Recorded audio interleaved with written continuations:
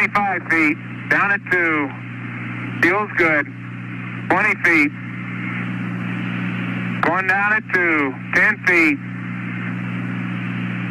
10 feet. Contact.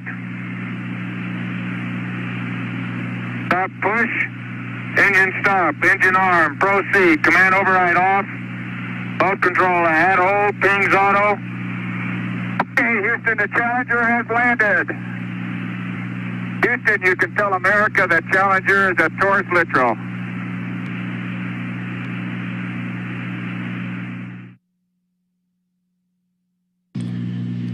"50 years ago today, Apollo 17 Commander Gene Cernan and lunar module pilot Jack Schmitt guided Challenger to a pinpoint landing on a barren rock-strewn area of the moon called Taurus Littrow. A half-century later, NASA's newest moon explorer, the Orion spacecraft, is barreling its way back home after circumnavigating the moon and beyond in an elliptical distant retrograde orbit, now less than 2 hours away from splashing down in the Pacific Ocean west of Baja, California, to complete its shakedown mission that has opened a new era of deep space exploration. Good morning from the Artemis Flight Control Room here at the Johnson Space Center in Houston and Mission Control, where the entry team of flight controllers is on duty, ready to bring Orion home to complete a 25-and-a-half-day mission. As he was for the launch of Orion more than 25 days ago, NASA Flight Director Judd Freeling is leading the entry team here in the White Flight Control Room. The target for Orion is growing larger in the field of view, moment by moment. This is a live view of the Earth from a distance of 15,000 miles away.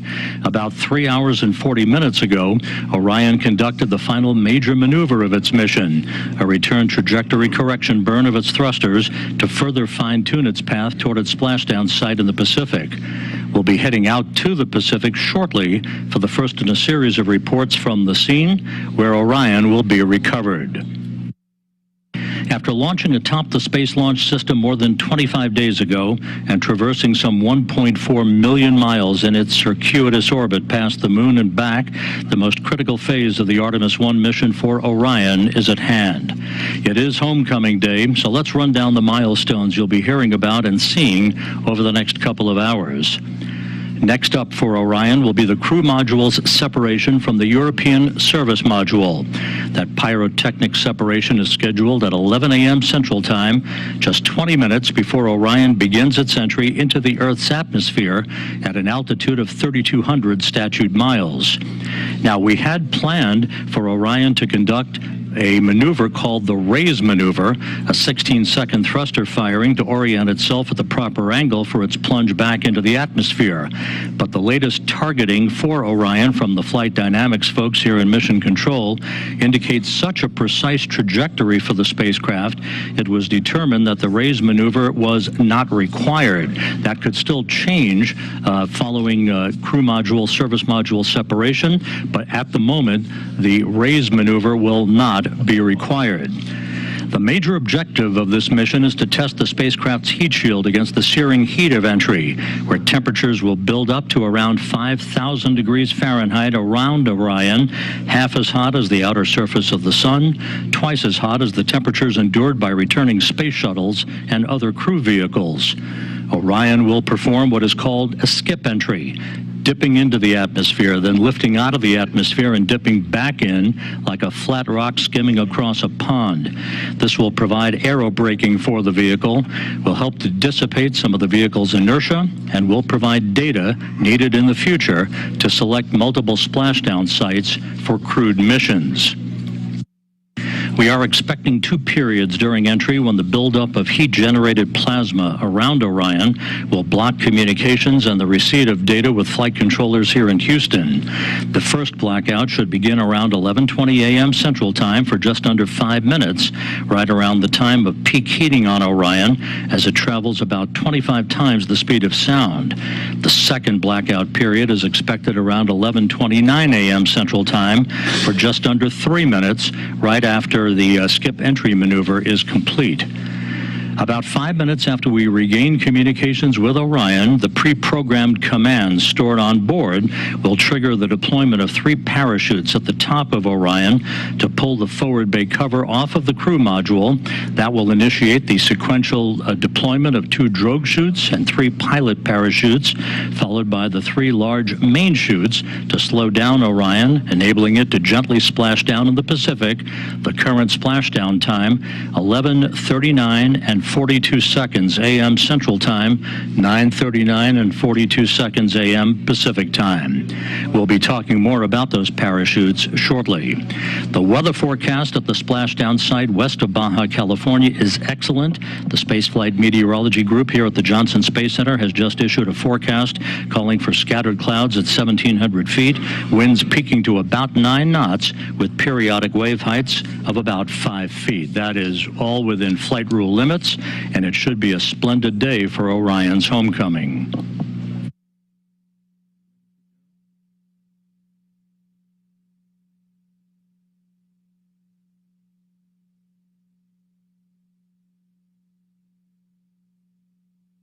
Out in the Pacific, aboard the prime recovery ship, the USS Portland, embedded with the Kennedy Space Center's Exploration Ground Systems Recovery Team and the U.S. Navy, is my colleague from the Kennedy Space Center, Daryl Nail. Daryl, good morning to you, and as they say in the Navy, give us a sit rep on preparations out there.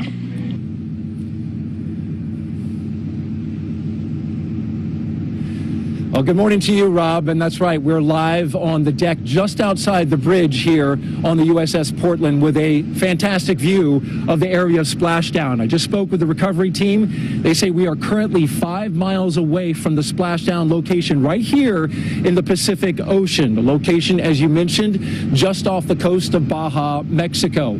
We got the great weather report. Seas, as you mentioned, 4 to 5 feet. We're looking good there. Let me show you the bridge deck where we are currently positioned. This is looking forward for the ship. I talked to Captain John Ryan, who says that he currently has the ship in a racetrack going around the location near where splashdown is, just upwind of it, so that the debris that comes down, that being the crew module and the parachutes, the forward bay cover, when it separates, will be all downwind of us. Now, preparations are already underway. We can hear the helicopter engines running, so we want to take you to a live view of the flight deck. This is towards the back of the ship, where just 5 minutes ago, the Navy started the engines on 2 of the 3 Navy MH-60s, or Nighthawk helicopters, that will be used for the operation. There you see them on your screen. The 2 helicopters on the left side of the flight deck, they will be involved in the operation. The third to the right is a backup helicopter. Now, one of the helicopters will use the Navy's infrared targeting system, which will start looking for Orion at an altitude of about 50,000 feet.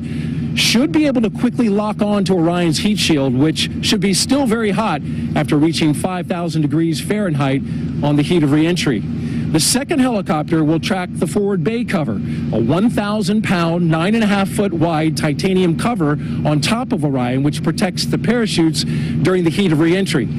It is jettisoned to allow them to come out. Now, NASA's plan going in was to recover it, but they've made an adjustment due to the seas and the limitations of a small boat crane needed to lift it out of the water. Both helicopters, if you can see just to the left of that helicopter at the bottom of your screen, have GSS cameras mounted to them. These are ultra-high def cameras to record 8K resolution video for engineering purposes. Now, with those helicopters just minutes away from flying out, let's take a look underneath this very flight deck. You can see into the well deck, and this is the multi-purpose capability of this vessel, the USS Portland. Down on the well deck is where the final phase of recovery will happen. 2 teams of Navy divers are preparing to launch the small boats. You see them at the bottom of your screen, just partially protruding there at the bottom. Those are inflatable boats that the Navy will use.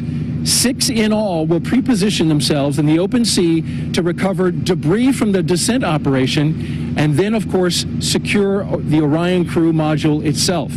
The Navy dive team will also take above water and underneath water photography of the heat shield before the crew module is moved.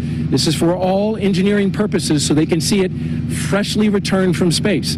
Once the divers have Orion stabilized with tow ropes, you see that bright yellow structure right dead in the middle of your screen. That is the cradle that the boats and the winch lines will pull into position and put it right down on top of that cradle. They will flood that deck with water, roughly about 6 feet, and then with a careful choreography of winch line and lines being pulled and maintained by sailors, they'll put it in position for its ride back to San Diego. Now, coming up, we'll speak to one of the Navy divers who will be in the water helping. In fact, he's on deck standing by in just a few minutes. He's ready to go into the water. We'll get some words from him before he goes out on his assignment. Looking good on the ship right now. Rob, we'll send it back to you in Houston. Thanks, Daryl. And again, a live view from Orion as it continues its pinpoint journey back towards its splashdown site, not far from where you are out on the Pacific. We will be going back to Daryl Nail on the USS Portland frequently during the course of today's coverage. Orion is wrapping up, as we said earlier, a mission that will have spanned 1.4 million miles, having flown further away from Earth than any human-rated spacecraft designed to return humans to Earth. And of course, the big test that's coming up, the ultimate test of its heat shield that will repel temperatures that will build up around the base of Orion to about 5,000 degrees Fahrenheit at peak heating as Orion barrels back into the Earth's atmosphere. It has been an incredibly successful mission for the Orion spacecraft. We'll be talking to a variety of people about all that, officials and managers and engineers throughout the course of our coverage today. But for the moment, let's take a visual and interactive look at this mission with NASA's Philip Hargrove, who will use the moon board to explain it all. Yes, welcome to the moon board here at the Apollo Saturn V Center. It's been a super exciting month since the Artemis 1 launch. So let's take a look back at everything that happened just a few miles away from where I'm standing right now. Now on November 16th at 1:47 a.m., the SLS lifted off from Launch Pad 39B here at Kennedy Space Center, and it put on an incredible show for everybody watching here from the Space Coast. I can't even describe to you how amazing it was to watch that core stage. Those solid rocket boosters provide over 8 million pounds of thrust at liftoff. Now, those boosters and the core stage got us going from 0 to over 17,000 miles per hour in just about 8 minutes. And then once all that propellant was depleted, the responsibility was passed on to the interim cryogenic propulsion stage.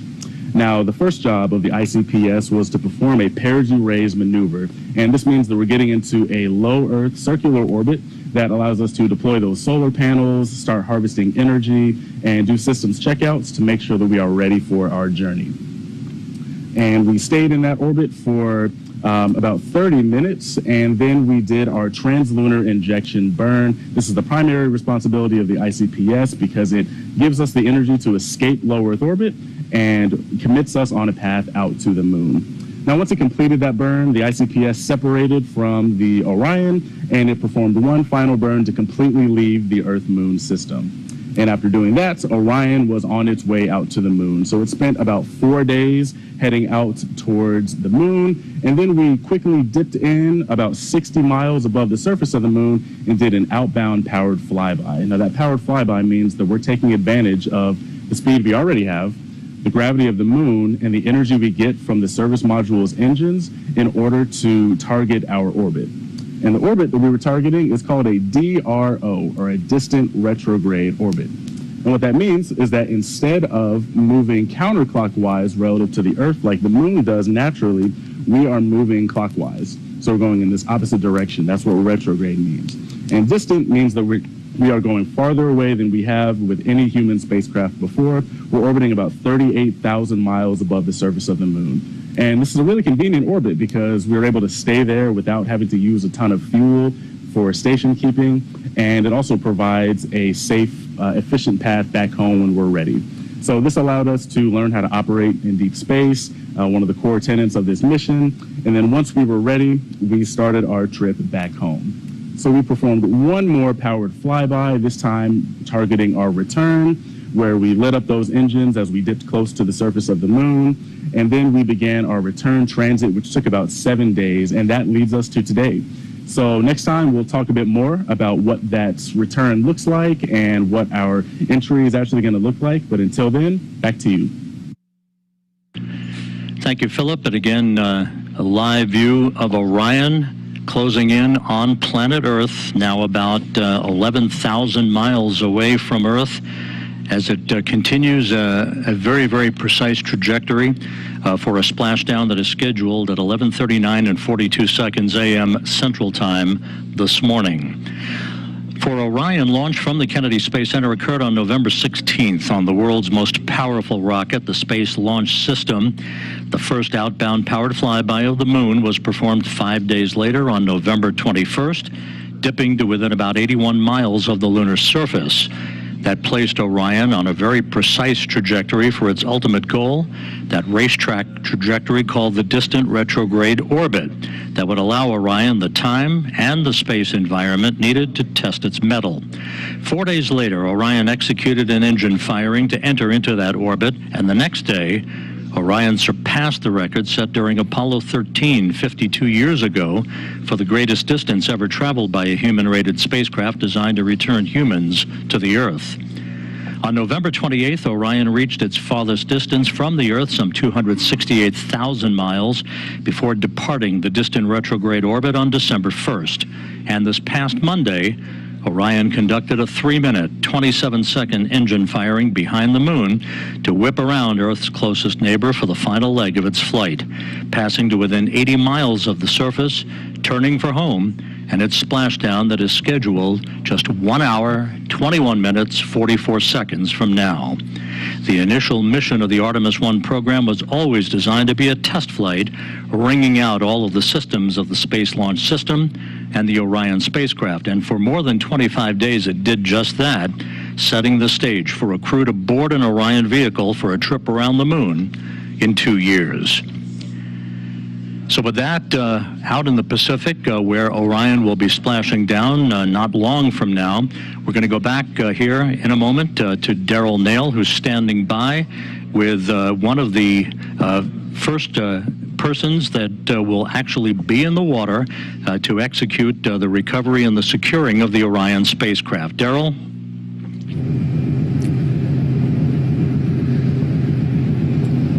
That's right, Rob, and his name is Wayne Shearer, and he is the Navy diver first class aboard boat number 2. He is the lead on one of the 2 small boats called Cricks, which are essentially small inflatable Navy boats. He's just about 20 or so minutes away from getting into that boat. Thank you, Wayne, for coming up here and making some time for us to tell us about the operation today. Of course, sir. So tell me exactly how your team goes about securing this spacecraft after it comes back from space, splashes down the water just a few miles from us. Well, sequence of events are going to go splash down, wait 2 hours. We're going to do a hazard analysis, make sure there's no gas coming off of it. We're going to come up, take those pictures like you said earlier for those engineering purposes. Once that's done, then we put the what's called a pony collar on it. And then basically it's a sequence of events of pulling all those ropes out like you said earlier and pulling it into the well deck. Easy day. Easy day, and we know that there are certainly going to be some challenges, right? Seas are 4 to 5 foot currently, which is within your limit. Let's take a look now underneath the well deck to the boats that are currently being prepared. You're really literally going to be going down here and right to that boat after we conclude our interview. How will you manage the 4 to 5 foot seas with a bobbing spacecraft and bobbing inflatable boat with your team? Well, this is just another day in the park for us. You know, we've trained for the last year and a half for this. We've been in worse seas than this, recovering anything under the water. It's just different. Instead of recovering something from under the water, we're going to recover something that fell from the sky. You can see on our screen, those are the tip edges of your 2 inflatable boats. I imagine you'll be positioned somewhere towards the front or back? I'm positioned toward the middle of the boat. Towards the middle of the boat.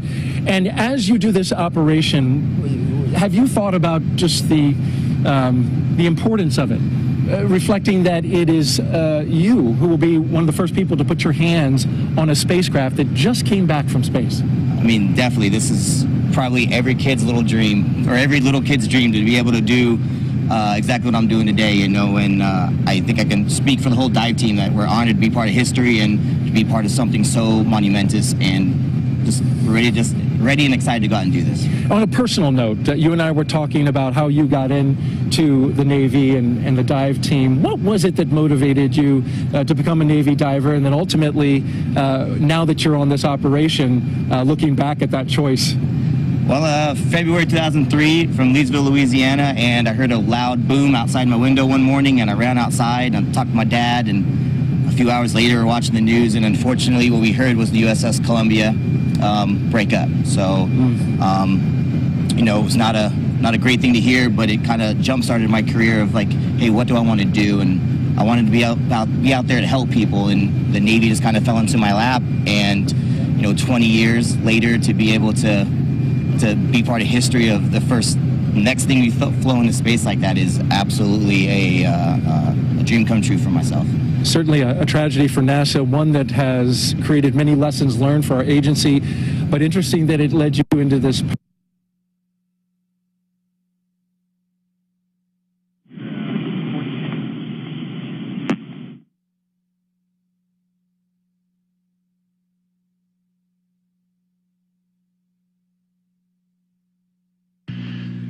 They have around the world. And briefly, Wayne, as you look out here to the Pacific Ocean, where you will literally be in the water in just a few minutes, will you be sharing any words with your team? Good luck, be safe, and let's be part of history. All right, we wish you the best. Wayne, thank you for taking the time, and good luck out there. Thank you, sir. Rob, we'll send it back to you. Thanks, Daryl. It looks like a great day out in the Pacific, west of Baja, California, where Orion is headed. And you can't beat this view, though. The view of the Earth, where Orion is headed, tried and true on a pinpoint course for a splashdown just 1 hour and 16 minutes from now.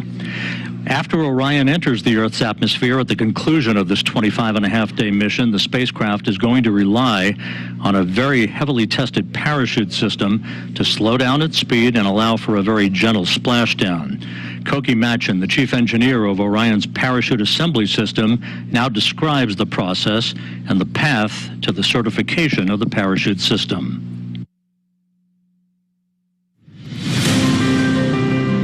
A series of 11 parachutes will be deployed in sequential fashion, a very dramatic return to Earth lying ahead for the Orion spacecraft.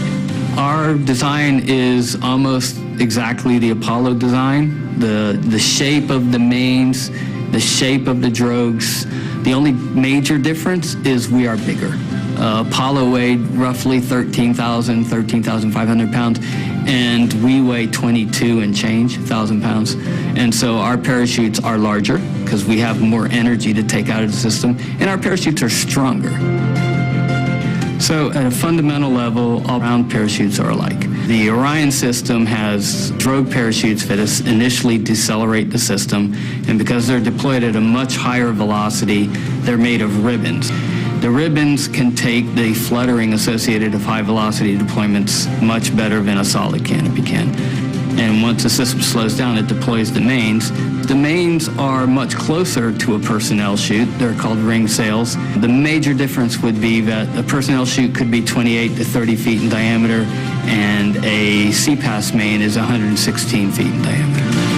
So the Orion parachutes are what we refer to as hybrid parachutes. The drag surfaces are nylon, but then the structural grid, how we take the drag on that nylon surface and transmit it down to the vehicle, is made of Kevlar. And Kevlar is quite a bit stronger and stiffer, and it just completely different material than the drag surfaces are. So the CPAS system is designed to safely recover the crew with just 2 mains deployed. The problem with deploying the backup chute after you deploy the first 2 chutes is you have to negotiate the chute that's already out there. So what we chose to do, and what Apollo chose to do, was to deploy the backup chute with the main system itself. And as a result, we get a much softer landing when all the parachutes work properly. But both systems were designed to land with just 2 main parachutes functioning. When we did the pad abort test at White Sands, I was quite scared. But I wasn't scared for our system. I was scared for the repositioning after the rockets took off the capsule and repositioned it. It was perfect. That thing reoriented like it was on rails. And I swear to you, this huge relief came over me when the cover came off, because I thought, wow, We're not done, but we're done. I know this system's going to work.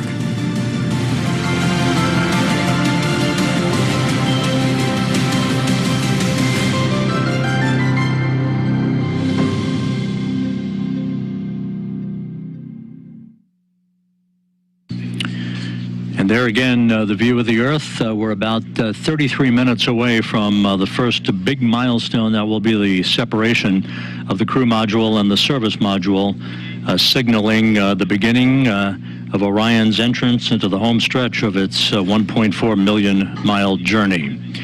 With us at this hour is the Deputy Associate Administrator for Exploration Systems, Kathy Kerner. Kathy, thanks for joining us this morning. It's great to see you.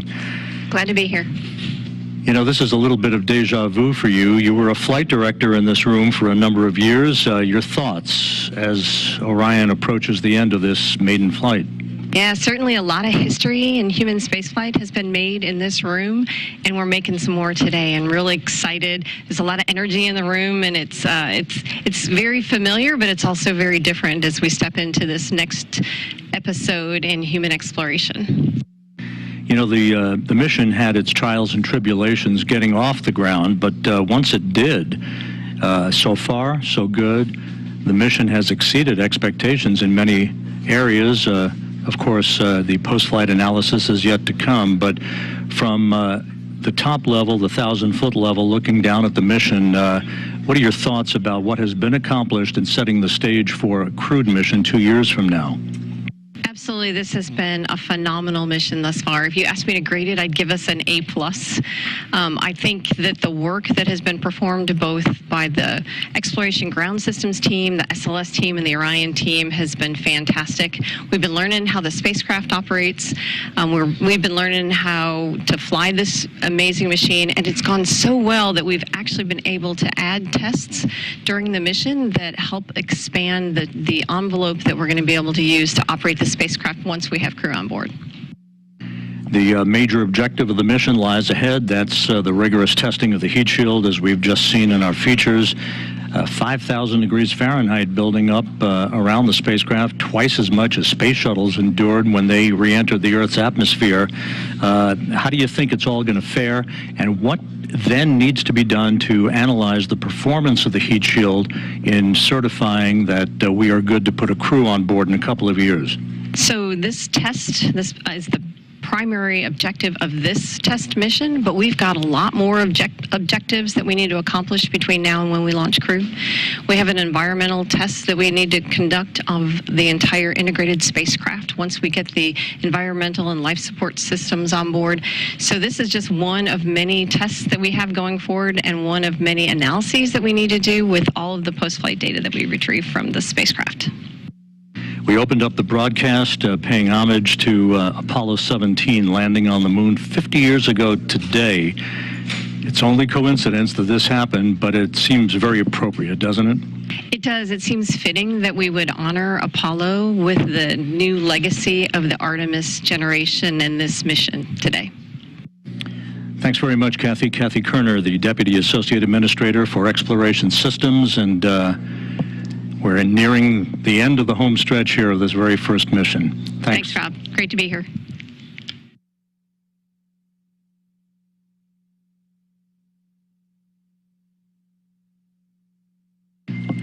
And as the Earth grows larger and larger in the field of view, Orion continues its trek back home with crew module, service module separation just 30 minutes from now. Entry interface just 20 minutes after that. In the meantime, let's go back out to the Pacific, the destination for Orion today, where Darrell Nail from the Kennedy Space Center, again embedded with the Exploration Ground Systems and Recovery teams, is standing by with Shannon Walker, NASA astronaut. Well operations. All hands on the ball, stand clear of wing walls. vehicle storage areas. That's right, Rob. Shannon Walker, NASA astronaut, has been on board since we departed on Wednesday to come out to the site. Thank you for being here to take some time to talk to us amidst this important operation to recover the Orion crew module. Absolutely. I am happy to be here. So tell me a little bit about the reason you're here and what you're doing as you observe the operations today. Yeah, of course, we do not have crew on this capsule, but I am here because the next Artemis flight will have crew on it. And so we are starting the process of assessing how we're going to operate with crew. How do we extract the crew from the capsule? How do we get them to the ship safely? How do we do all the medical checks we want to do? So we're starting the process of getting ready for the next Artemis mission. And with this capsule being recovered today, it will be brought back. I imagine that the astronauts will be very interested in the data that comes off of it. This particular capsule has sensors all over it, more than any future capsule will have. Yeah, absolutely. So this is going to tell us what we need to do, change, modify for the next Artemis mission. On all flight quarter stations. The ship expects to read manned flight quarters at 0945. And what you're hearing are some announcements from the ship PA informing the crew at what stage in the operation we're at. I should mention that we just had helicopters, the MH-60s at the back of the flight deck just launched off and are in flight now to the recovery area. They play an important role here.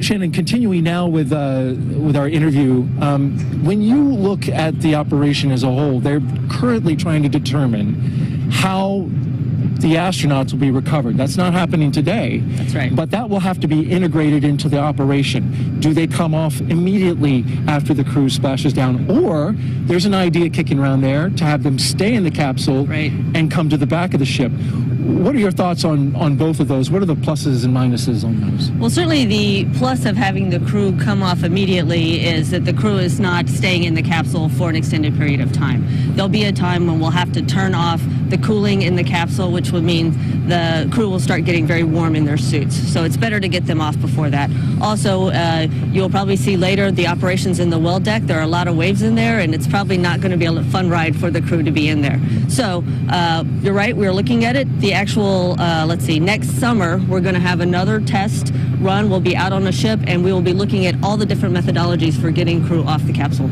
And may I ask what your particular favorite would be? I mean, I think you've already kind of indicated you're leaning more towards let's get off the ship. Off immediately. Yeah, so I think we will probably, now don't quote me on this, but we'll probably extract the crew via helicopter from the capsule and helicopter them over to the ship.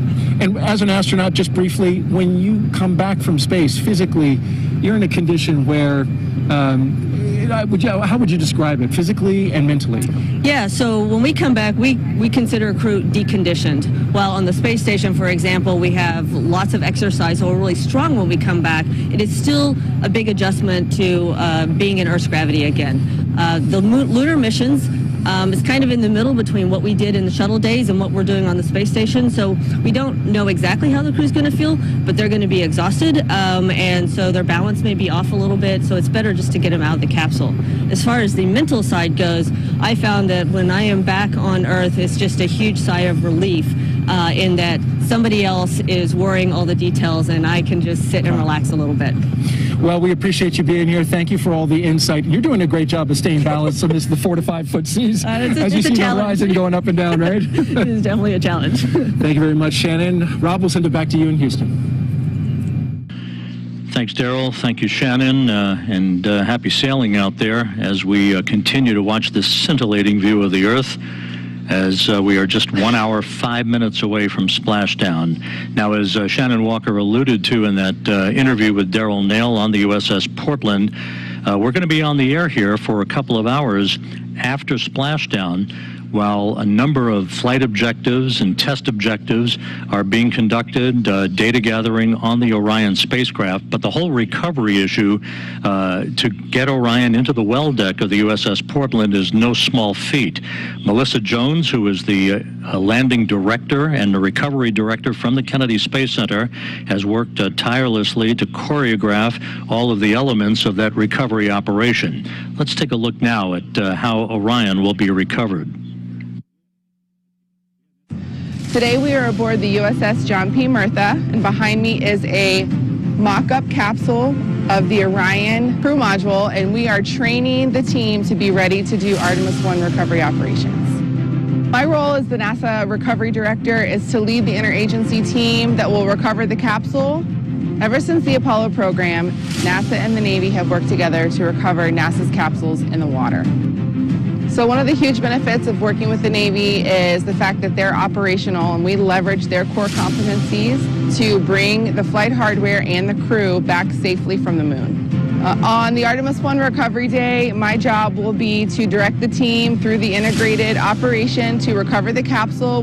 The ship will get to the recovery location 24 hours before, and we will start launching weather balloons. And that data will go back to Houston and will help inform where we splash down. A couple hours before splashdown, the Navy launches small boats off of the knuckle boom crane, and helicopters will take off, and they will do their circles in the air, and they are waiting for the capsule to re-enter so that they can get good data and photo imagery of the capsule on its way back to Earth. Once that is done and we splash down, we will safe the capsule, approach the capsule, attach lines to the capsule, and recover it into the well deck of the ship. Artemis 1 recovery operations will take about 5 hours to perform all of the work we need to do because we are gathering data so that we can fly crewed mission on Artemis 2. When Artemis 1 splashes down, it's going to be the culmination of all of the hard work that we've put in as a team. It's going to be an amazing feeling, hearing that we've met Earth's interface and that we can see 3 good main parachutes. And when we hear splashdown, I'm going to get goosebumps all over me.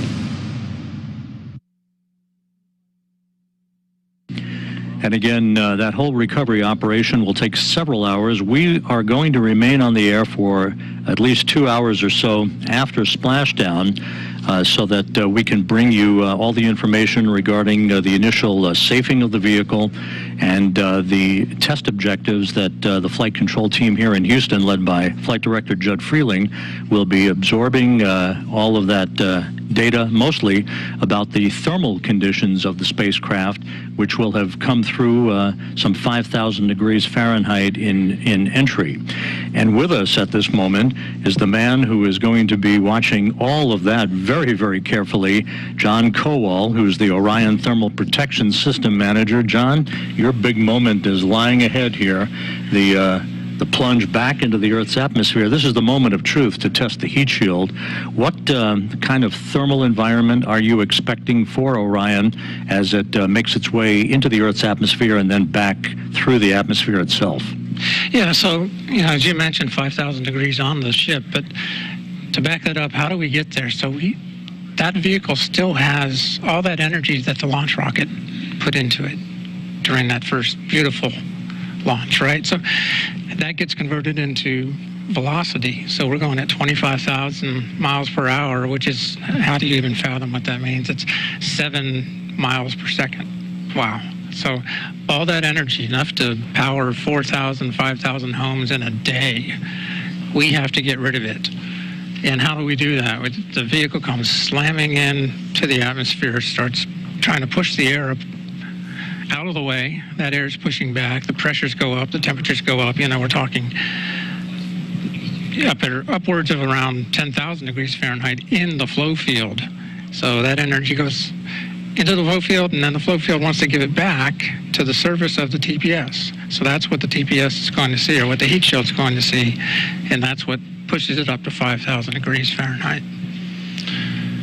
What kind of testing was required throughout the course of the preparations for Orion to prepare the vehicle for launch that made you confident that it could withstand the rigors of this sort of environment? Yeah, there's been a lot of testing. I mean, we've been at this for since the end of the shuttle program. If you think back to that system, that was a reusable system, we had kind of been out of the business of these ablation materials for quite a while, since Apollo. So we had to train a whole new generation of engineers on developing that type of system, as well as getting the materials back. So there was a lot of testing in arc jets. That's the primary way that you test these types of materials.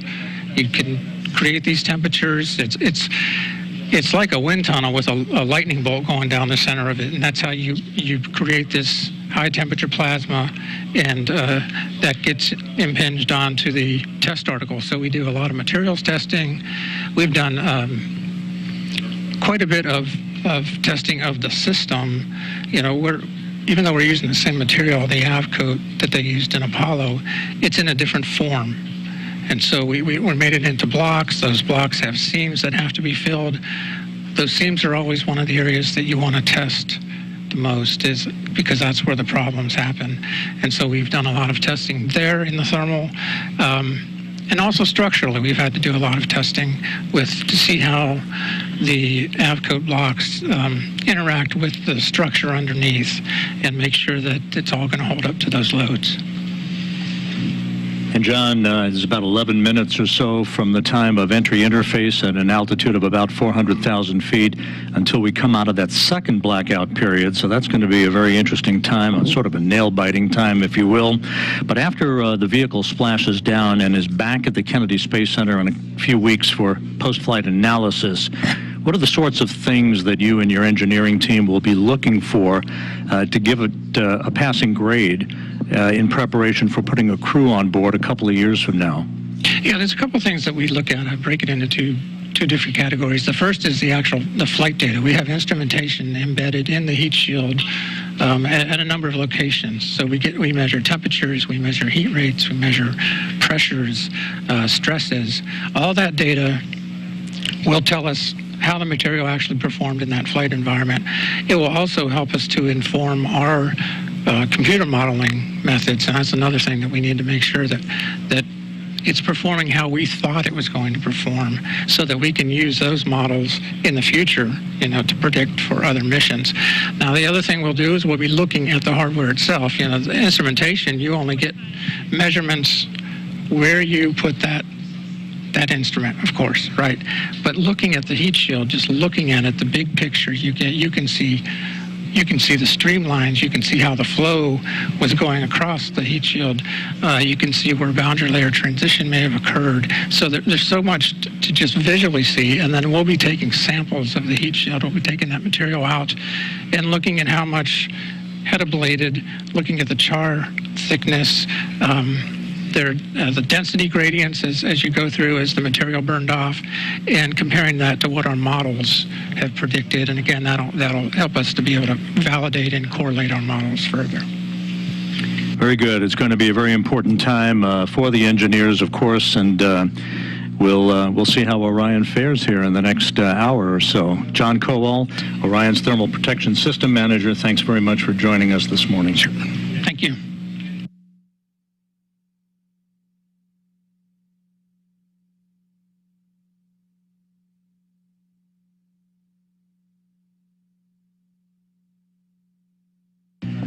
Now just 16 and a half minutes away from the separation of the crew module from the European service module that will begin a trip hammer series of events as Orion begins the process of entering the Earth's atmosphere. Entry interface just 36 minutes away. So let's go back out to the Pacific Ocean west of Baja, where Daryl is on the USS Portland. Daryl?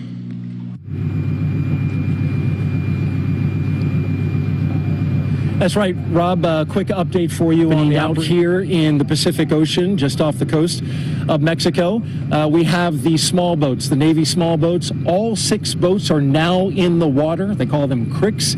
These are Navy boats that are inflatable, highly maneuverable. These are the ones that will actually put hands on the spacecraft in order to secure it and eventually get it tied to lines that brings it to the back of the ship and into the well deck. I want to talk a little bit about this location here today. This location in the Pacific, we're just about 5 miles away from the splashdown area. This was actually the backup location. Initially, this was supposed to happen off the coast of San Diego, California, but the weather forecast for that area called for a cold front that has moved in today, bringing with it 12-foot high seas, and those seas would have been too high to perform this operation, too high for the small boats for recovery. So recovery director Melissa Jones and the mission management team made the decision to back up and go to the backup location 300 miles south of San Diego, and that's where we find ourselves today with excellent weather in order to do this operation. As you look off into the sky, we're awaiting the second to last weather balloon release that we will have for the day. This weather data, critical to the operation that is happening today, especially when it comes to the landing point of the crew module in the ocean, as well as the debris that goes with it. And that debris happens during the separation of the forward bay cover, which covers the parachutes, and then of course the parachutes and their hardware themselves. All of it together, they take in the winds, and you can feel the winds are picking up a little bit. That wind data will give us refined information and data in order to calculate exactly the landing spot. Now, we're not alone out here in the Pacific Ocean. We do have friends helping us today, and I want to take a shot now of a ship off in the distance that has joined us for today's operation, and that is the USS Montgomery. That ship is just a few miles away, as you can see it there. The USS Montgomery is providing security today. It is what the Navy calls a littoral ship. It specializes in close-to-shore combat. It's highly maneuverable in that space. Today, though, it has a peaceful mission, and that is to provide security to this location during splashdown. So for the public safety, to prevent boats from coming in and around the area, as well as provide additional eyes to the sky in tracking Orion crew module as it comes down. You can see a little bit of a bounce there, and that's caused by the seas that we are currently experiencing, which are in the range of 4 to 5 feet. Those seas, closely tracked by our NASA team with the wave management system, wave monitoring system rather, they are closely monitoring the seas for the moment where we bring the Orion capsule into the well deck. That is a highly choreographed and very dynamic operation. With the seas being what they are, when those waves come into the well deck, it can create a very dynamic environment with waves splashing back and forth inside the well deck, and teams on ropes trying to stabilize Orion to get it in just the right position here on the ship to then allow the well deck to drain out, have the Orion crew module put in place for its ride back to San Diego. That's the latest from here on the USS Portland out in the Pacific Ocean. Rob, we'll send it back to you. Thank you very much, Daryl. We can report that all of Orion's systems are performing magnificently at this hour. At an altitude of just under 6,000 nautical miles, we did lock up on the tracking and data relay satellite system. So Orion's telemetry is now being processed through the TDRS network. This worked in concert with the Deep Space Network throughout the course of the mission. And now that we're on TDRS the rest of the way, we'll be able to have real-time data through our tracking and data relay satellite system constellation. We're just 11.5 minutes away from crew module, service module separation, the first major milestone on the road home in this final phase of Orion's 25.5-day mission. So let's take a visual and interactive look at what is coming up for Orion's journey back to Earth. Let's go back to NASA's Philip Hargrove at the moon board. Thank you. Welcome back to the moon board. So we're going to talk a bit about the European Service Module and the Orion Crew Module. So as we know, these two systems have been working in tandem for a really long time, and that extends beyond just this Artemis 1 test flight for the past 26 days. So back in 2019 was when they were first integrated and pieced together. In 2020 was when they were fully assembled, including the solar panels and the protective fairings that protected them during launch. And then they were finally attached to the launch abort system and made it on top of SLS in October of 2021, prior to, of course, launch on November 16th, just 26 days ago. So we know that one of the primary test objectives of this mission is to make sure that this heat shield at the bottom of the crew module is able to safely bring our astronauts home from deep space. Now, for reference, when we bring astronauts home from the International Space Station, they're coming in at about 17,000 miles per hour. But today, Orion is coming in at 25,000 miles per hour. So we're coming in way hotter, way faster than we have done before. So we need some new heat shield technology. And we also need some additional hardware in order to slow us down and make that really happen. So let's talk about what that looks like. So this forward segment of the Orion crew module is called the forward bay cover. And this section is actually designed to completely be pulled off by 3 parachutes. So we have 3 parachutes that's going to pull that off. We have 2 drogue parachutes that are going to come out after that to slow us down a bit. We have 3 pilot parachutes that are going to pull our mains out. And then the stars of the show are 3 main parachutes that measure up to 116 feet in diameter each. So that gives us 11 parachutes that it takes to get us safely back home. So now that we know a little bit about what that hardware looks like, we can take a look at what that journey actually looked like. So as we know, we had a 7-day return transit. And as we approached the Earth, the service module and the crew module separated from one another. And the service module is going to burn up in the atmosphere above the Pacific Ocean. As that happens, the Orion crew module is going to use its reaction control thrusters to do a 180 flip and point that heat shield towards the atmosphere as we target re-entry. So a really important phase here is entry interface. This is at an altitude of about 400,000 feet, and this is where we define a lot of our entry conditions, such as the flight path angle and the velocity. Now this is really important because if you come in at too shallow of an angle, you may bounce right off the atmosphere and not even re-enter. But if you come in too steeply, you're going to experience forces that are beyond the design of your spacecraft. So what we're going to do today is actually toe the line and do a nominal skip maneuver where we're actually going to bounce off once. That allows us to have a steeper re-entry, and that actually increases the heating, allowing us to really test the capability of that heat shield. And we will also be minimizing the G loading, which leads to a softer ride for the Moonican and in the future for our Artemis astronauts. Now, once we do that, the atmosphere is going to slow us down pretty significantly, but we'll still be going over 300 miles per hour. And then we will slow down to 20 miles per hour after that sequence of 11 parachute deployments. Now, once we splash down west of California, we will have these red inflatables that will make sure that no matter what orientation we hit the water at, we will be right side up. And then the USS Portland is going to recover the capsule and bring it back to the U.S. Naval Station in San Diego. Now, there's a really large team comprised of U.S. Navy, Air Force, NASA, contractors who worked really hard to prepare for today. So I am super excited to see them welcome Orion home. Back to you.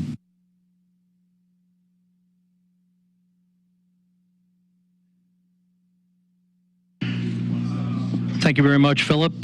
We are coming up on the critical stuff leading up to Orion's return to Earth and its splashdown in the Pacific, just 7 minutes away now from crew module, service module separation. That European service module has worked like a champ throughout the course of the mission. The service module, which of course housed the solar arrays and all of the other propulsive functioning for Orion throughout the course of the mission, has been monitored in the European service module control room in Noordwijk in the Netherlands, where that team of flight controllers is eagerly awaiting the completion of the service module's work just a few minutes from now, when it will pyrotechnically separate from the crew module, leaving the crew module on its own. Entry interface is scheduled just 26 minutes from now.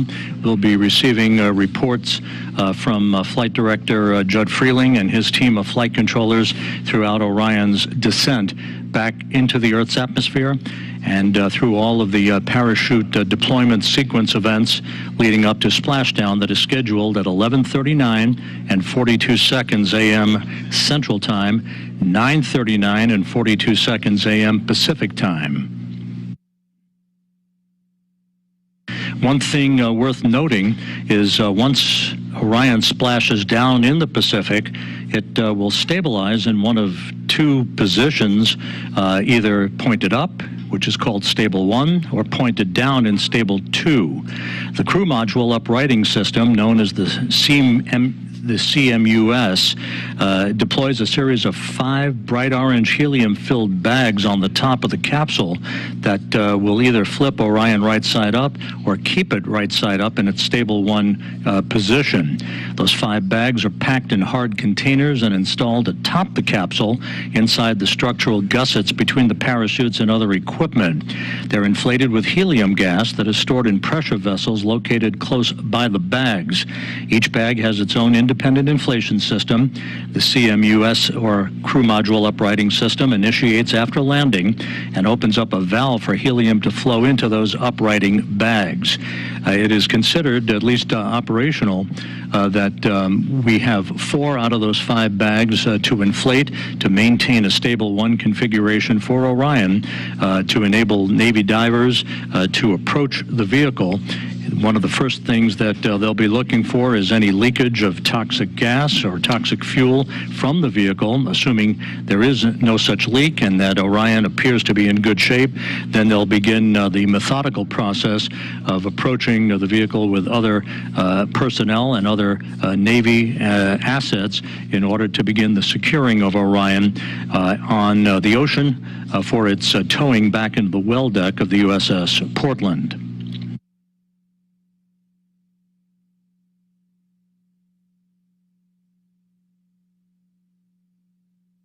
We're under 4 minutes now until the crew module and service module separate from one another. We'll be standing by for all of that. You can see in this telemetry-driven animation that Orion is currently traveling just under 17,000 miles an hour, just under 4,000 miles away from Earth, and a hefty 254,000 miles from the moon, which of course was its target, in distant retrograde orbit, flying around the moon for its outbound powered flyby at the beginning of the mission to move to a distance of some 268,000 miles away from Earth, farther than any human-rated spacecraft designed to return to Earth had ever been designed to do, surpassing the distance record established 52 years ago during the Apollo 13 mission.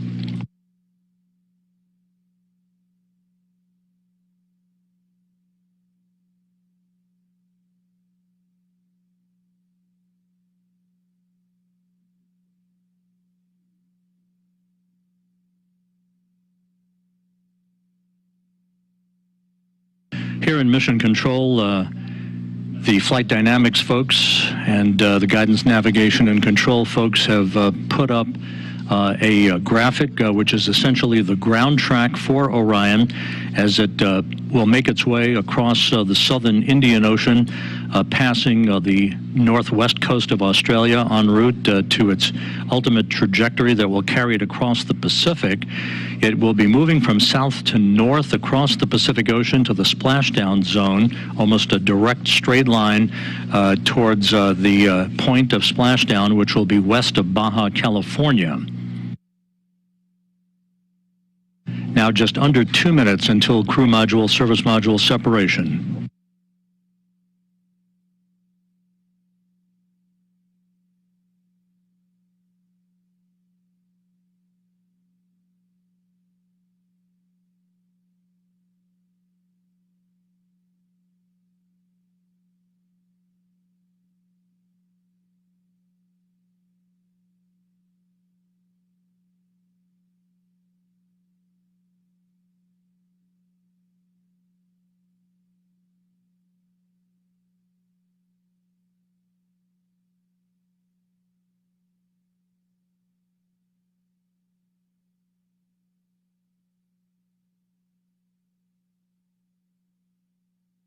Now just 1 minute away from crew module, service module separation.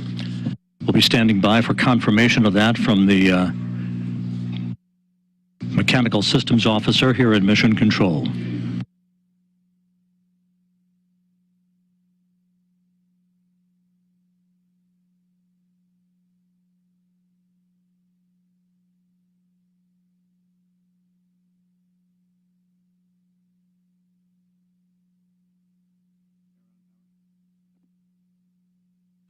"30 seconds until separation. This will come at an altitude of 3,200 statute miles.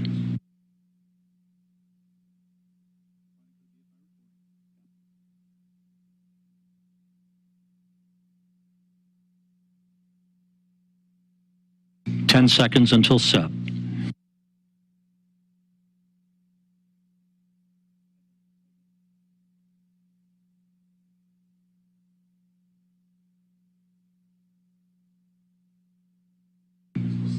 We have confirmation of separation. Orion flying on its own. Again, the separation occurred right on time at 11 a.m. and 11 seconds Central Time, with Orion 3,200 statute miles away from Earth. The service module, the European service module, has done its job.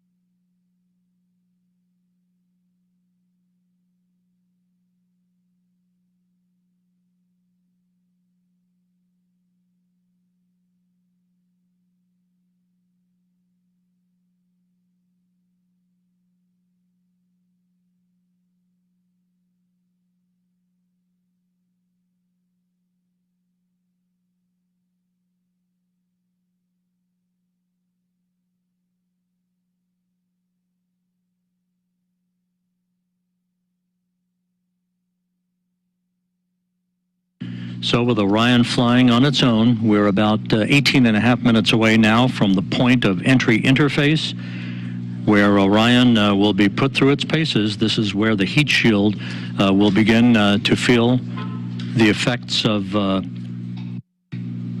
peak heating of 5,000 degrees Fahrenheit on the heat shield, and the beginning of 2 blackout periods where the plasma around the vehicle will build up such that it will block data and communications between mission control and the spacecraft itself.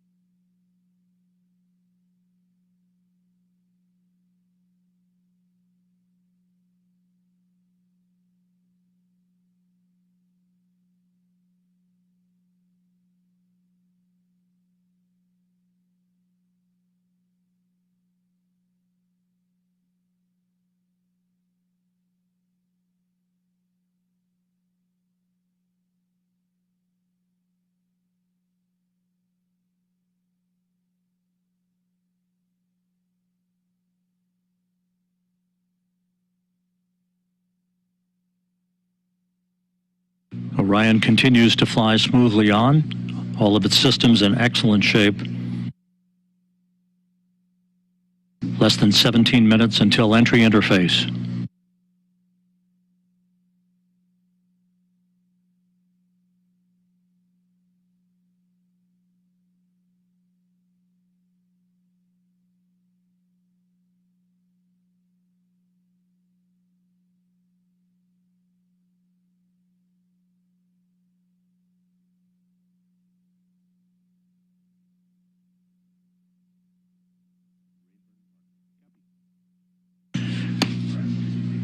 And the crew module raise burn that we thought was not going to be needed is being conducted. Just basically a fine-tuning of the orientation of the angle, a 16-second firing of the thrusters, and a good burn reported, 8.12 feet per second, and a change in velocity. So the raise burn was executed.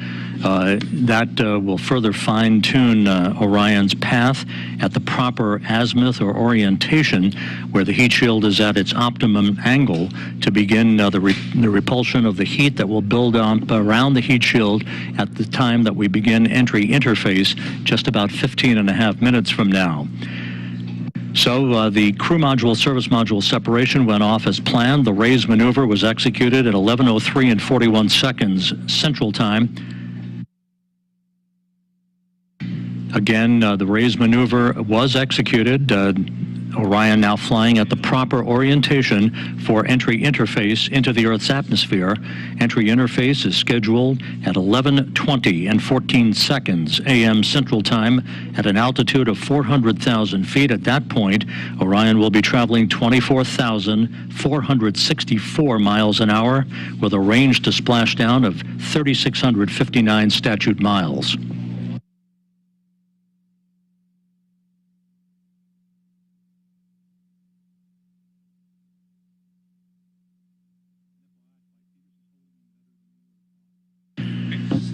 Flight controllers reporting a solid lock with the tracking and data relay satellite system, receiving data that's being processed through the TDRS network.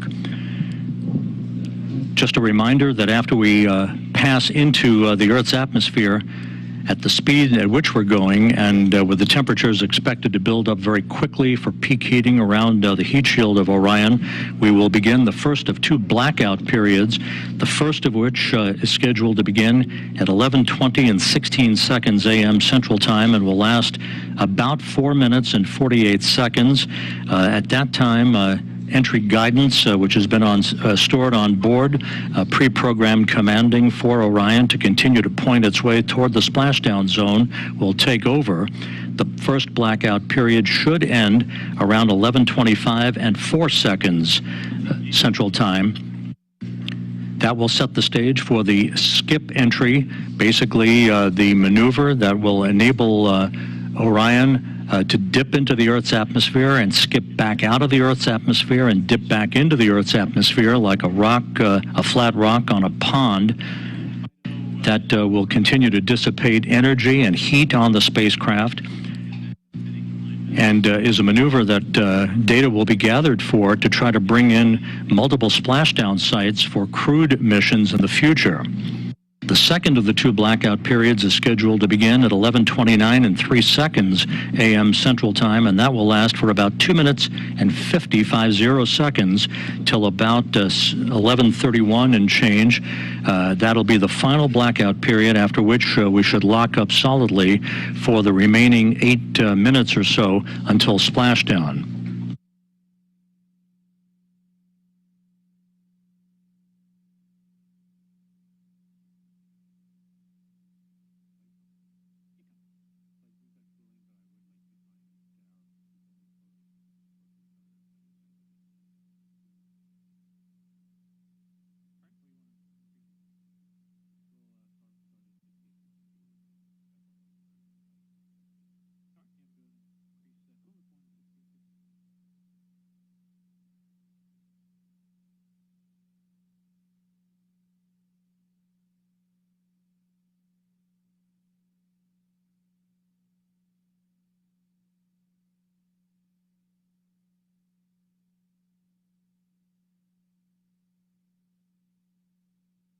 This is Mission Control Houston, 12 minutes away from entry interface. Everything is going by the book so far here in Mission Control, very quiet on the loops. Entry Flight Director Judd Freeling and his team of flight controllers watching carefully over their data as they oversee the arrival of Orion for its splashdown site west of Baja, California. Time to splashdown 31 minutes.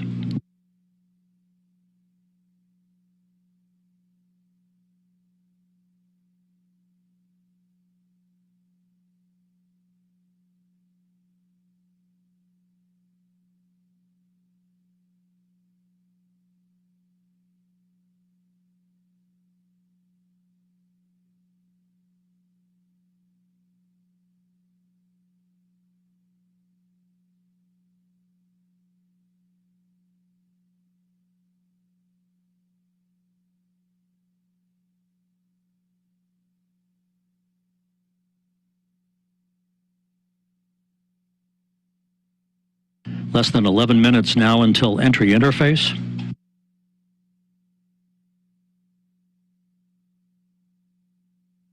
During the period of the 2 blackouts, and even after we have emerged from the second of the 2 blackouts, Orion, through a series of pre-programmed commands stored on board, will conduct a series of role reversals. This is very much like space shuttles conducted during their entries back to Earth, where it will roll to the left and then back to the right, banking roll reversals that will bleed off excess energy, excess inertia, and speed, and control the thermal characteristics of the vehicle as it heads towards its subsonic point, where it will go under Mach 1. It will go subsonic at about 11:34 and 55 seconds a.m. Central Time, some 5 minutes before splashdown.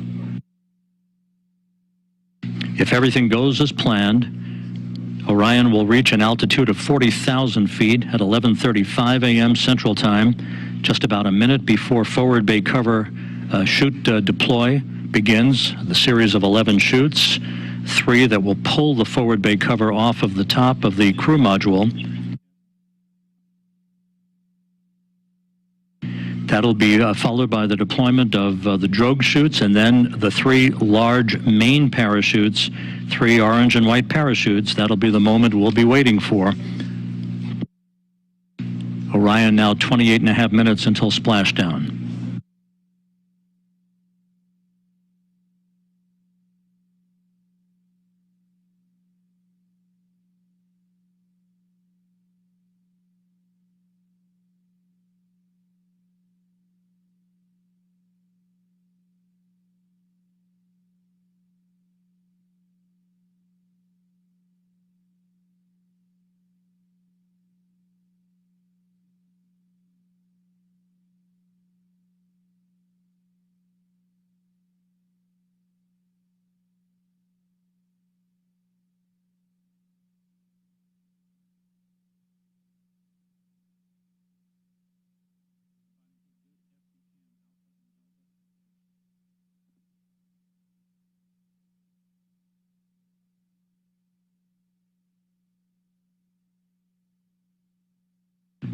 Orion is approaching the northwest coast of Australia.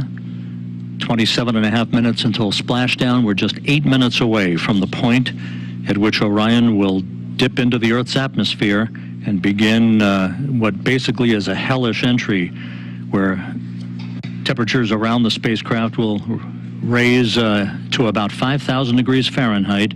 That's half as hot as the outer surface of the sun.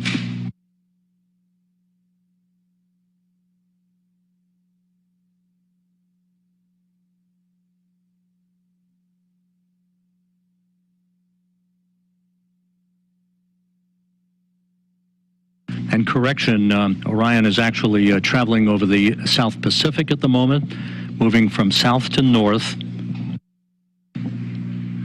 Just 7.5 minutes until entry interface.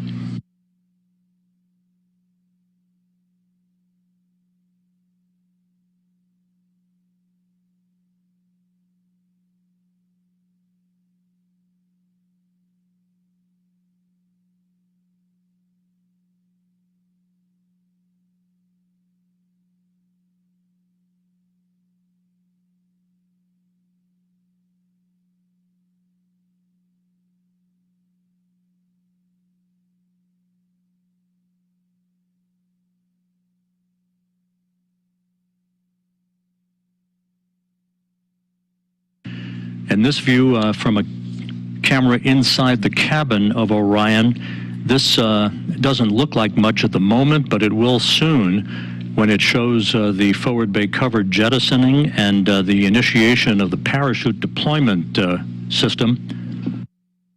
Entry interface less than 6.5 minutes from now.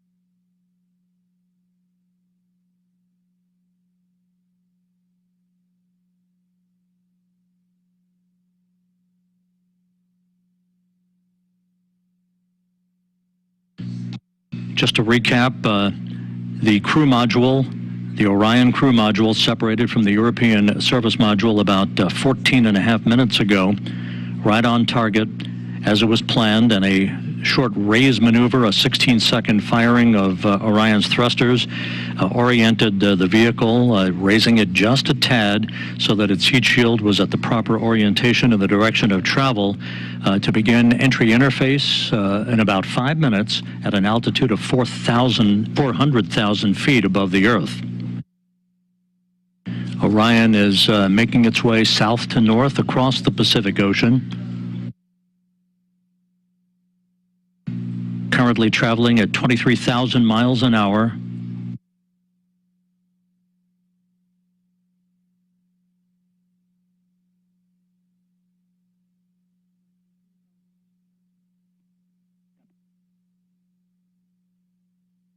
We're about 5 minutes away from entering the first of the 2 blackout periods, which will last about 4 minutes and 48 seconds.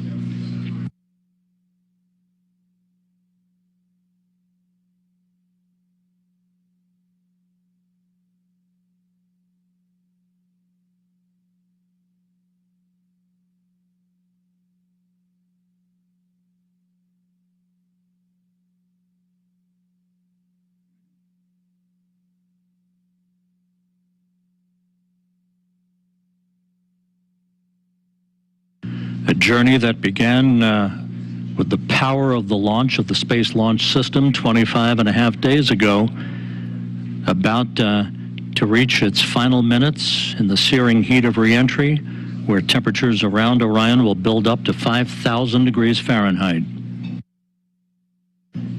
Just under 4 minutes until entry interface.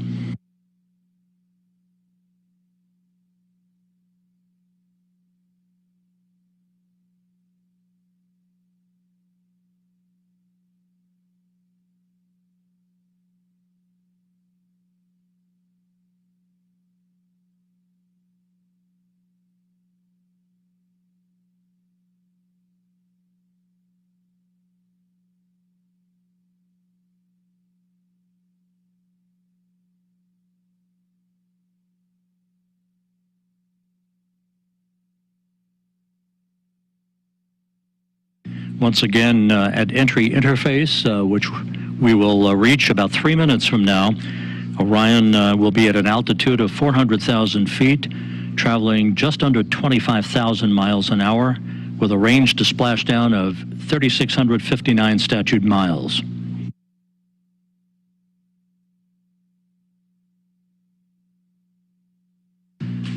Within seconds after reaching entry interface, we'll begin the first of the 2 blackout periods that will last just under 5 minutes, about 4 minutes and 48 seconds.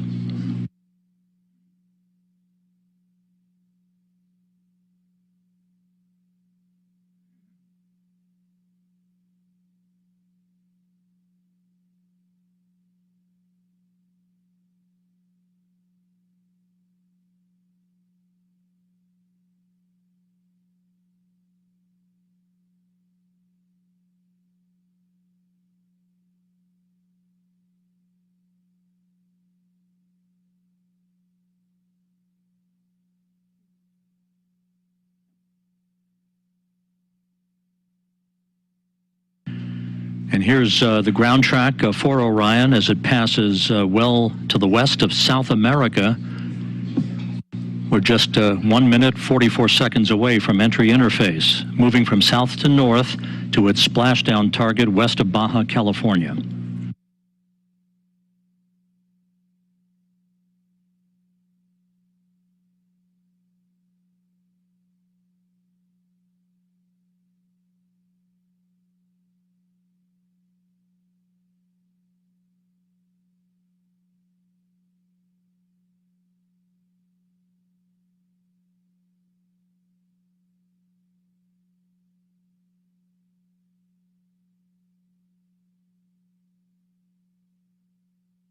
Just 1 minute away from entry interface.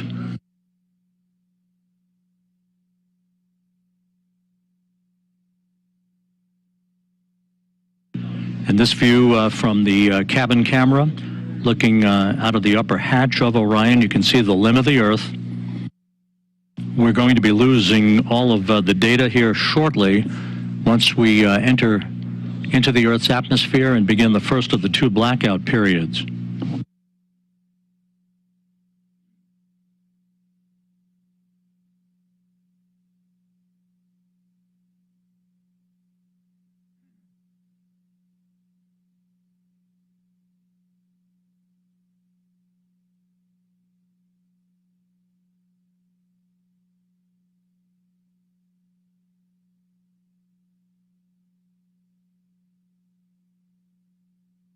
Standing by for entry interface and the first of the 2 blackout periods.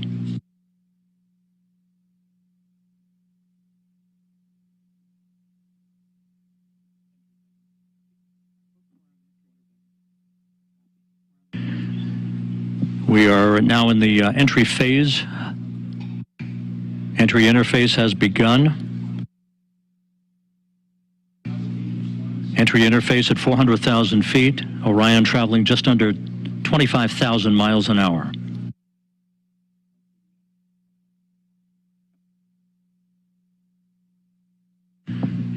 We've gone into the first blackout period. This is a visualization based on what should be happening at the moment, where the temperatures around the heat shield are reaching about 5,000 degrees Fahrenheit. This is the moment of truth for Orion.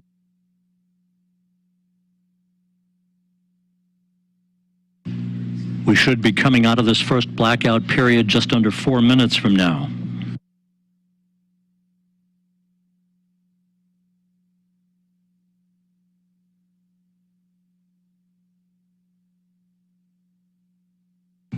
Orion should be traveling about 23,326 miles an hour at the moment. Range to splashdown, 3,125 statute miles. Again, this is a visualization of what should be happening with Orion at the moment, although we are in a blackout period that should end about 3 minutes and 15 seconds from now. Once we emerge from this first blackout period, we'll conduct the skip entry maneuver that will further dissipate heat and energy and begin a very, very dramatic reduction in the velocity of Orion as it approaches its splashdown site.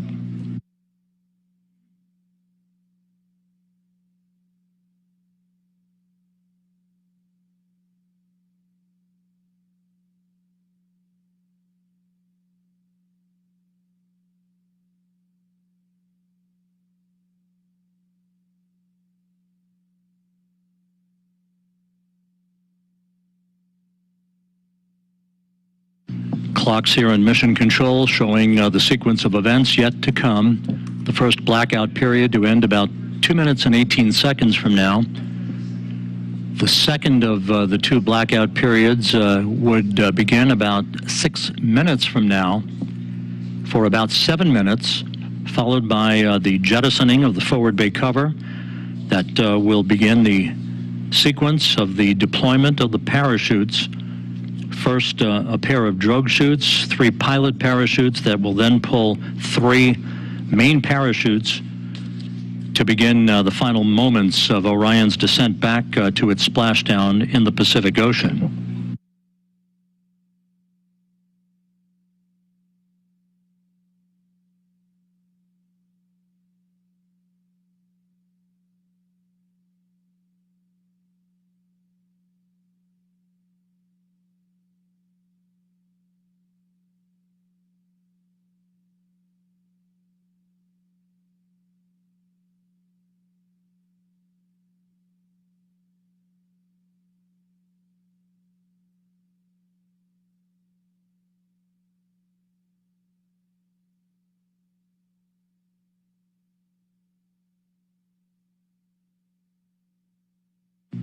One minute to go until we come out of this first blackout period. When we emerge from this first blackout period, we'll be at an altitude of 274,000 feet, traveling just under 17,000 miles an hour with a range to splashdown of 2,000 statute miles.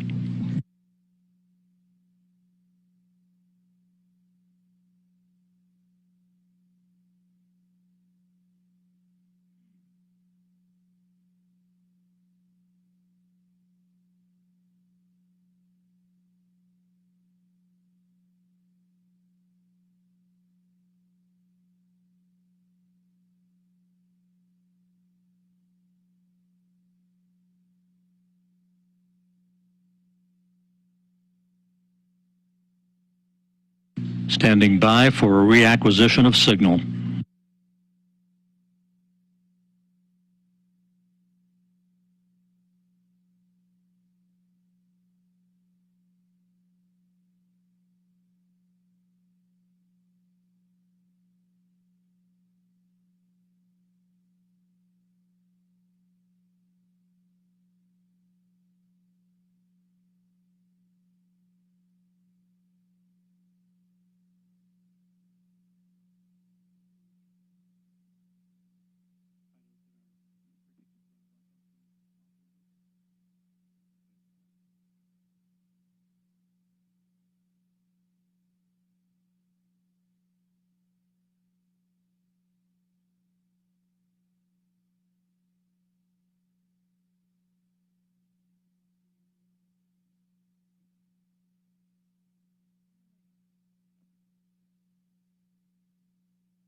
And we have data from Orion. Orion out of the blackout period.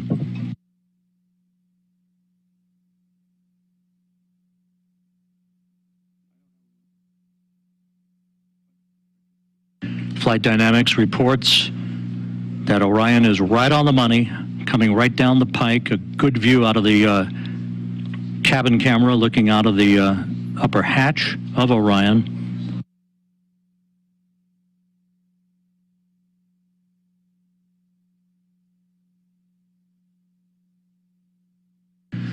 We should be performing the skip entry maneuver momentarily.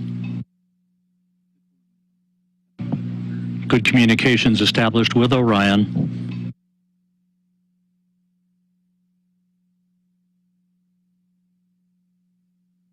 The second blackout period to begin about 2 minutes from now.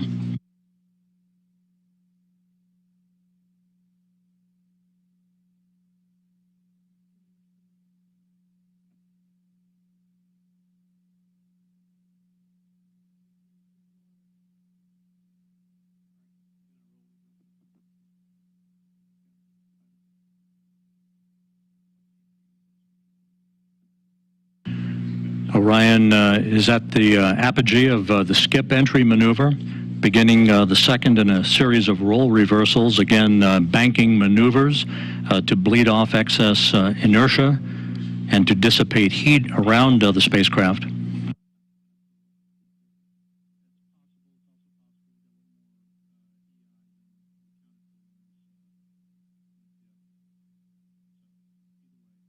The start of the second blackout period, about 1 minute and 13 seconds from now, will come at an altitude of 270,000 feet, with Orion traveling about 16,400 miles an hour, range to splashdown less than 1,000 miles.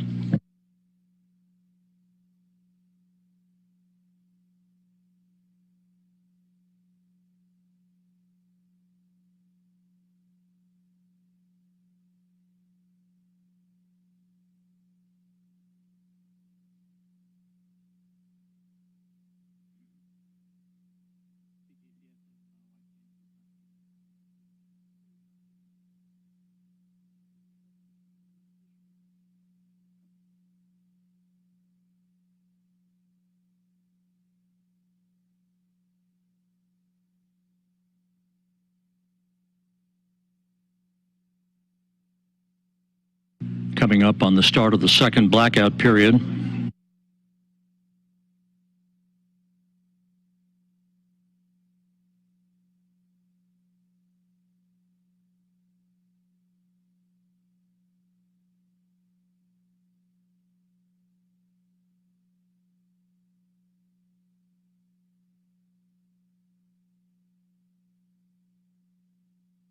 We should be in that second blackout period right now.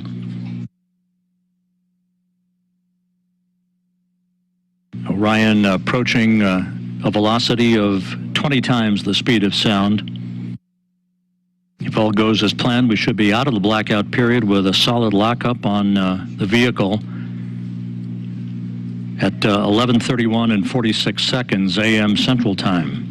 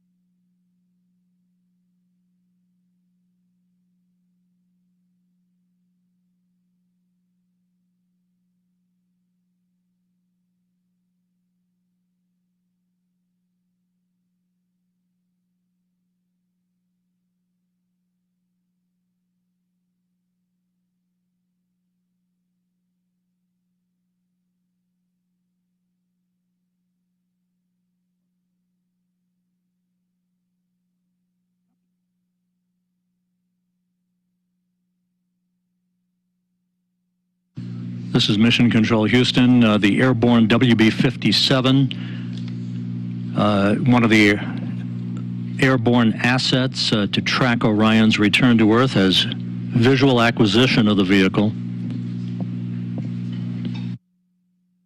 should be coming out of this second and final blackout about 30 seconds from now.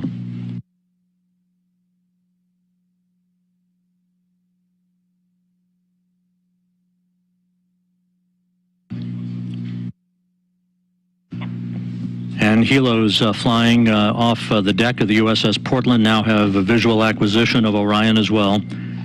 At an altitude of 174,000 feet, traveling 12,600 miles an hour, range to splashdown 288 statute miles.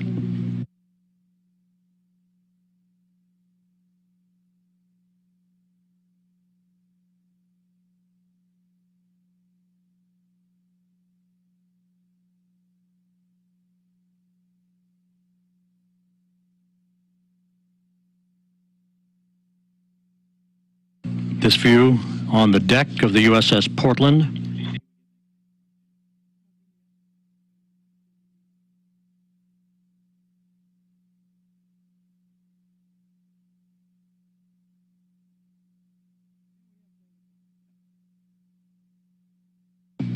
And there is a view out of the cabin camera of Orion as it continues a series of role reversals. We have data back from the spacecraft.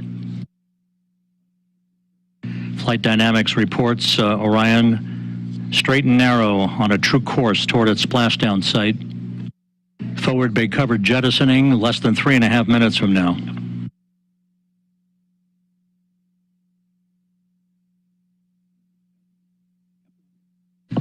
(150,000 feet off the ocean).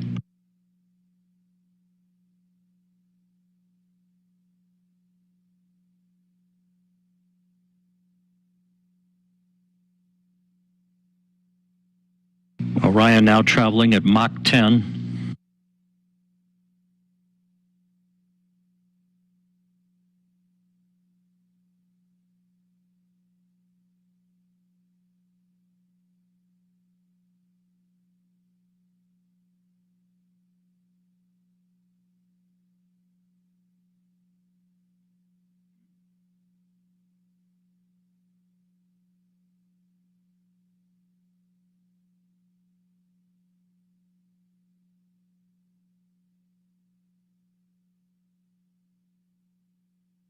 Orion's speed now down to Mach 6.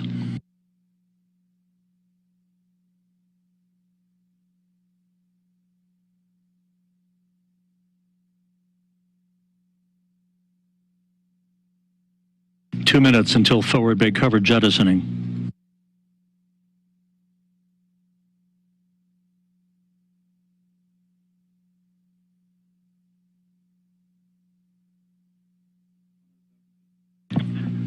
Orion 100,000 feet now.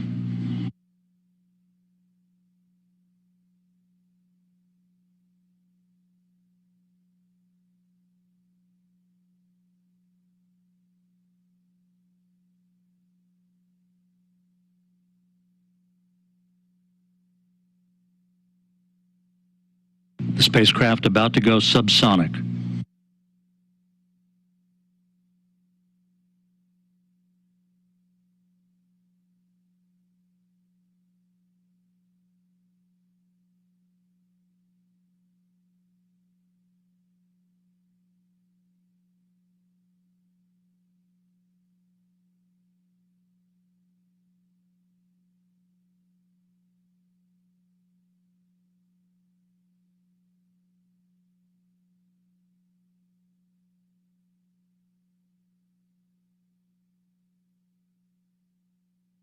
"45 seconds until forward bay covered jettisoning.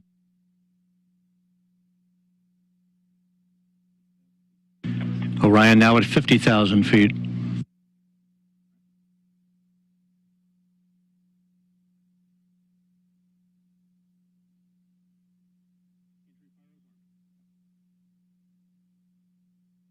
Forward bay covered jettisoning pyros are armed.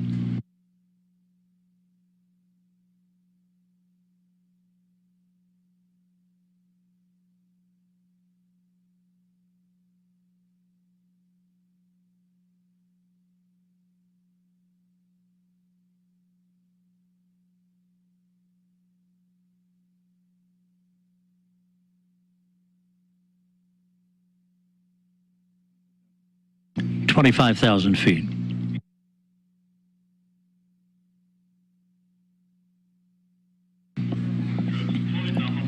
Drogues have been deployed.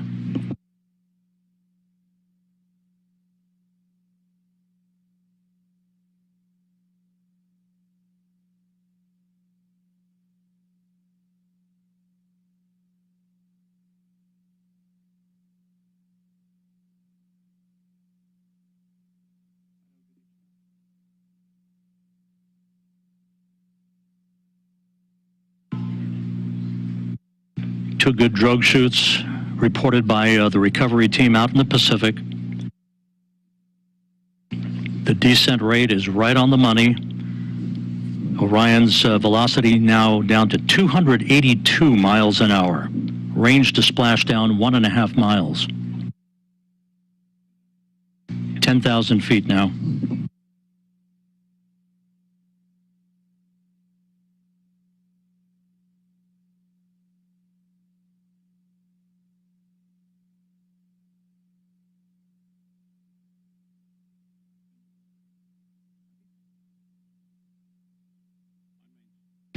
And we're on mains. 5,000 feet.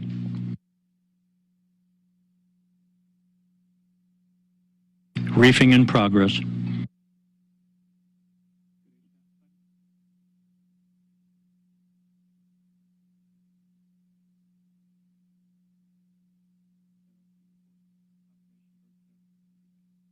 Three good main shoots for Orion.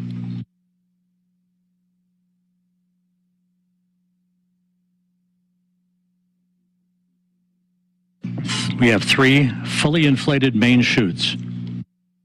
Time to splashdown 90 seconds. Perfect descent rate reported.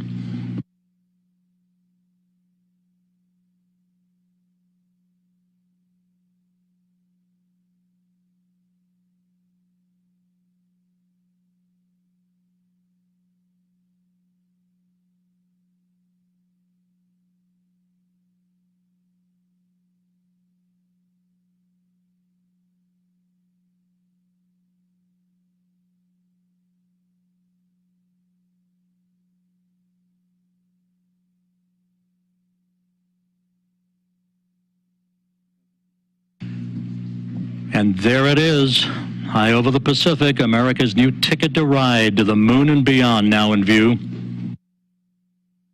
Orion under its chutes descending towards splashdown.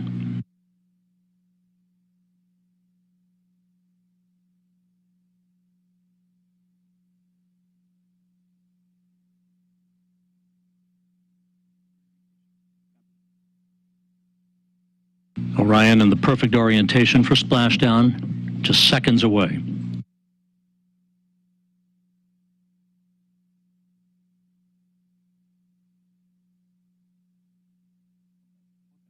(1,000 feet).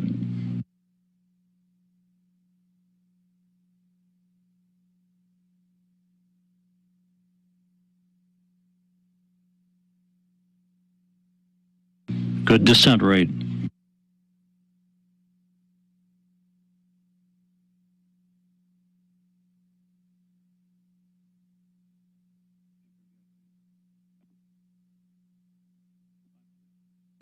(500 feet).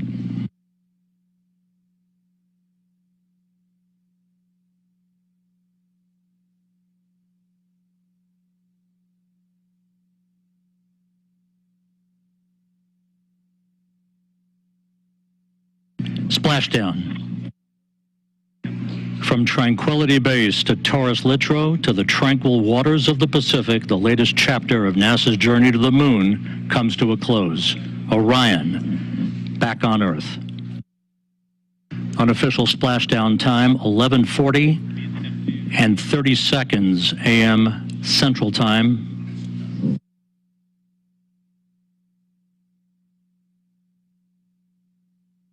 At a mission elapsed time of 25 days, 10 hours, 54 minutes, 50 seconds. That's unofficial. Splashing down off the coast of Baja, California.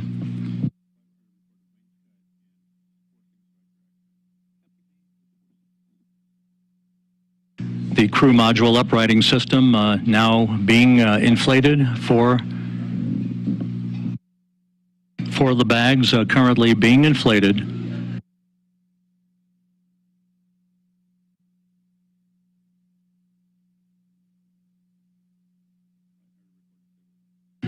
And we have a report that Orion is stable 1, upright, the way it should be.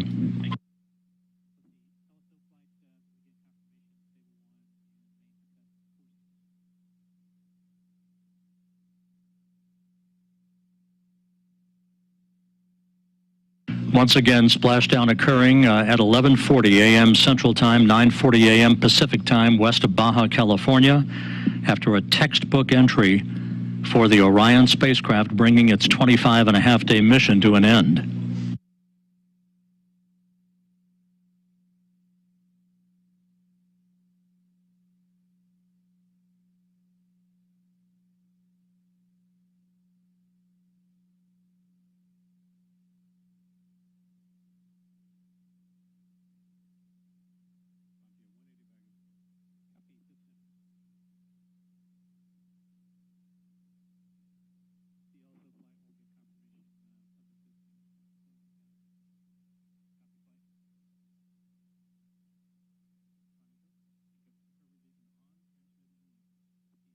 Orion's recovery beacon is on. We have confirmation that 4 out of the 5 crew module uprighting system bags have fully inflated, standing by for word on the 5th one. But Orion is in great shape, stable 1, just in the orientation that had been expected.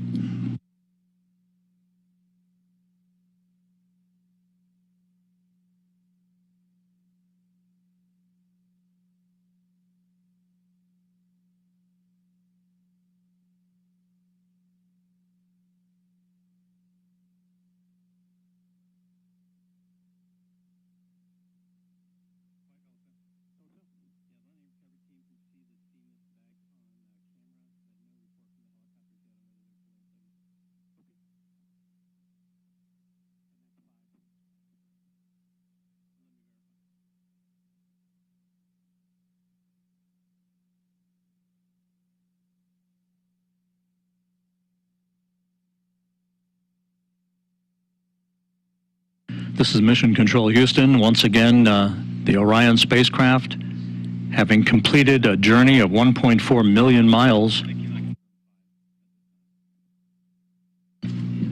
bobbing gently in the Pacific Ocean. 4 out of its 5 crew module uprighting system bags have been deployed. We're standing by for word on the 5th. However, irrespective of that, it is in stable 1 configuration, in good shape, according to the recovery team. And we are now receiving word that all 5 of the crew module uprighting system bags are fully inflated. So that's exactly what we had hoped for. Orion safely bobbing up and down in the Pacific Ocean.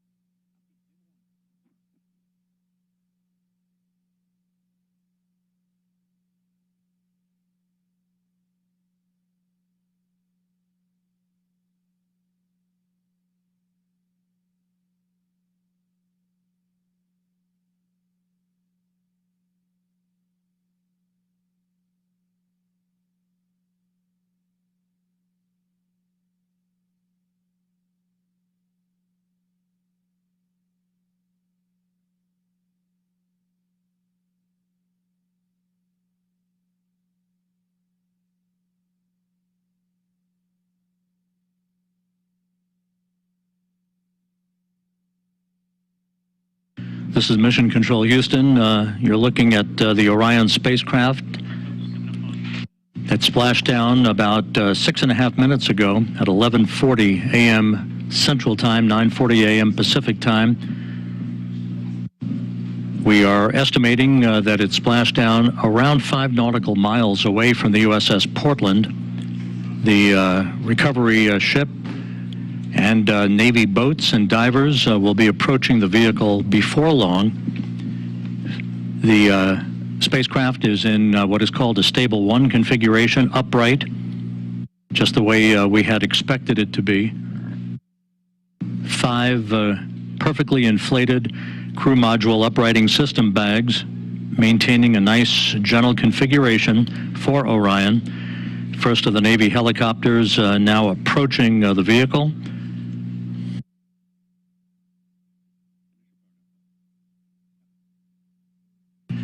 And here in Mission Control, some of Orion's systems no longer needed are being powered down. Many of them will stay powered up for the next 2 hours while we conduct a series of test objectives to characterize the thermal conditioning of the spacecraft. That will be important for future data for crewed missions to determine how long the crews can remain comfortable inside a vehicle returning from the moon. We also will be conducting tests of the beacon and SARSAT system for maintaining tracking of the spacecraft, for recovery forces that will be approaching the spacecraft in the future.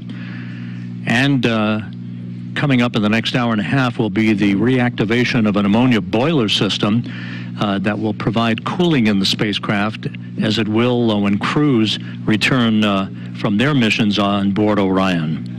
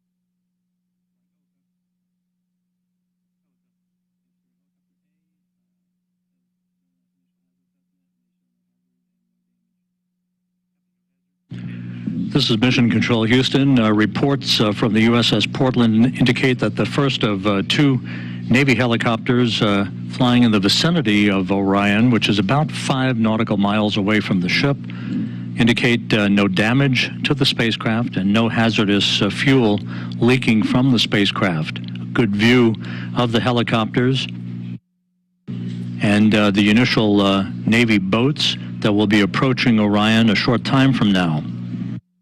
Once again, the splashdown occurring at 11:40 a.m. Central Time, 9:40 a.m. Pacific Time.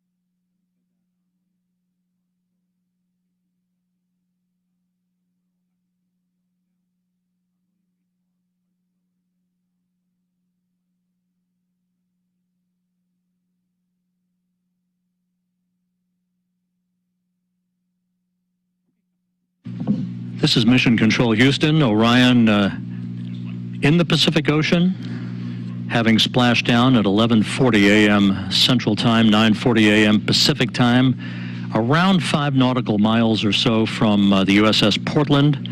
A textbook entry for the vehicle. On the USS Portland at this hour, my colleague Daryl Nell from the Kennedy Space Center, who's with the Exploration Ground Systems Recovery Team. Daryl, how did it look to you? It certainly looked textbook to us here. I'd say that's a great description, Rob. Perfectly landed here in the Pacific Ocean, and that's been confirmed by the operations manager that I just spoke to. Watching it from the deck as an observer, we have, as you can see, some broken clouds in the sky, like right around 3,000 feet. But we saw those 3 full main parachutes pop out. It was a beautiful sight, probably just about, several thousand feet in the sky. And then we watched that slow descent as the Orion crew module made its way down to the Pacific Ocean. Saw the splash. And then, of course, the assets aboard the USS Portland here immediately started making their way towards the splashdown site. And as you see live now, they are close to being next to the capsule. Now, the helicopters that you see flying there, those are MH-60s. We have 2 of them in the air, and they are right now gathering high-quality, high-definition imagery of the capsule in the water. There's a spotter aboard. We have photographers as well. The doors are completely open on both sides of the helicopters, and so you can see them flying a circular track around the splashdown location. They have marked, if you can see it, you can see what looks like smoke coming off a location just to the left there. That is the boats having marked location where some of the debris has come down, the debris that was part of the separation event, part of the parachutes opening event. So you have the sabot as well as the lid from the parachutes. All of that is being tracked by the Sasquatch team, and the Navy boats are marking that with floatable smoke grenades. All of that hardware the team wants to recover because there's valuable information and data in it. The helicopters will be out for another 20 minutes gathering imagery. You can see one of them getting very close to the crew module. There is an GSS camera, ultra high definition, 8K, which is gathering imagery. We are currently on course to go right by the splashdown location. So we are right about 3.5 miles and closing. We are going to a point that's going to be 1 mile out. That's our next waypoint. 1 mile out from the splashdown location. One of the things we're waiting for is for ammonia boil off. And that's why the Navy boats are not yet next to the capsule. We're still going to wait that out.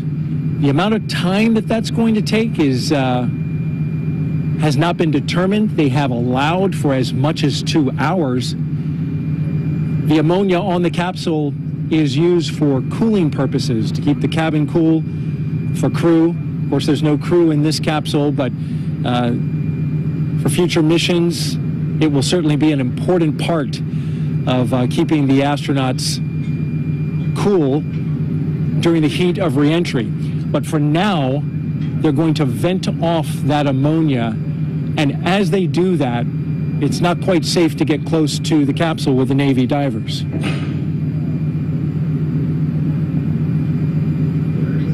So of course we'll keep our eyes fixed to the location, our cameras as well. USS Portland's standing by for our next waypoint, 1 mile from the splashdown site. And then once the completion of the ammonia boil off, the Navy boats will be going in. The spectacular sight from out here, Rob. Toss it back to you. Thanks, Daryl. Back here in Mission Control, the entry Flight Director Judd Freeling on the left. To his left, Flight Director Rick Henfling. And with me on console here, probably none more important than the NASA Administrator, Bill Nelson. Senator, thank you for joining us today. Rob, I'm overwhelmed. You know, I'd say it's good to see you, but this is an extraordinary day. I remember years ago when I saw you return on Columbia from your mission into space, and it all conjures up a tremendous amount of memories. Orion back on Earth, having circumnavigated the moon, having survived a critical test of its heat shield, I think you have to be hesitant to celebrate and throw confetti a little bit too early, but it certainly is an important achievement, is it not? It's historic because we are now going back into space, into deep space, with a new generation. Kennedy just stunned everybody with the Apollo generation and said that we were going to achieve what we thought was impossible. And did that in a short period of time. And many things have happened since. But we knew we were going back. But we knew we were going back to the moon just to continue to explore outward into the cosmos. And so that's why this is a defining day. It is one that marks new technology, a whole new breed of astronaut, a vision for the future that captures the DNA of particularly Americans, although we do this as an international venture. And that DNA is we are adventurers, we are explorers. We always have a frontier, and that frontier is now to continue exploring the heavens. We had to wait a while for Artemis to finally get to the point where the Space Launch System got us underway back on November 16th, but once it did, these engineers and the other members of the teams, front room, back room, they've been pretty giddy over the amount of data that they've required and how this vehicle appears to have exceeded its expectations in its performance. The whole vehicle, the rocket, the European participation in the support module, the spacecraft itself, Orion, performing so well that they added a lot of tests. And lo and behold, we're going to be up to our ears in data, thankfully.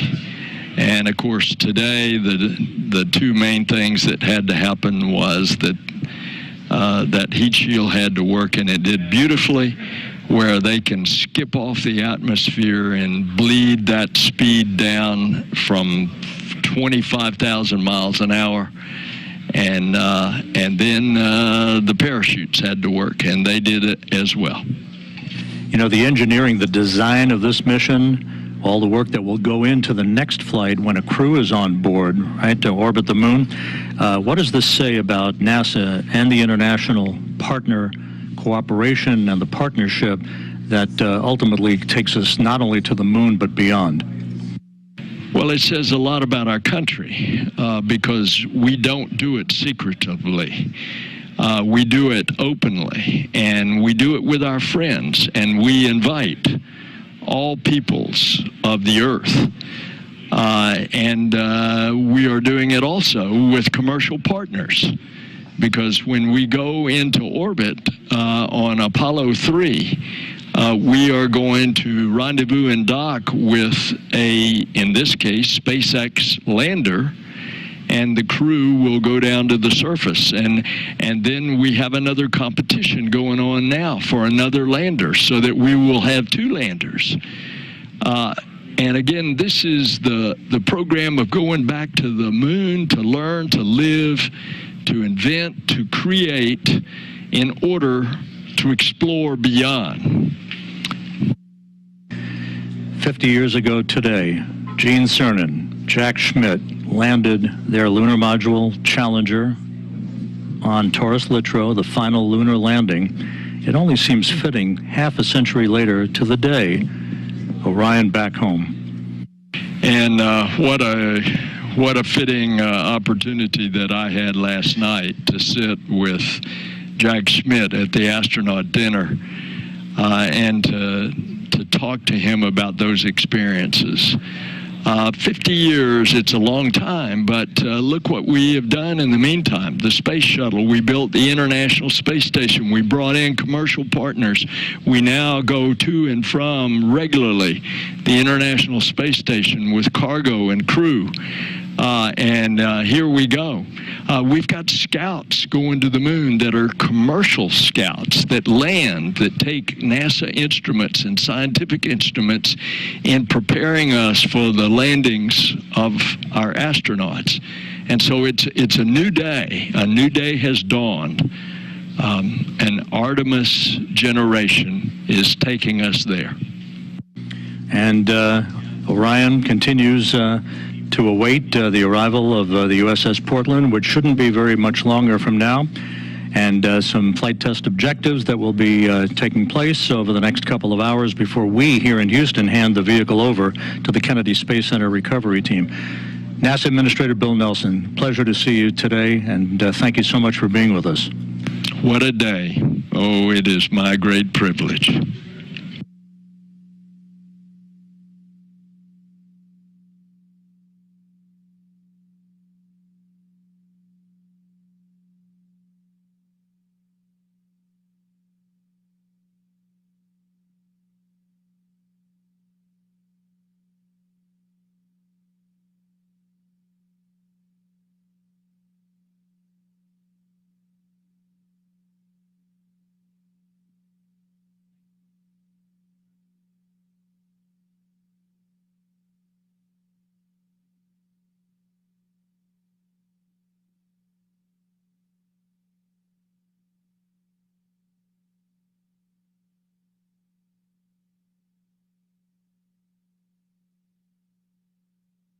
This is Mission Control Houston, 26 minutes after the return of Orion from its circumnavigation of the moon and a splashdown in the Pacific, a bullseye splashdown, just about 5 nautical miles away from the USS Portland, as had been planned. The Portland about to arrive near the spacecraft, as you heard from Daryl Nail, who at this moment is standing by on the Portland with the woman in charge of the recovery operations, Melissa Jones. Daryl? Thank you, Rob. That's right. Melissa Jones, the recovery director, just came from outside the ship's control center where she was monitoring and, of course, managing her team in the midst of this recovery. So, Melissa, thank you for being here. Thank you for having me. This is an exciting day. What a day it is, right? We just had splashdown, and want to ask you, first of all, operationally, where do we stand and what do we have to go? So we had a picture-perfect splashdown, and at this time we're gathering data. With the CM powered up, we'll get some flight test objective data on thermal conditioning, and we're doing some signal data with the tri-band beacons, making sure that we can see the beacons on the capsules and on the astronaut suits to prepare for Artemis 2. And once that is complete, the vehicle will be powered down by the Mission Control Center, and they'll hand that over officially to us here locally in the Pacific. And then we will approach the capsule and attach some lines to it and pull it into the back of the well deck. And that's a delicate mission, right? Because you will be attaching lines, and through the use of Navy boats and then also a winch inside the well deck and Navy sailors on the lines attached to it as well. It seems like a very delicate operation, especially getting in the well deck where waves will be sloshing around. And we've got already 4 to 5 foot seas out here in the Pacific. Correct. So it is a delicate balance to try to control the capsule in the well deck with all the water that we have in there, and to softly land it on the cradle so that we can capture as much data from the heat shield as possible. Now, as the capsule was coming down, just briefly tell me your reaction that moment that it splashed down. So when they called capture from the helicopters, it was the most amazing feeling. It's just been a long time coming. We've been working this mission for a while, and we've done a ton of training. And every time you do training with a mock-up capsule, you don't have any of that. You don't have parachutes. You don't, hear it coming back to the atmosphere, the sonic booms and all of that kind of stuff. And today that actually happened. It's just amazing. And your team, it's worth noting, has been out here a long time. From the moment of launch, you were on console, ready to support if something off-nominal happened, unusual. You were going to be able to recover that capsule wherever it was needed to recover. So you were working that and then stayed through Thanksgiving all the way to now. So it's been a long road. It has been, yeah. Several of us supported launch, and then we deployed out here about 23 days before, and we're out here for Thanksgiving as a team. So we have been waiting for this and preparing for it for a while. And it looks like you're doing a great job so far. Good luck the rest of the way, Melissa Jones, and thank you for joining us. Thank you very much. Thanks for having me. All right, Rob?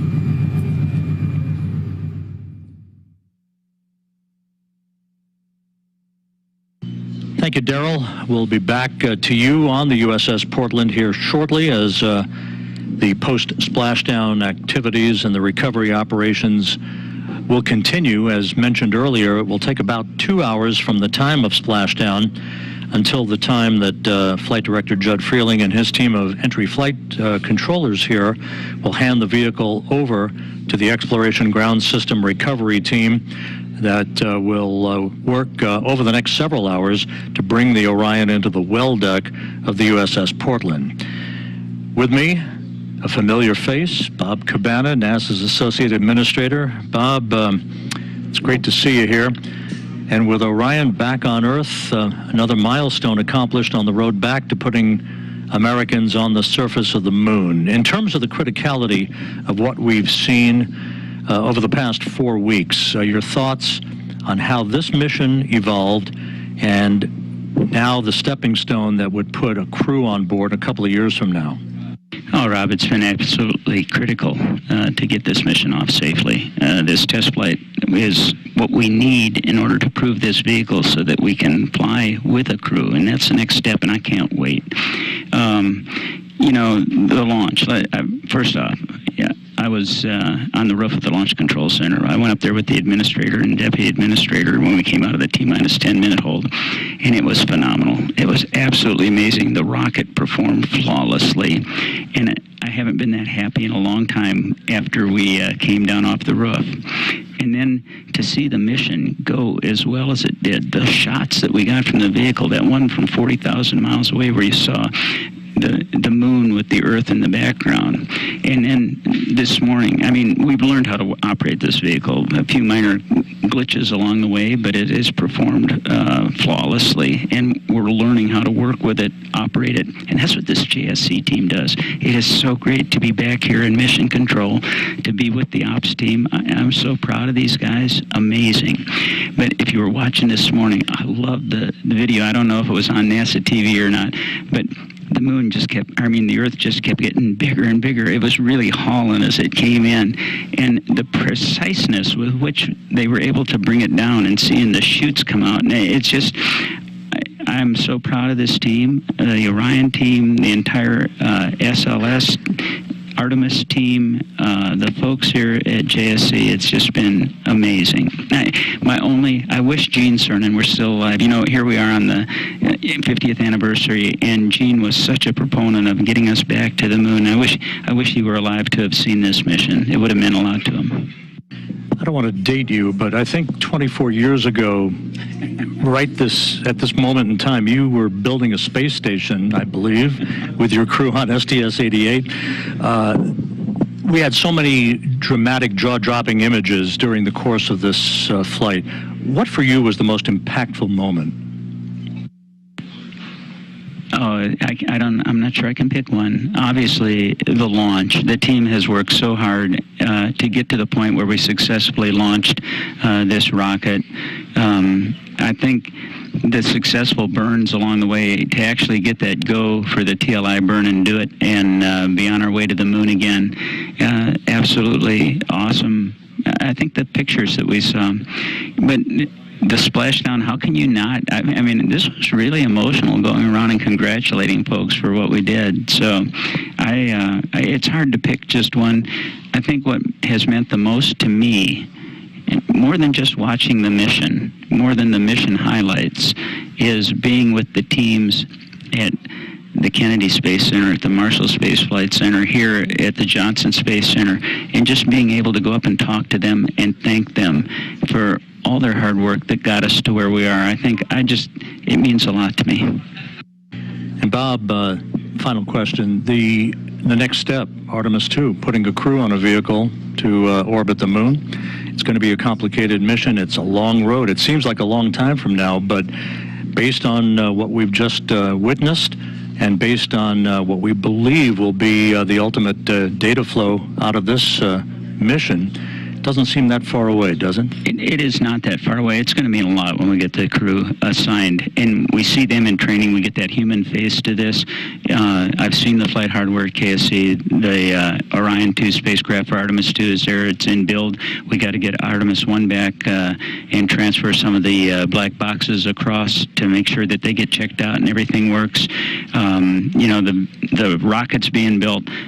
We are on the way. And I think when you put a human face to that, when you actually see that, hey, we're sending humans to the moon again, and we're going to get this one-year cadence eventually where we're doing this on an annual basis, this is our future, and it's different from how we went during Apollo. We're going in a sustainable way. We're paving the way to go onto Mars, not just the moon and Mars, but to establish a presence in our solar system beyond our home planet, to explore, to have those technologies in space, to continue to learn and improve things here on planet Earth. Bob Cabana, NASA's Associate Administrator. Thanks so much for being with us, Bob. Rob, it is always a pleasure to share a mic with the voice of NASA. I think a lot of you, buddy, you know that. We've worked together a long time. You keep doing a great job. Thank you very much, Bob. Bob Cabana, NASA's Associate Administrator, with us here in Mission Control.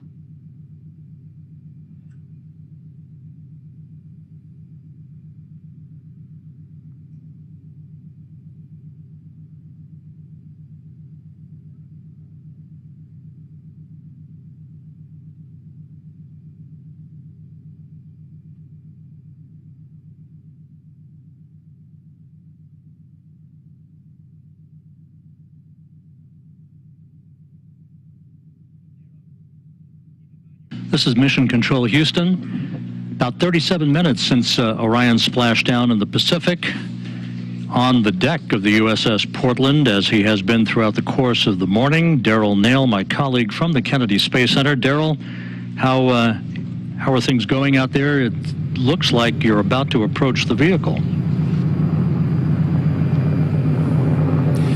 Yeah, we're very close to that moment, Rob, here on the USS Portland. We're just about 100 miles off the coast of Baja, Mexico. The operation, as you've heard and been commentating, it is going pretty smoothly at this point. But we are in a pre-planned waiting period as we wait for the ammonia that is inside the capsule. It is used for cooling. This is boiling off at this moment into the atmosphere, and until that's complete, the boats will be on hold. Now, the Navy divers right now at this moment are outside of the 120-yard radius around the capsule. That was part of the plan. They will close within just a few feet to start detecting if there are any hazardous gases coming from the capsule. But that will only happen once our recovery director, Melissa Jones, has given them the go to close in. The ship, meanwhile, the USS Portland, is on its way to close within 2,000 yards of the capsule. As you can see it floating there, the bags fully inflated that are used to upright it. Bright orange in color at the top of the capsule.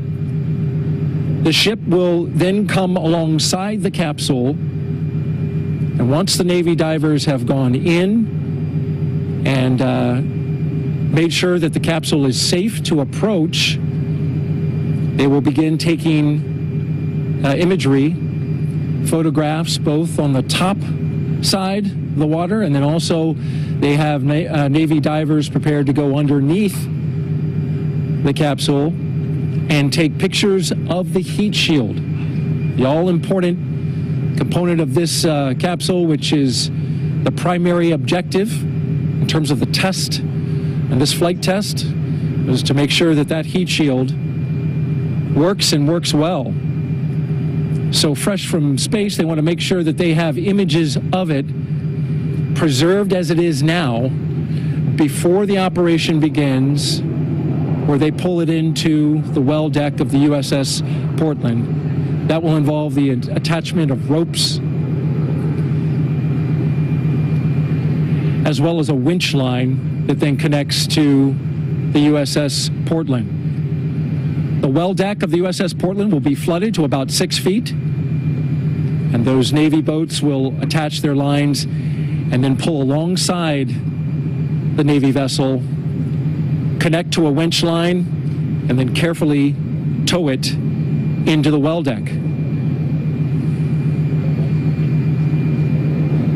Again, we are currently awaiting the completion of ammonia boil-off from the capsule. They've allowed for up to 2 hours, but it could take a shorter period of time. And once you see those Navy boats closing in, then you'll know that that ammonia boil-off is complete. Of course, we'll let you know when that happens. Live on the deck of the USS Portland, Rob will send it back to you. Thank you, Daryl. Daryl Nail on the USS Portland out in the Pacific, west of Baja, California. Back here in Mission Control as the flight controllers watch over the initial phase of the recovery operations. We're joined by the director of the Johnson Space Center, Vanessa Weich. Vanessa, great Sunday to have you here with us on Console. Fabulous Sunday. What a great day. You know, it's amazing to me everything that has been accomplished throughout this entire mission. But being here with the team and seeing and witnessing this splashdown together, amazing, wonderful. I really can't describe how I feel. You know, we were talking just a moment ago, it never ceases to amaze me how these missions are designed. The execution is one thing, but the design of the mission here by the flight control team, and just down the hall, by the way, there are humans orbiting the Earth in the International Space Station, so it's almost like a 2-for-1 here. It is. I mean, you know, to me this week, and well, for the past 26 days, being able to come into the control center and know that we had teams controlling the International Space Station with our crew members on board, and we've had, as you know, successfully crews living off of this planet for over 22 years, but then in another control center where we're monitoring and making sure that the maneuvers, everything that had to happen on the Orion spacecraft, that was being tracked, followed, and, you know, data, anything that needed to be sent up was just done so perfectly and professionally. This team has trained for years. First, you got to plan the mission, as you know. Then you have to execute the mission. And so the years of planning, the years of getting ready, the preparations really paid off. You know, after a team wins the World Series like the Astros did, you can celebrate for about 24 hours before you have to worry about spring training that's coming up. There's almost never a moment to breathe. Artemis 2, not too far down the pike. Yes, absolutely. So for us, you know, this is great. We've accomplished Orion 1, this test flight, being able to test out the heat shields, those parachutes, as you saw, brought the spacecraft down. But now we have to get it ready for our crews to be on board. So all of the systems that we need to integrate for our environmental controls, those are things that will be new as we go forward for Artemis 2. And then it's the outfitting of the cabin. All the things, simple things you think about, if they're going to be going for 10 days. So we got to make sure that we have the food, we have the clothing, all of the things that they're going to need for their next trip. But there's a lot of additional training, there's a lot of additional planning that has to happen in order for us to be ready for Artemis 2. Thank you so much. Vanessa Weich, the director of the Johnson Space Center. What a busy time this has been. Oh, but I also, Rob, though, I want to say thank you and congratulations to all of the employees, our entire workforce here at NASA Johnson Space Center. But I also want to thank our European partners. I want to thank our industry partners. It took thousands of people to make this possible. And now the recovery that's being done by the Navy, just want to say major thank you to the brave individuals that are out, and they're going to be bringing the Orion spacecraft into the Portland, and then she'll be back going to Florida, and my friends in Florida are ready to receive her. We're super excited and just want to say thank you to everyone that has made this possible. Thank you so much, Vanessa Weich, director of the Johnson Space Center. Time to celebrate just a little bit before we catch our breath and press on. Yes, time to celebrate. Then we got to get ready for Artemis, too. Vanessa Weich, thank you so much.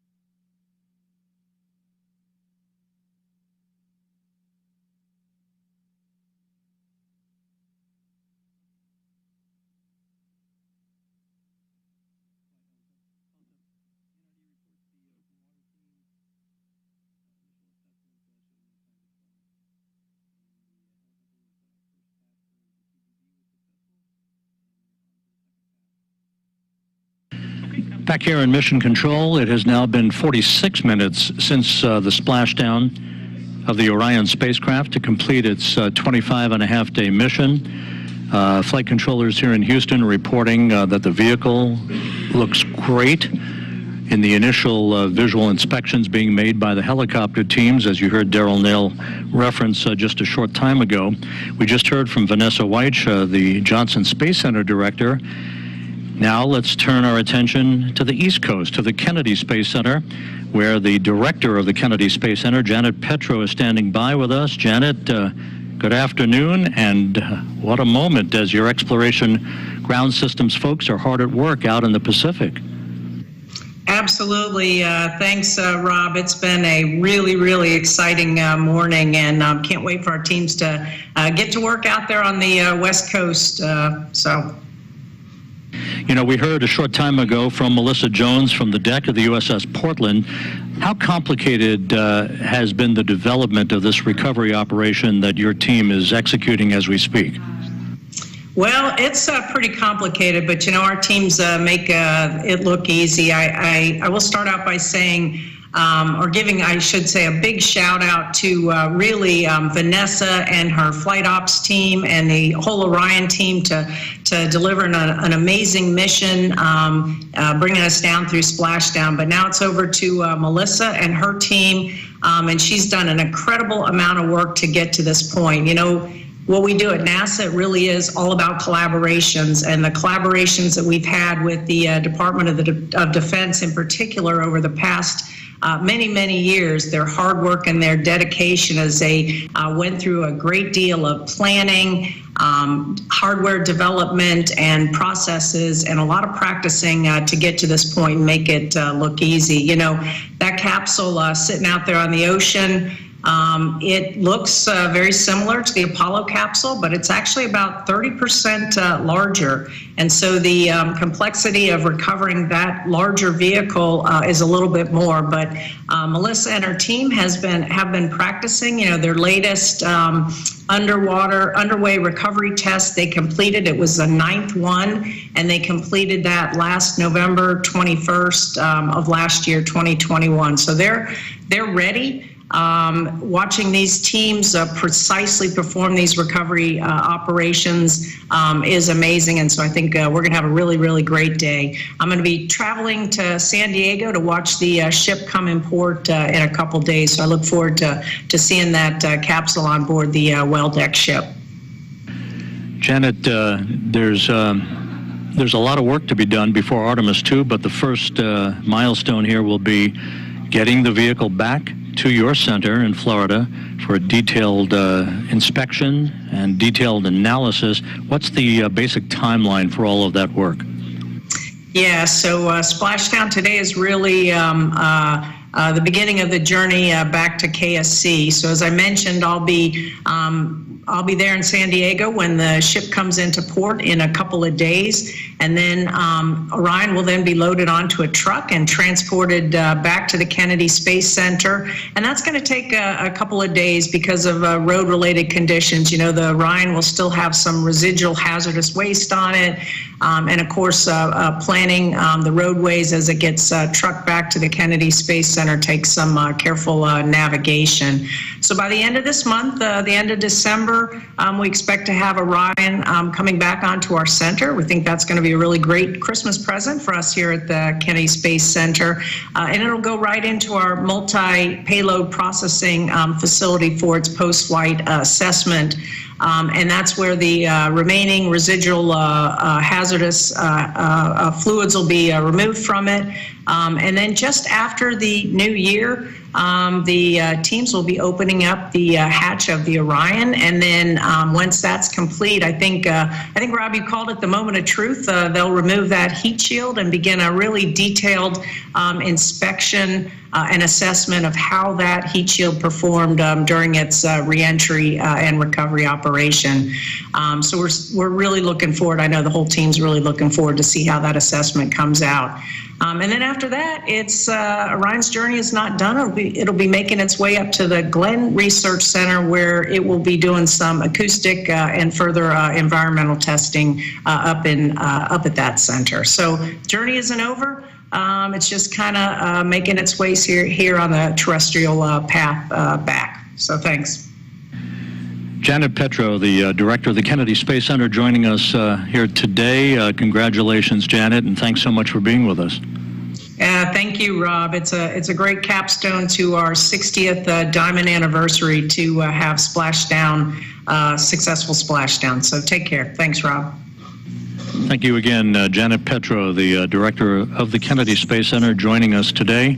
Orion safely upright in stable 1 as the Navy and Exploration Ground Systems team continue to approach the vehicle in the first of a multi-hour choreography that will bring the vehicle into the well deck of the USS Portland. On the deck of the USS Portland right now is Daryl Nail, who has NASA astronaut Shannon Walker with him once again, post-splashdown this time. Daryl, how are things going out there? Rob, we've got a front row seat to this operation. As you can see behind me, Shannon Walker, as you mentioned, NASA astronaut, joining me with this incredible view as we watch that capsule floating in the Pacific Ocean just 100 miles off of Baja, Mexico. We have an MH-60 Nighthawk helicopter encircling it, and the Navy boats in the water. First of all, Shannon, how about this view? It is an amazing view and so exciting to see the Orion capsule back on Earth. That is a human-rated capsule that went around the moon and returned and is now in the Pacific Ocean. As an astronaut, what kind of thoughts do you have seeing a moment like this?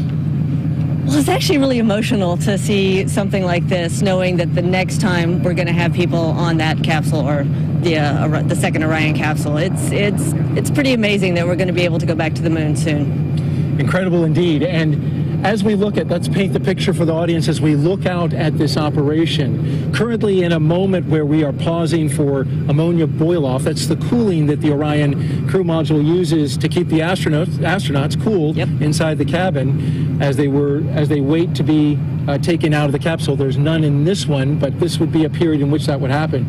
You can see the Navy boats. They are roughly outside of 120 yards from the capsule.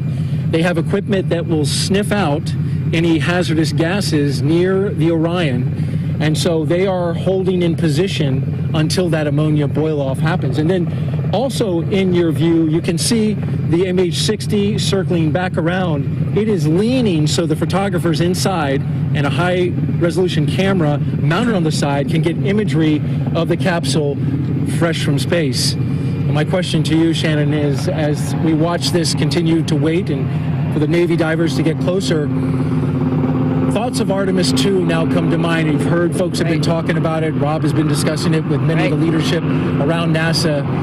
People want to know, well, who are the astronauts going to be for Astronaut 2? Yeah. So, any idea? That is the question. No, I have no idea. Once we get this capsule back, we'll look it over and we'll be able to determine when Artemis 2 will actually be able to launch. And once we know that launch date, we'll figure out the right time to name the crew based on the training flow.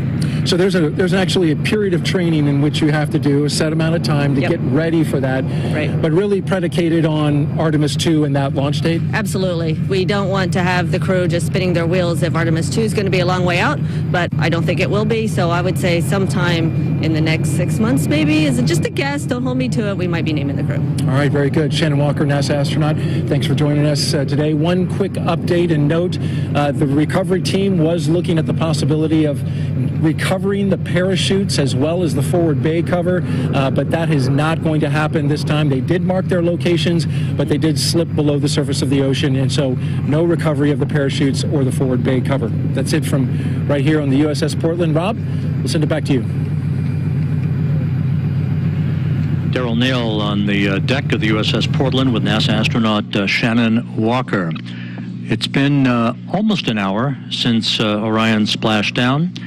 Everything with the entry and splashdown went by the book.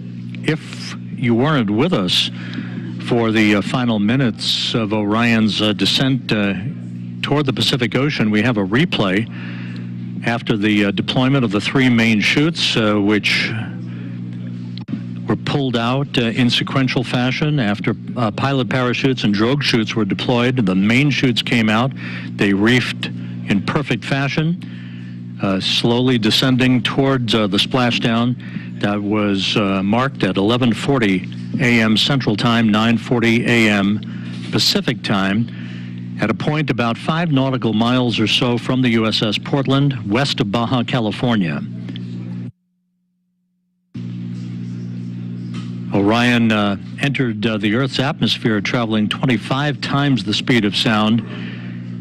It decelerated to a splashdown velocity of just under 100 miles an hour. It was a very gentle splashdown for Orion. All of its entry milestones were performed in perfect fashion. 2 blackout periods in which the plasma around Orion built up, preventing data and communications with the spacecraft as a natural function of the heat of reentry, which was about 5,000 degrees Fahrenheit, twice as much as re-entering space shuttles and other crewed vehicles have experienced. But although some analysis must be performed now, and there's the splashdown itself as it occurred, analysis, as you'll hear in a moment from our next guest, must be conducted to make sure that everything went as had been prescribed on the heat shield particularly. And there's a live view of Orion as the Navy boats with the Navy divers and other recovery personnel begin to approach the spacecraft. With us here in Mission Control is Michelle Zahner, the Orion Mission Planning Lead from the Vehicle Integration Office. Michelle, thank you for joining us today. And I guess the natural and the big question is, unbelievable that all this just ticked off in trip hammer fashion the way it was designed. Yes, it was an incredible mission. So we accomplished all of our major mission objectives. The vehicle performed every bit as well as we hoped, and even better in a lot of ways. So as an example, the solar rays generated more power throughout the flight than we expected.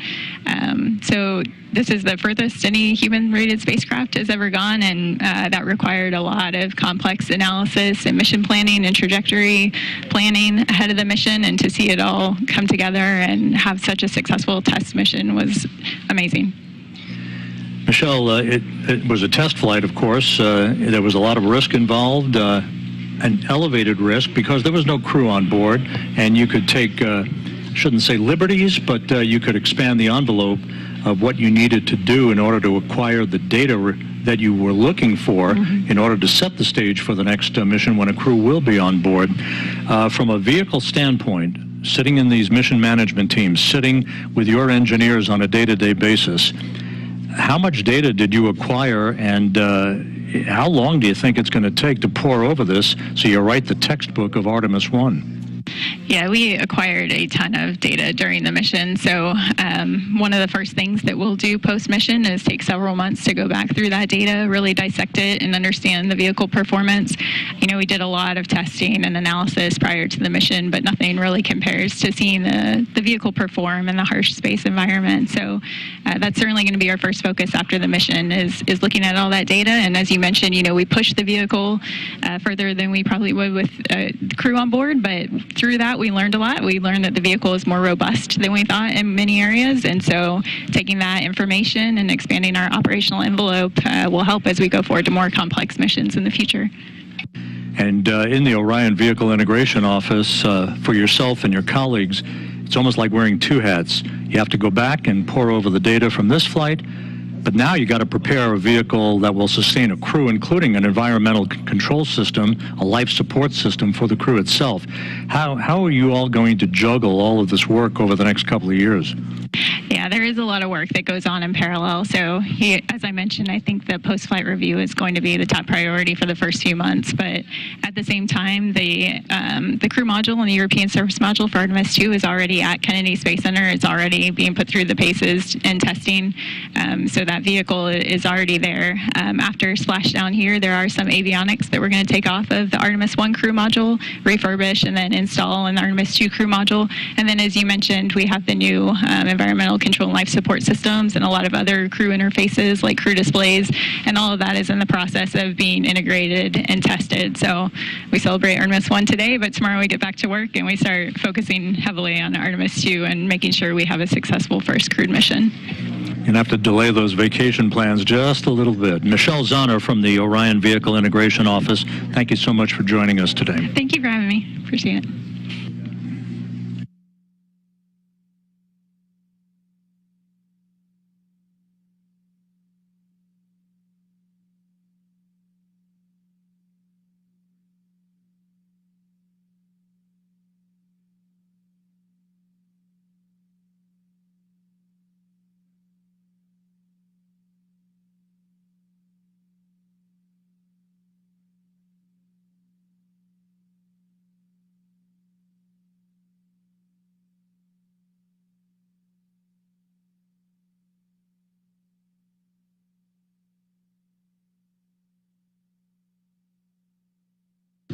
Back here in Mission Control, about an hour and 2 minutes now since the splashdown of Orion. Just about 5 nautical miles away from the USS Portland, which is approaching the vehicle, as well as Navy recovery teams. Back on the USS Portland, Daryl Nail from the Kennedy Space Center with the Exploration Ground Systems folks is with Captain John Ryan, the commanding officer of the vessel. Daryl? Thanks, Rob, and Captain John Ryan here. Thanks for making the time to come and join us from off the bridge. Absolutely. Appreciate you being here. So far, this has been pretty amazing in terms of the completion of the mission. From your vantage point, how did you see it, and what are you seeing now? Right now we have the orbital is in the water. Right now we're kind of in that 2 to 3 hour window where NASA and the Navy's EOD teams are conducting some tests. We're getting imagery and data for NASA, which will help support the future astronaut missions. And from perspective, honestly, I think this is one of the coolest things I've ever gotten to do. I've been in the Navy 23 years. I've done a lot of missions and I've been all over the world, but to be part of this NASA mission today is probably one of the coolest things I've ever been part of. That's impressive, and that says a lot. As we look just behind us, Captain Ryan, and we see the operation currently in a moment of pause where they're waiting for the capsule to vent off the rest of its ammonia using its cooling system. We can see the Navy boats in the water. Currently, you've got the ship on a course heading going around this operation. What has been your instruction to your team commanding the ship? So I just basically wanted to keep the ship within visual distance of the orbital and our teams in case they need anything. It also is providing, let's be honest, a lot of people are out here and they're super excited about this. Let's provide visual opportunities for people to get photos and, you know, get their digital part of being the history of this event. So, you know, a lot of time and effort and training and years of work went into this. So I want everybody to kind of get their moment, and we're out here getting ready to, you know, we'll be landing the helicopter soon and, you know, just being a part of it. Certainly watching the sailors as it splashed down, they seem to really enjoy the completion of the splashdown part of the mission. You can see they're all smiles, cameras, and so that was good. You provided us with a perfect view of the rest of the operation. I want to talk a little bit about your ship, the USS Portland, and why it was chosen for this particular mission, and what strengths does it bring to this operation? So the USS Portland is one of the newest of the San Antonio class LPDs. So an LPD? Landing platform docking ship. So this type of ship, normally known as an amphibious ship, in most of our missions we'd be working with the Marine Corps to embark their equipment and deliver them to foreign shores. But the capabilities of our ship can also be used, obviously, for missions like this. We have an enormous flight deck with an aviation department that we can land multiple various types of aircraft. We can put, obviously, a number of small boats in the water. And then probably the special feature, which NASA really likes, is we have a well deck, which we can later flood, and we will bring the orbital into the well deck to transport it back to San Diego. Those are some great assets that you bring to the operation, and I also know on the next one, in Artemis 2, it'll be a critical component. The medical facilities that you have on board here, you could take care of somebody with any number of injuries, and in fact, I believe even have surgery if you need it. Yes, we have a tremendous medical capability on board. Hopefully not that it will be needed, but we do have a operating room, medical staff, and a lot of ability to take care of personnel should anything, you know, not work out as designed. This ship was just recently in Los Angeles at Fleet Week earlier this year. Yes. Got to show it off to the public, and that's a matter of pride, I imagine, for the team. Absolutely. The ship has had a very busy year. The ship returned from an overseas deployment much earlier in the year, supported Los Angeles Fleet Week and also the Rim of the Pacific exercise this summer, which had about 20 nations participating. So it's been a very busy year for the ship, and I think this is really just kind of the cherry on top where you get to do an unusual mission and support history. Tell me about the footprint that NASA takes up on this boat. I'm sure I haven't seen all of it. I've seen a lot of it, the well deck, certainly the equipment that we have running on the various decks outside and inside. It's pretty sizable. Yes, this is a very good sized ship. We have plenty of room. NASA has about 150 engineers and various entities on board, which we have plenty of room for. This ship would normally deploy with upwards of 600 Marines on board, so NASA's footprint really isn't too bad. It's well within our capabilities. Well, there's been plenty of room, and you've been a tremendous host to us, and so thank you, Captain John Ryan, for having us and for successfully bringing us to this part and this moment of the operation. It's been an honor to support the NASA engineers and to be out there and be part of this. Thank you very much. Thank you. Captain John Ryan, the commanding officer of the USS Portland. And as we push out our view here in the Pacific Ocean, just 100 miles off the Baja Peninsula, you can see Orion now as a silhouette, still floating, the Orion command module with its CMIS bags. Those are the uprighting bags, fully deployed.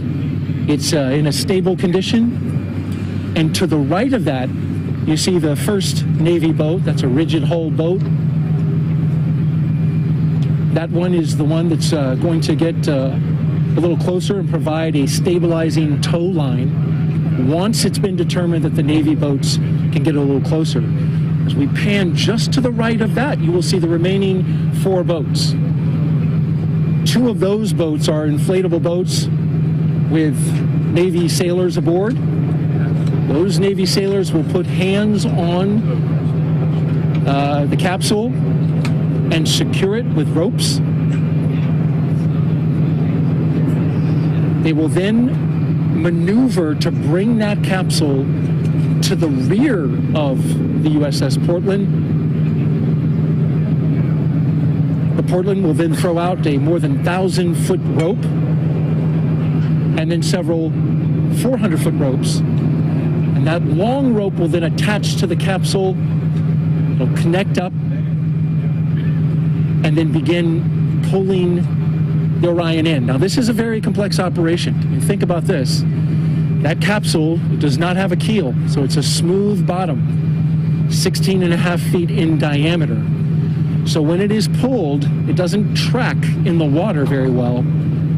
So what has to happen is there are ropes attached to 4 points around the capsule that help stabilize it. Navy sailors, a team on each of the 4 ropes, and then on a 5th rope will be the winch. That winch will apply enough pressure required, enough pulling force to bring that capsule into the well deck of the ship. At the moment, as we've been telling you, we are currently standing by awaiting ammonia boil-off. This is the coolant that's provided on the Orion capsule. It keeps the astronauts, should there, once they eventually go into the capsule and go on missions to the moon. Currently, no astronauts in this capsule, but we've got to vent off the ammonia nonetheless. The allotted time for that is 2 hours. And so we are just 1 hour and 10 minutes into that waiting period. And then once it's clear, you'll see those Navy boats get closer. But currently, we are still standing by, waiting for the completion of ammonia boil-off. That's it, live from the deck of the USS Portland. Of course, we'll have more interviews for you as we go along. But for now, send it back to Rob Navius in Houston. Thank you, Daryl. Looks like a beautiful day out there west of Baja, California. A lot of smiles here in Mission Control in Houston. We're about an hour and 11 minutes since the splashdown of Orion to wrap up its 25.5-day mission. Integral into the flight of Orion was the performance of the European service module that functioned perfectly to take Orion out of Earth orbit on its way to the moon, and did everything it was asked to do throughout the course of the flight. And joining us is Philippe Delou, who's the Orion European Service Module Program Manager from the European Space Agency. Philippe, congratulations. Thank you for joining us today. Thank you, and good afternoon. Philippe, that service module went through its paces and was spot on every time it was asked to conduct a burn. Everything that it was planned to do was executed perfectly. Your thoughts on this mission? Well, I have to say that I'm the happiest man in the world at the moment with the successful performance of the service module. She did what she was supposed to do, and even better. So it's a wonderful mission. I couldn't have dreamt more. Now, the service module for the next flight, in which a crew will be on board, is at the Kennedy Space Center undergoing testing, and it's going to be a while for all of that hardware to come together, but you all are off and running on preparations for the next mission in a couple of years. That's correct, yes. Well, we have already assembled the service module back in Europe and delivered it. Now it's being integrated with the crew module in Kennedy. And that's, if I don't mistake, should happen in the next summer. Philippe, the work that the service module did, obviously invaluable. You can't conduct this mission without the work of the European service module. What kind of process was involved in getting to the point where the design of this mission, the the requirements that the service module was asked to perform, and then ultimately conducted over the last 4 weeks. How did this evolution of this mission unfold for you and your team? Well, this is a story that started quite a long time ago, in 2011, when there was a decision that the crew module would be built by Europe. So there's been a long process into setting up the requirements, proposing a design, discussing the design, also involving NASA, and agreeing on what should be the final design, take up the challenges which are associated with the design, eventually build the hardware, integrate it, and then preparing for the mission. So this has been a long way and a lot of work by the European Space Agency and the European industry.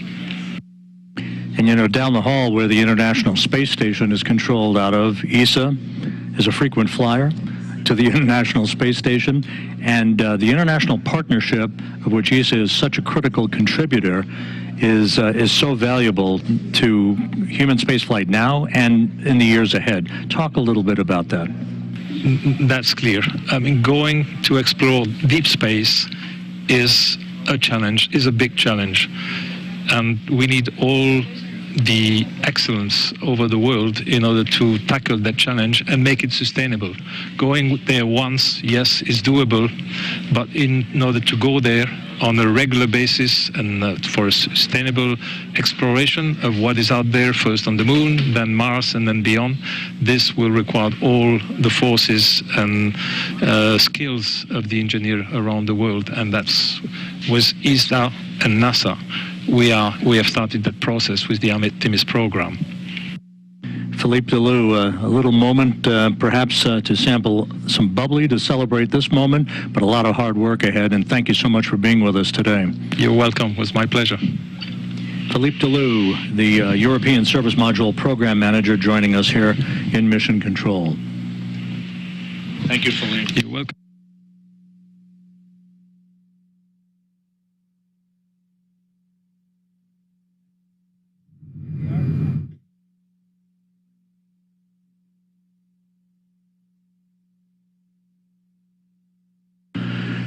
This is Mission Control Houston, and all of the action now is focused on the USS Portland, west of Baja, California. My colleague Daryl Nail is there.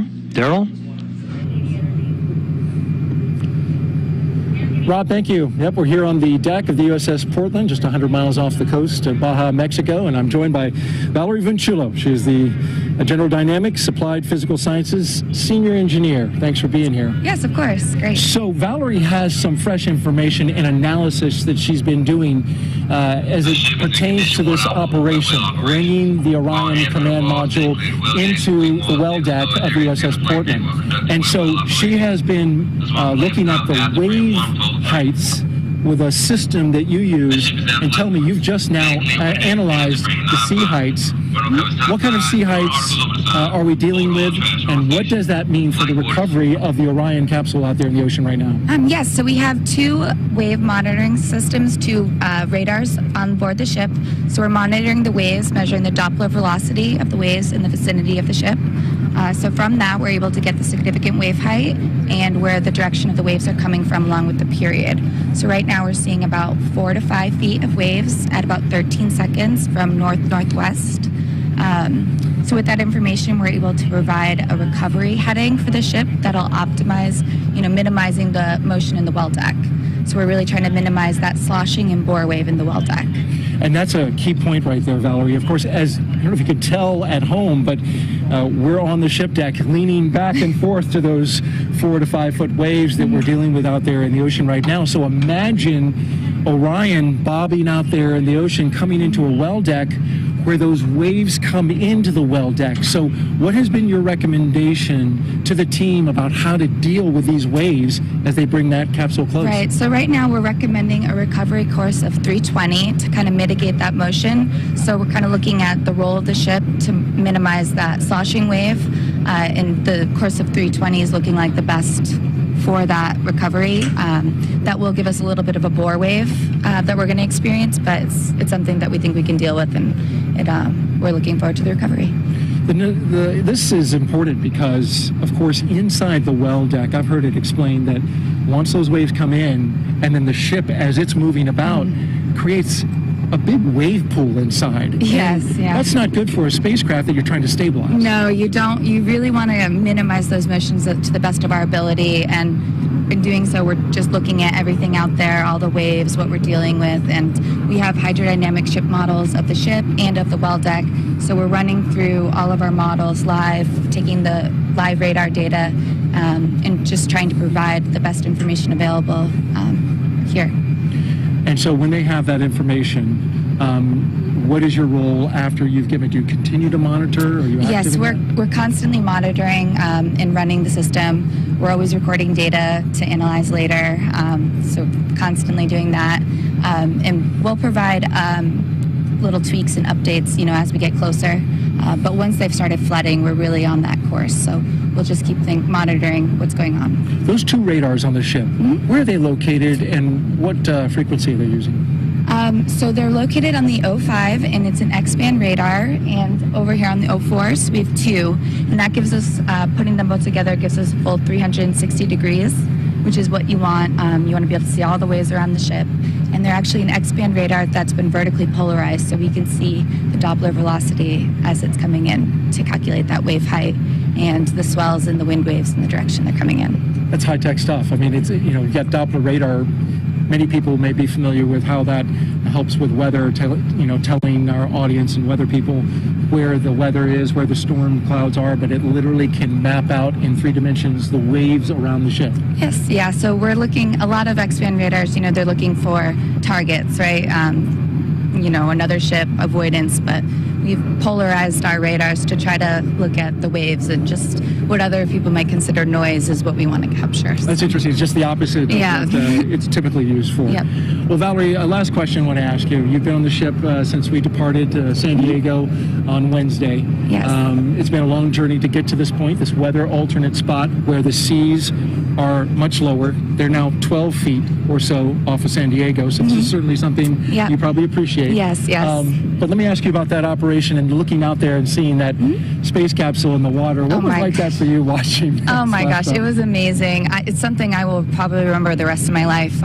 Hearing that sonic boom and then seeing the chutes, oh my gosh, it was incredible. Valerie Minchulo, thank you so much for joining us. Yeah, thank you for having me here. All right, Rob, we'll send it back to you. Thanks, Daryl.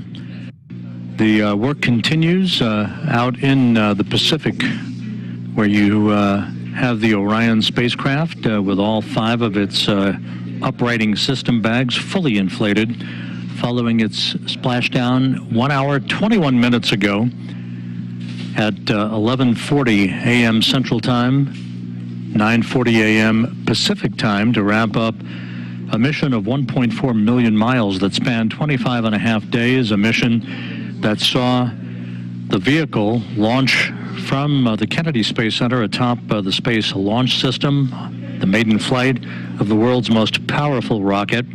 An hour and a half after launch, Orion was sent out of Earth orbit in its trans-lunar injection to begin a voyage out to what is called a distant retrograde orbit, a highly elliptical racetrack-shaped orbit that enabled Orion to be put through its paces for almost a month, gathering all the data that it needed and that the Orion program and mission managers had hoped for, and more. All of the engineering data that will set the tone and answer a lot of the questions that will pave the way for the Artemis 2 mission, in which a crew will be placed on board the vehicle in a couple of years for a orbital mission around the moon, again in a highly elliptical orbit, a mission that would be about 10 days in length or so. That crew yet to be named, but the pace will pick up after the first of the year in fairly dramatic fashion as the work continues to prepare the Space Launch System, the next Space Launch System rocket, and the Artemis 2 Orion vehicle to support a crew during its mission around the moon and back to Earth. In the meantime, a number of test objectives are still underway for the vehicle, most notably characterizing the thermal environment of the Orion spacecraft itself. Orion endured temperatures of up to 5,000 degrees Fahrenheit during its high-speed entry out of lunar orbit and back into the Earth's atmosphere, where it slammed into the atmosphere at 25 times the speed of sound, and then underwent a skip entry maneuver, basically skipping into the atmosphere, then dipping back out of the atmosphere again, and then back into the atmosphere to bleed off excess energy.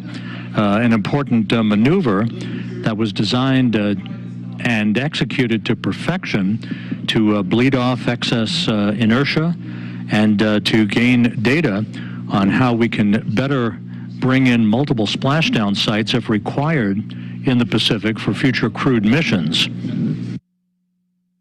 All of the chutes were deployed in good shape.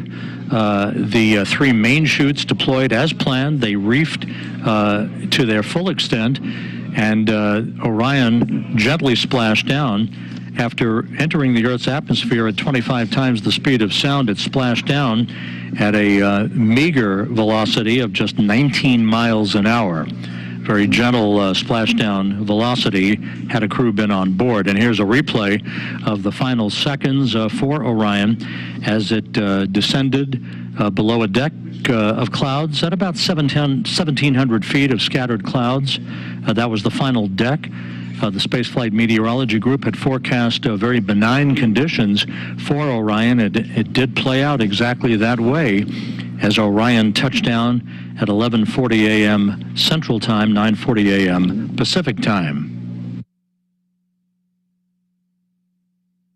And there was splashdown. The chutes were cut automatically. The 5 crew module uprighting system inflatable bags inflated with helium gas as planned, and Orion is gently bobbing out with the Navy divers very, very close to the spacecraft. It's going to take several hours for them to hook up the equipment that they need to haul the vehicle into the well deck of the USS Portland and to bring it back to port.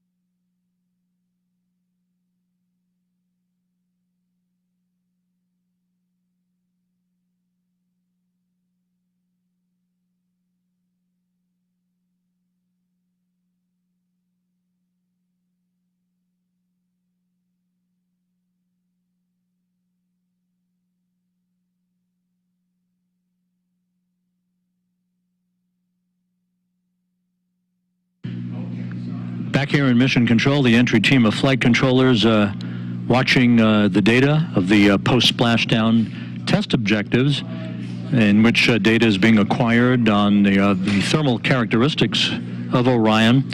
There'll be a restart of the ammonia boiler system to gain data on long-range and extra cooling for the vehicle that will be in the offing when a crew gets on board. We'll be talking more about the crew aspect of what lies ahead a couple of years from now, a short time from now. But now it is time to go back to what is a very busy place on the USS Portland, and my colleague Daryl Nail. Daryl? Thanks, Rob. Yep, I'm here with Cody Kelly, who is the National Affairs Manager in the Search and Rescue Office at NASA. In terms of your job, we had good visual today of the capsule coming down. We clearly have the visual right now. We can see it in the water. Yes, sir. We know where it is. But that might not always be the case. The capsule may be beyond our visual sight, as well as in Artemis 2, the astronauts. Tell me about what your role is and how you help find out where they are in a situation like that. Yes, sir. My name again, Mike Cody Kelly. I work in our SAR mission office. Basically, we work with all of our federal and international partners to ensure that our spacecraft are interoperable with the search and rescue satellite-aided tracking system, or the SARSAT system. So today for Artemis 1, we tested out the vehicle tri-band beacon, which was using swept tones for the helicopters that are flying around behind us to be able to locate that spacecraft in kind of what we call the terminal area, which is within about 1 nautical mile where you can get visuals, as well as the 406 megahertz beacons that were on the capsule, as well as what the astronauts are going to wear in Artemis 2. We were using what's called the SAR Intelligent Terminal, or the SAINT application, which is a system that ties into our ground station at the Goddard Space Flight Center to pull in all of the data from these beacons so that we can see them anywhere in the world. And that's incredibly important, especially when we have crewed missions where we, if we had some kind of emergency abort or some kind of landing, we'd have to be able to get data to our DoD partners extremely fast, even if they're landing internationally. And this is something that we do for all of our human spaceflight programs. But Artemis really has a kind of special place in my heart because all this effort started way back in 2016 with URT-5. So we actually demonstrated some of our advanced technologies on URT-5 and slowly was able to be integrated with the landing and recovery team to provide them that key data on the day of landing and if there was any kind of emergency. The are going to wear what's called the Angel beacons, which are the advanced next generation emergency locator beacons that are located on their life preserver equipment, and that's going to be able to track an astronaut if they had to get out of the capsule, if there was an ammonia leak or some kind of emergency, as well as tying that into what the vehicle telemetry is saying to be able to give a good SAR picture to these guys that are flying helicopters looking for survivors or being able to go rescue astronauts. And so let's talk a little bit about that further. The astronauts will be wearing GPS, essentially they're GPS locators, right? Exactly, yes, sir. They're beacons. And then, of course, the crew module itself has a tri-beacon. Yes, sir. So how do you delineate between those two? And that's really the power of our ground station and all these web applications.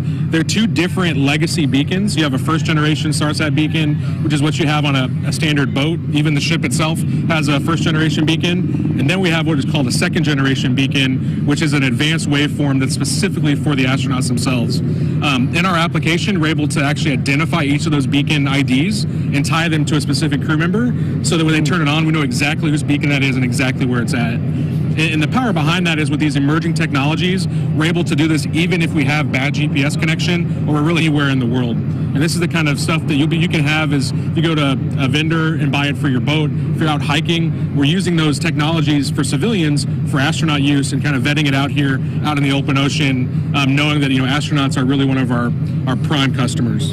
So you ran a test today, right? As this operation was unfolding, the crew module was sending out its beacon, its tri-beacon, but then you also had those Angel beacons for the astronauts. They were what? You put them on the boats, yeah, right? we put them on the ribs or the rigid hulls inflatable boats that are out there tending the capsule, as well as on the fantail of the ship. What we're doing is we're looking to make sure the air crews could delineate between these various beacons if the crew members ever had to get out, as well as looking at the performance of the vehicle tri-band beacon after it's spent almost 2 weeks in space.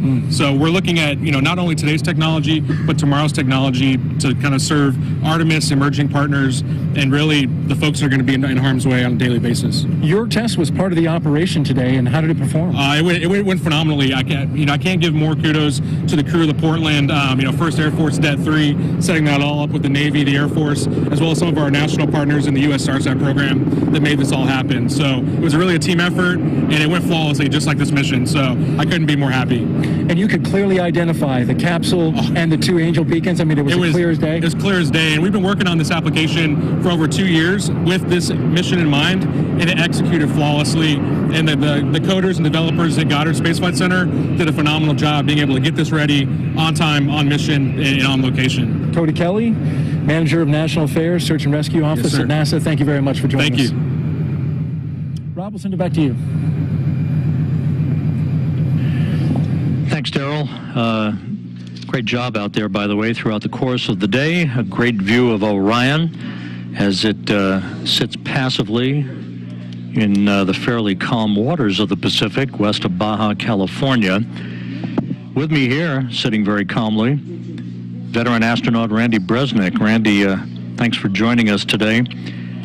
You have been an integral part of the preparation of not only this mission, but all of the astronaut office activities associated with requirements that will ultimately lead to putting a crew on the next vehicle that will orbit the moon in 2 years. What did you see today that A, thrilled you, and B, was most important for you to see as a result of all the work that has gone in to make this mission possible? That is a great question, Rob, and thanks for letting me come join you guys this morning. Certainly watching the team throughout the past 26 days was certainly the culmination of seeing that and walking in here and see this team be able to see the fruits of their labors. Seeing that we have a launch platform that was nearly flawless, practically flawless, getting our Orion uphill, and then having our service module, give us power and the flight control and the burns that all went off so well with so small residuals that we hardly had to do any trimming. And it was then great to see all the cameras that we put on that vehicle to bring everybody along on the mission. And put selfie is a word that we use now in spaceflight, and Artemis 1 getting the selfies while we were up there. And then certainly everyone holding their breath as we did the burns to get into the distant retrograde orbit, and then get out of the distant retrograde orbit, and then be able to make the trim burns to be able to get hit entry interface as accurately as we did here. See the service module separate, which is another big milestone, and then see the last few minutes of flight with Orion flying on its own for the very first time, and then see how well it controlled itself and how the forward big cover came off on time, the drogues came out, slowed it down, mains came out, and we landed 2.5 miles from the pinpoint bullseye, and we had expected maybe 5.5 miles. So it was awesome to see all of that, and that whole collection is what gives us confidence for the next time. All of these things that were individually areas of concern have now been proven in flight. We've talked often during the course of the broadcast today about the fact that this is the 50th anniversary of Apollo 17's landing on the moon. Gene Cernan, Jack Schmitt, past is prologue, as they say. And now, from an astronaut office perspective, as you look down the road over the next 2 years, a lot of work to do, but certainly a leg up on what we think will be a launch in the 2024 timeframe. Absolutely. The post-flight data reduction and everything else will be amazing to see in the next few weeks and months. But starting next week, we're right into Artemis 2 continuum process, and we got Artemis 2 crew module and service module sitting there at KSC right now, going through its final, their final assembly, and then we have to do the verification, validation, test out, and make sure everything's working, and things like systems like the Eclipse system, which we didn't have on this, and so the first time that we're flying with that system will be when crew are on board, and so that'll be a really important, thorough checkout here on the deck. Certainly, in the next quarter, ideally assigning the crew to it, so then we can start building their spacesuits, getting them involved in training, and getting them ready to go in that 2-year mark. And hopefully, we will either meet or beat that 2-year mark. And so that'll be exciting to see if we can move that fast to continue the momentum that we got from this flight. And an interesting flight design for Artemis 2, where another highly elliptical orbit around the moon. This is not like your father's Apollo 8, where we simply orbited almost at an equatorial nature. But we're going to be chasing the interim cryogenic propulsion stage as well. Yeah, certainly. when you look at how bold Apollo was, you know, we had never been to the moon. We didn't know we could do it. We planned on having Apollo 7, and we flew that crew module in low Earth orbit. And then Apollo 8, we launched it around the moon, and it stunned the world, and, you know, proved to ourselves, you know, that we could do this. Well, guess what? We're doing that in one mission on Artemis 2. We're doing Apollo 7 and 8 combined. So that is a bold statement and audacious goal for NASA to set. And like you said, the highly elliptical orbit that we launch of in here on Earth, so we can launch out, get into a 24-hour orbit to check out that environmental and life control system, such that we know that we can breathe. We know that the cooling works. We know that all the systems work. Scrub the CO2, take out the humidity, you know, to try the exercise device. So we know that by the time we end that period and we do the translunar injection burn, we know that we're good to go for the next 9 days to be able to get around the moon and come on back. All of that, just buying down risk, proving out the systems, so that when we go to Artemis 3, we combine not only, you know, Apollo 9, which is the first flight of the LEM in low Earth orbit, Apollo 10, which took the LEM to lunar orbit and flew down near to the surface, then came back, and Apollo 11 landing. We do all those 3 of those missions in one. And that is very exciting, very bold, and it has got to be exciting to anybody that's in the space program, is interested in the space program, or the young people out there who are the first future space explorers who will be on those later Artemis missions. Final question, Randy. You know, space is no stranger to you. You've spent quite a bit of time, shuttle flight, long-duration mission on the International Space Station. But if there was a singular image from the last 25 and a half days that sticks with you, that drove it home, that we were going well beyond the Earth, what would that be? It would certainly be the missions where we were on the far part, where we were, you know, 268,000 miles away from Earth, and you saw Earth rise over the moon, and thinking that the next time we take those pictures, that could be with somebody behind the back of the camera, not the vehicle taking it himself. It's going to be an interesting couple of years, a very exciting couple of years. And Randy Bresnik, thanks for joining us today. Appreciate it. All right. Thank you. And congratulations to our Artemis team everywhere all over the world. They deserve a very well-deserved day off after this mission, but certainly looking forward to the next 2 years where we are able to take that and capitalize on it. And as we say, wash, rinse, repeat. Copy that. Thank you, Randy. Appreciate it. Randy Bresnik with us here in Mission Control. It's been about an hour and 40 minutes since Orion splashed down. We're continuing out in the Pacific to secure the spacecraft and ultimately get it into the well deck of the USS Portland.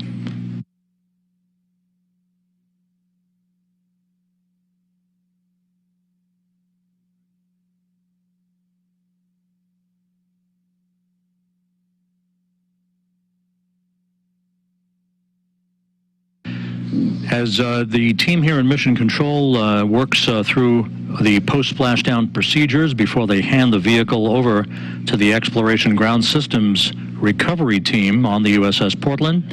Again, let's go back out west of here to west of Baja, California, where Daryl Nail is standing by on the deck of the USS Portland. Daryl? It's simply beautiful out here, Rob, and we've got a perfect view, a front row seat to the Orion splashdown. I want to give you a quick update on the recovery operations. Recovery Director Melissa Jones has decided to go the full 2-hour waiting period for ammonia boil-off, and so that's going to put us at 11:40 a.m. Pacific time for the boats to then close in and get next to the spacecraft and begin sniffing it for any hazardous gases. You can see it just right off the port side of the USS Portland, still in the water. The Navy boats off to the left, they're standing by for that moment, which is in just about 18 minutes from now. They're going to go in and start that procedure. Both helicopters, though, are back on the flight deck as well. Those assets have completed their part of the job. I want to bring in now Jeremy Vanderkam. This is a special individual. Well, of course, everybody's special, but when it comes to the heat shield, this is something you know well. You are the Deputy Thermal Protection System Manager for the Orion program. Your team designed the heat shield, tested it, and have been basically there from the start of this. And so I want to ask you, this, of course, has been the primary objective of this test flight. That's right. Testing the very component, the heat shield, that you and your team helped design. And so I want to ask you, first of all, how much do you just want to get out there and take a look at that heat shield, which is right behind you? I can't wait. Yeah. I tried to convince lots of people to let me in the small boats. Didn't happen, but that's okay. We'll be doing our inspections once we get hard down in the well deck later this afternoon, and we'll get a good look at how we did. Do you have any early information from the imagery that has been taken thus far? Not a lot so far. We've been, looking at the capsule as it floats in the water through our binoculars and whatnot. Everything looks great, exactly as we expected it so far. But yeah, we'll get the details going here in a few hours. So tell me about this particular heat shield. It is different and also similar in ways to previous heat shields. Tell me about it. How does it work? Yeah, so this is the largest ablative heat shield that humans have ever devised. For a spacecraft devised to take humans farther away from our home planet than ever. So what we did is we combined some older technology. We actually resurrected a material system from the Apollo program called AVCOAT, and we modified the way that it's applied to our vehicle for Orion in a more programmatically modern way, if you will. So the way that we do it now is... you got a piece of... I have a sample here, a test sample. So the brown material in the middle here is our AVCOAT material, and we make it in blocks, and we bond those blocks to the base of the Orion spacecraft onto the heat shield there. It looks like wood. Yeah, it does. It does look like wood. It's not, I can assure you. Yeah, and then there are seams between those blocks, which is the red element that you see here. And in this test sample, we've actually applied heat in our test facilities at Ames Research Center in Mountain View, California, to simulate the heat of reentry, to char the surface just as it is on the base of the spacecraft right now. And then what we'll do is when we get the spacecraft back in, we'll go and look at how that heat shield works compared to our test results. And that'll allow us to certify then the heat shield for Artemis 2. You've done a lot of testing on this heat shield, but you were telling me that no matter how much you test it, you can't duplicate what it just went through. That's correct. Yeah, what I'm holding here is about the largest size thing that we can test. And obviously the 5-meter Orion heat shield is much larger, so we have a lot of extrapolation for scale that we have to do. And similarly, our test facilities can't reach the combination of heat flux, pressure, shear stresses, etc., that an actual entering spacecraft does. So we're always having to wait for that flight test to get the final certification that our system is good to go. So I'll trade you props here and let you hold the actual Orion. And tell me, you said you've used binoculars, you've sighted the spacecraft. One side of it, I guess, gets a little more charred than the other. What have you seen? Yeah, so far it's actually looking like we expected. On the word side, it's the hot side of the vehicle. And so we can see that, for example, the thermal control tape that we put on the exterior of the vehicle, all that shininess that we saw pre-launch is basically gone on the windward side, as expected. And then on the leeward side, where the windows are, I'm seeing a fair amount of tape remaining, as expected. So our heating predictions, how that the heat contours over the vehicle were predicted to be, looks like that's how they were. So, so far, so good. Jeremy Vanderkam, thank you so much for joining us. He is the Deputy Thermal Protection System Manager for the Orion program, and I know you're anxious to get that capsule in this well deck so you can get your eyes on it. Yep, I'm ready. Good luck the rest of the way, Jeremy. All right, thank you. All right, we'll send it back to you, Rob.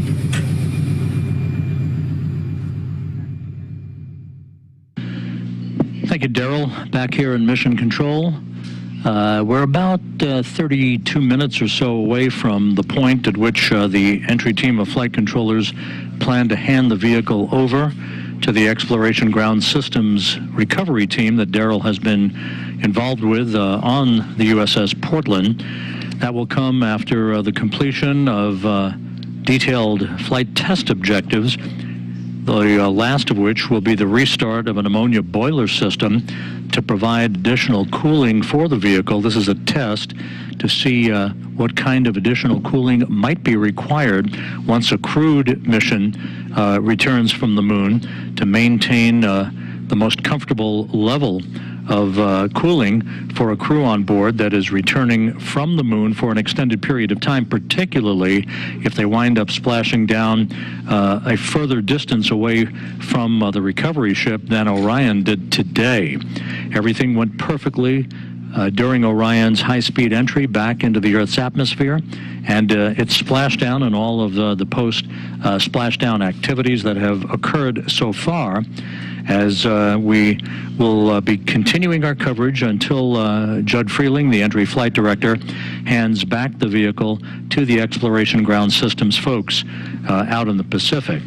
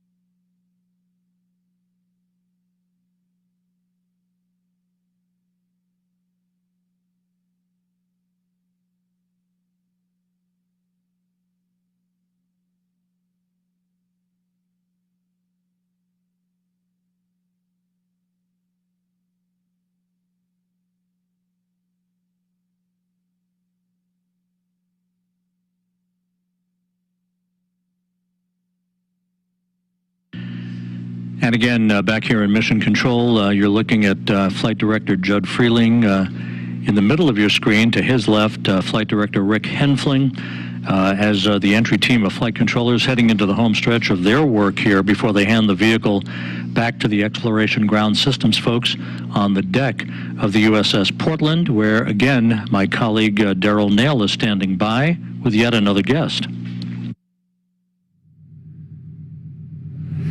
Thank you, Rob. And as you can see behind us, still right here on the port side, we have Orion floating, stable, and the Navy boats there tending the ship. And we should be sending them in. And in just about 10 minutes from now, they will begin sniffing for any hazardous gases that will be coming off, and then they'll secure Orion. In the meantime, we have Dr.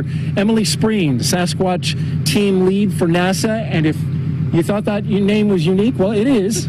It surprised me when I was on the ship walking by your door and I saw Sasquatch team. I thought, what might that be? And then I found out, and it's fascinating.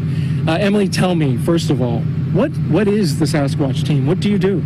So Sasquatch is in charge of generating waypoints for the ship and for the small boats, as well as creating footprints, which is where we get our name Sasquatch. So Sasquatch generates big footprints, and those footprints contain the debris field as it's coming down.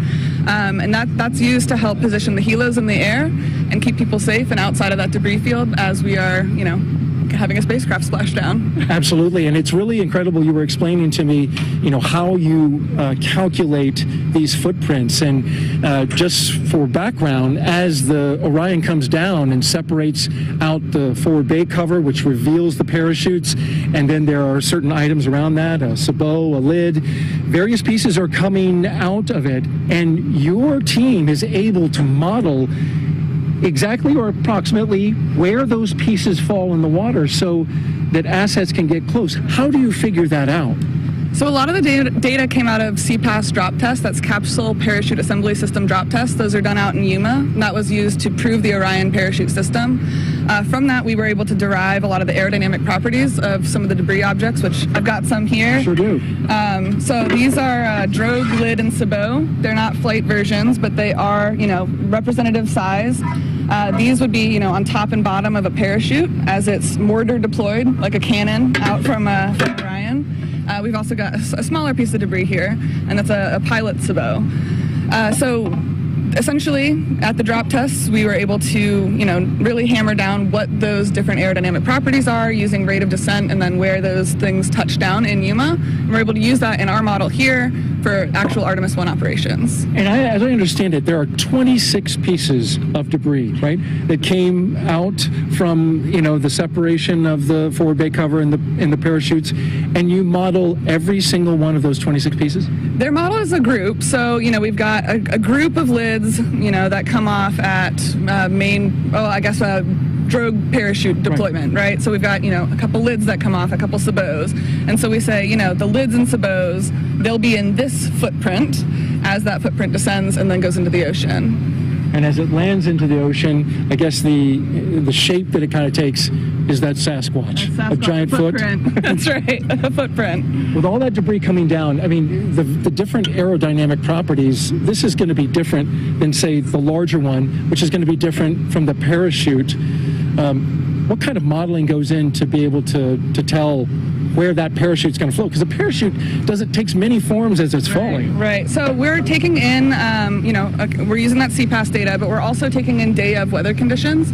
So we've got, weather people on board the USS Portland with us, and we're talking with spaceflight meteorology back in Mission Control in Houston, and we're getting information that we're using to take into account, because once things are on parachutes, just like you said, they're drifting. But with that, we were able to predict the CM splashdown location within a nautical mile. So that's impressive. Yeah, we're really, really pleased. It went beautifully. Wow, nice job to your team and to you. That right there is impressive. Now, I was just going to ask you, how about the rest of the debris field? Were you able to determine with what level of accuracy the rest of it came down? So right now, none of those other pieces have GPS information on them. We're hoping to get some information about that later. We'll see what the ship's capabilities are and what NASA's able to get from that. But that's something that's still in the works, so we'll see. All right. I'm pretty certain. Emily Spreen, Sasquatch team lead for NASA. Thank you to you and your team for doing such a great job with us and joining us. It's been an honor. It's been great. Thank you. All right. Rob? Thanks, Daryl. We're coming up on the 2-hour mark since Orion splashdown on target in the Pacific, west of Baja, California. The end to Orion's 25-and-a-half-day mission culminated a mission that was punctuated by a tremendous number of highlights, and we can take a look back at some of those highlights now. That began with the launch of the Space Launch System from Launch Pad 39B at the Kennedy Space Center at 1:47 a.m. Eastern Time on November 16th.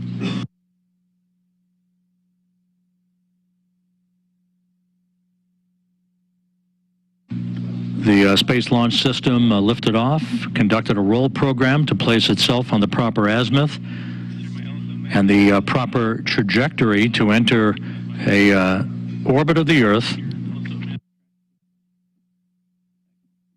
It would spend the Orion spacecraft itself with its associated European service module and the attached interim cryogenic propulsion stage would spend one orbit in low Earth orbit. And there is the separation of the core stage.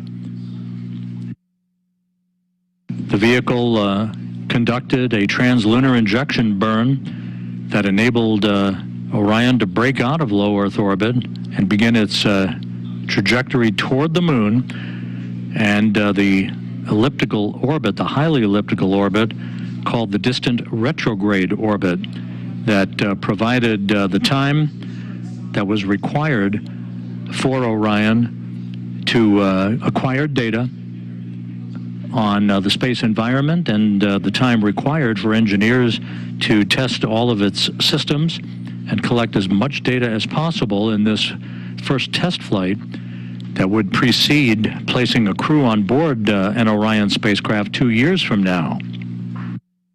This dramatic video of the Earth-Moon transit that took place showed and punctuated the fact that we were pressing away from our home planet to a distance of some 268,000 miles away from Earth, further than any human-rated spacecraft had ever traveled, for a spacecraft designed to return humans to Earth, eclipsing the mark set by the Apollo 13 vehicle back in 1970.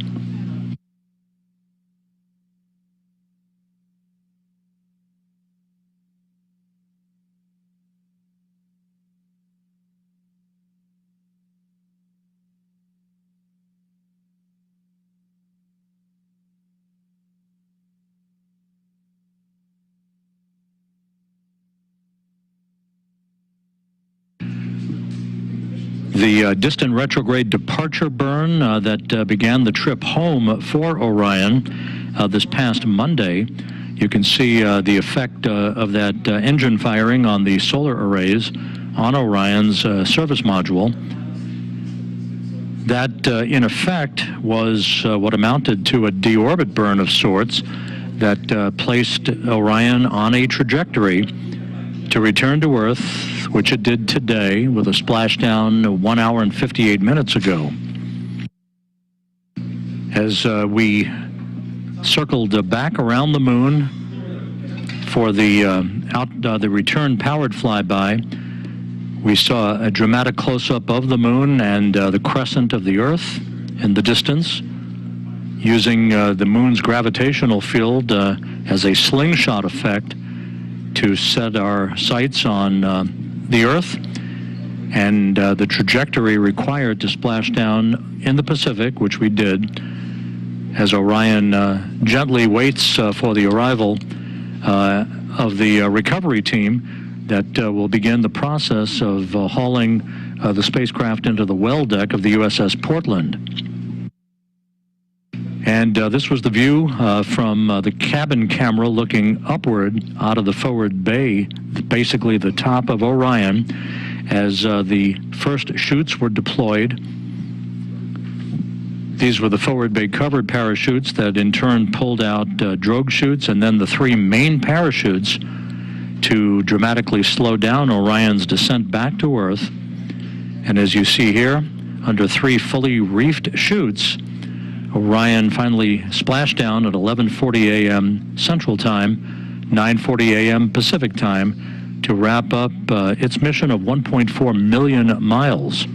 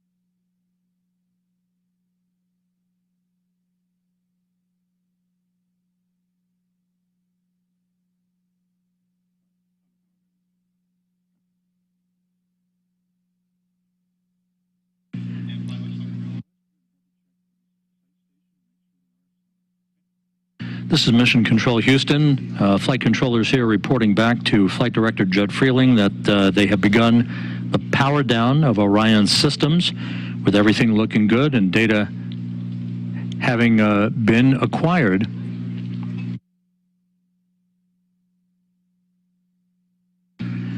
So the post-splashdown test objectives are nearing an end.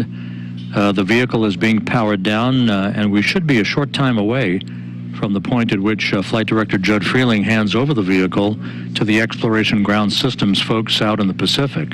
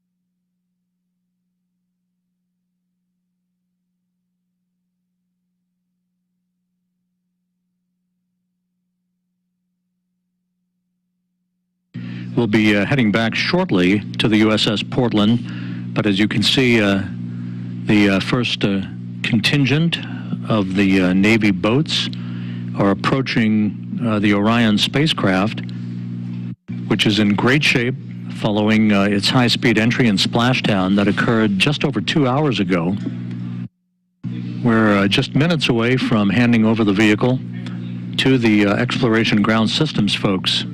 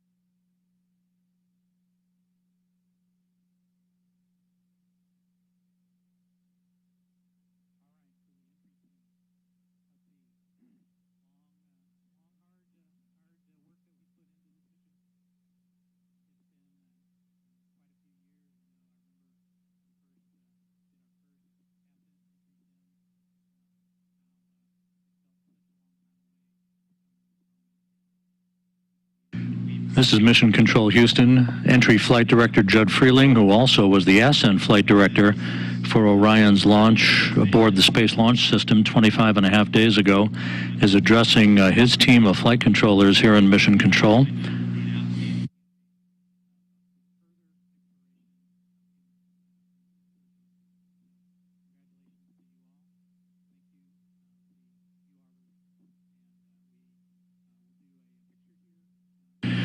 With that, Judd Freeling has handed over the Orion vehicle to a round of applause. The vehicle has now been handed over to the Exploration Ground Systems folks out in the Pacific, where my colleague Daryl Nail is standing by with members of the Navy helicopter team that saw Orion up close and personal about 2 hours ago. Daryl? That's right, Robin. They were the first to see it. They picked up the heat signature as it came above the horizon, and they were the first to have a close-up look of the Orion crew module as it was in the water. I have with me, as you mentioned, 3 Navy pilots with the HSC-23 squadron in the Navy. They were flying the MH-60s, the Nighthawk helicopters. I've got Jacob Naylor, Jackson Cotney, and Gabe Weigelt. Thank you all for being here, and it's great to have you. Thanks for having us. Yeah, thank you. Well, tell me, first of all, this operation, for those who were watching earlier on, we saw your helicopters going around the area almost immediately after splashdown. Tell me about how you're able to do that and then what unfolded for your mission. Yeah, so basically we have a FLIR camera mounted on the front of the helicopter and about 7 NASA personnel in the back. So while they're riding in the back, they're giving us azimuth and elevation angles to take a look at, and basically right away, even earlier than we expected, we picked up the capsule coming in. And so us 3 were the backup aircraft pilots, but we did hear it come over the radio that they had it captured right away.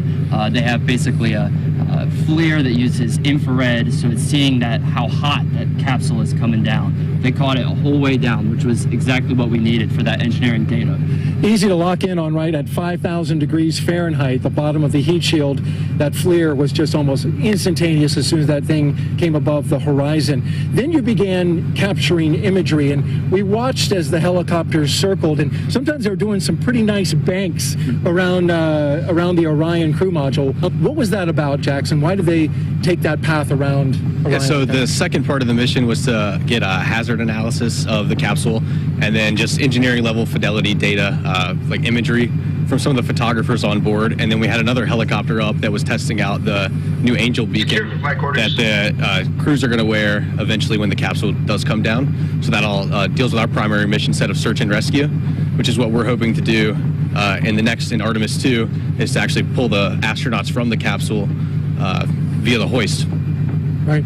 And so you guys were also using data from the Sasquatch team. We just, interviewed them and heard about the great work that they did in predicting where that debris field would be coming down, 26 different pieces as the crew module was, getting its parachutes out and everything. Using that data, how accurate was it for you, and how did it help you fly around the area? So there was actually one of the NASA personnel in the back had a tablet which had the debris field on top of it, and as time goes on, that debris field could get a little smaller and smaller, and so they helped give us headings and guidances on where to turn and where to get the aircraft to avoid any of that debris field coming down and hitting us in the head on the helicopter. So yeah, right, and successful. You guys were looked great out there at sea, surrounding the capsule, flying. In fact, at sometimes very closely. We saw you hover. I don't know what the feet was, but it looked pretty close to the ocean surface. Probably about 50 feet above, just so that the photographers could get good data. And then we were kept safe by Emily and her team. The whole Sasquatch team helped us with the footprints so that we knew where we could fly, so that we'd be safe.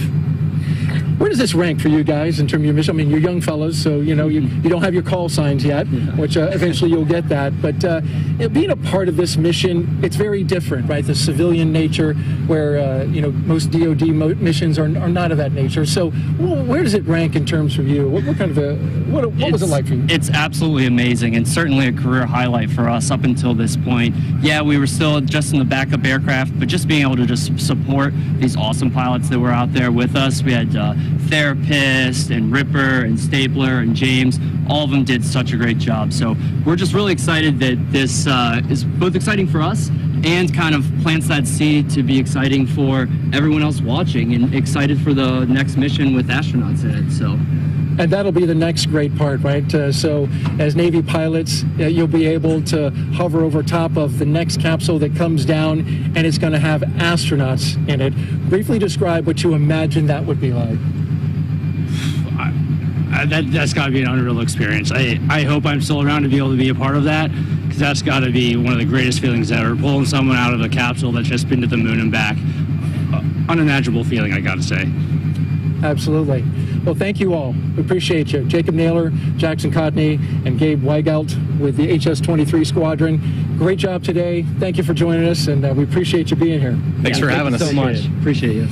All right, and here on the USS Portland, the mission continues. The operation to recover the Orion command module, which you see is still out there in the Pacific.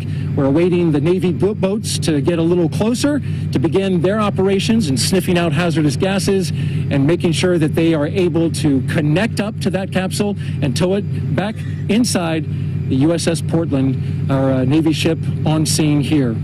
That's going to do it for us, for the Exploration Ground Systems, the Department of Defense, and NASA. We want to send it back to you, Rob, in Houston, Texas.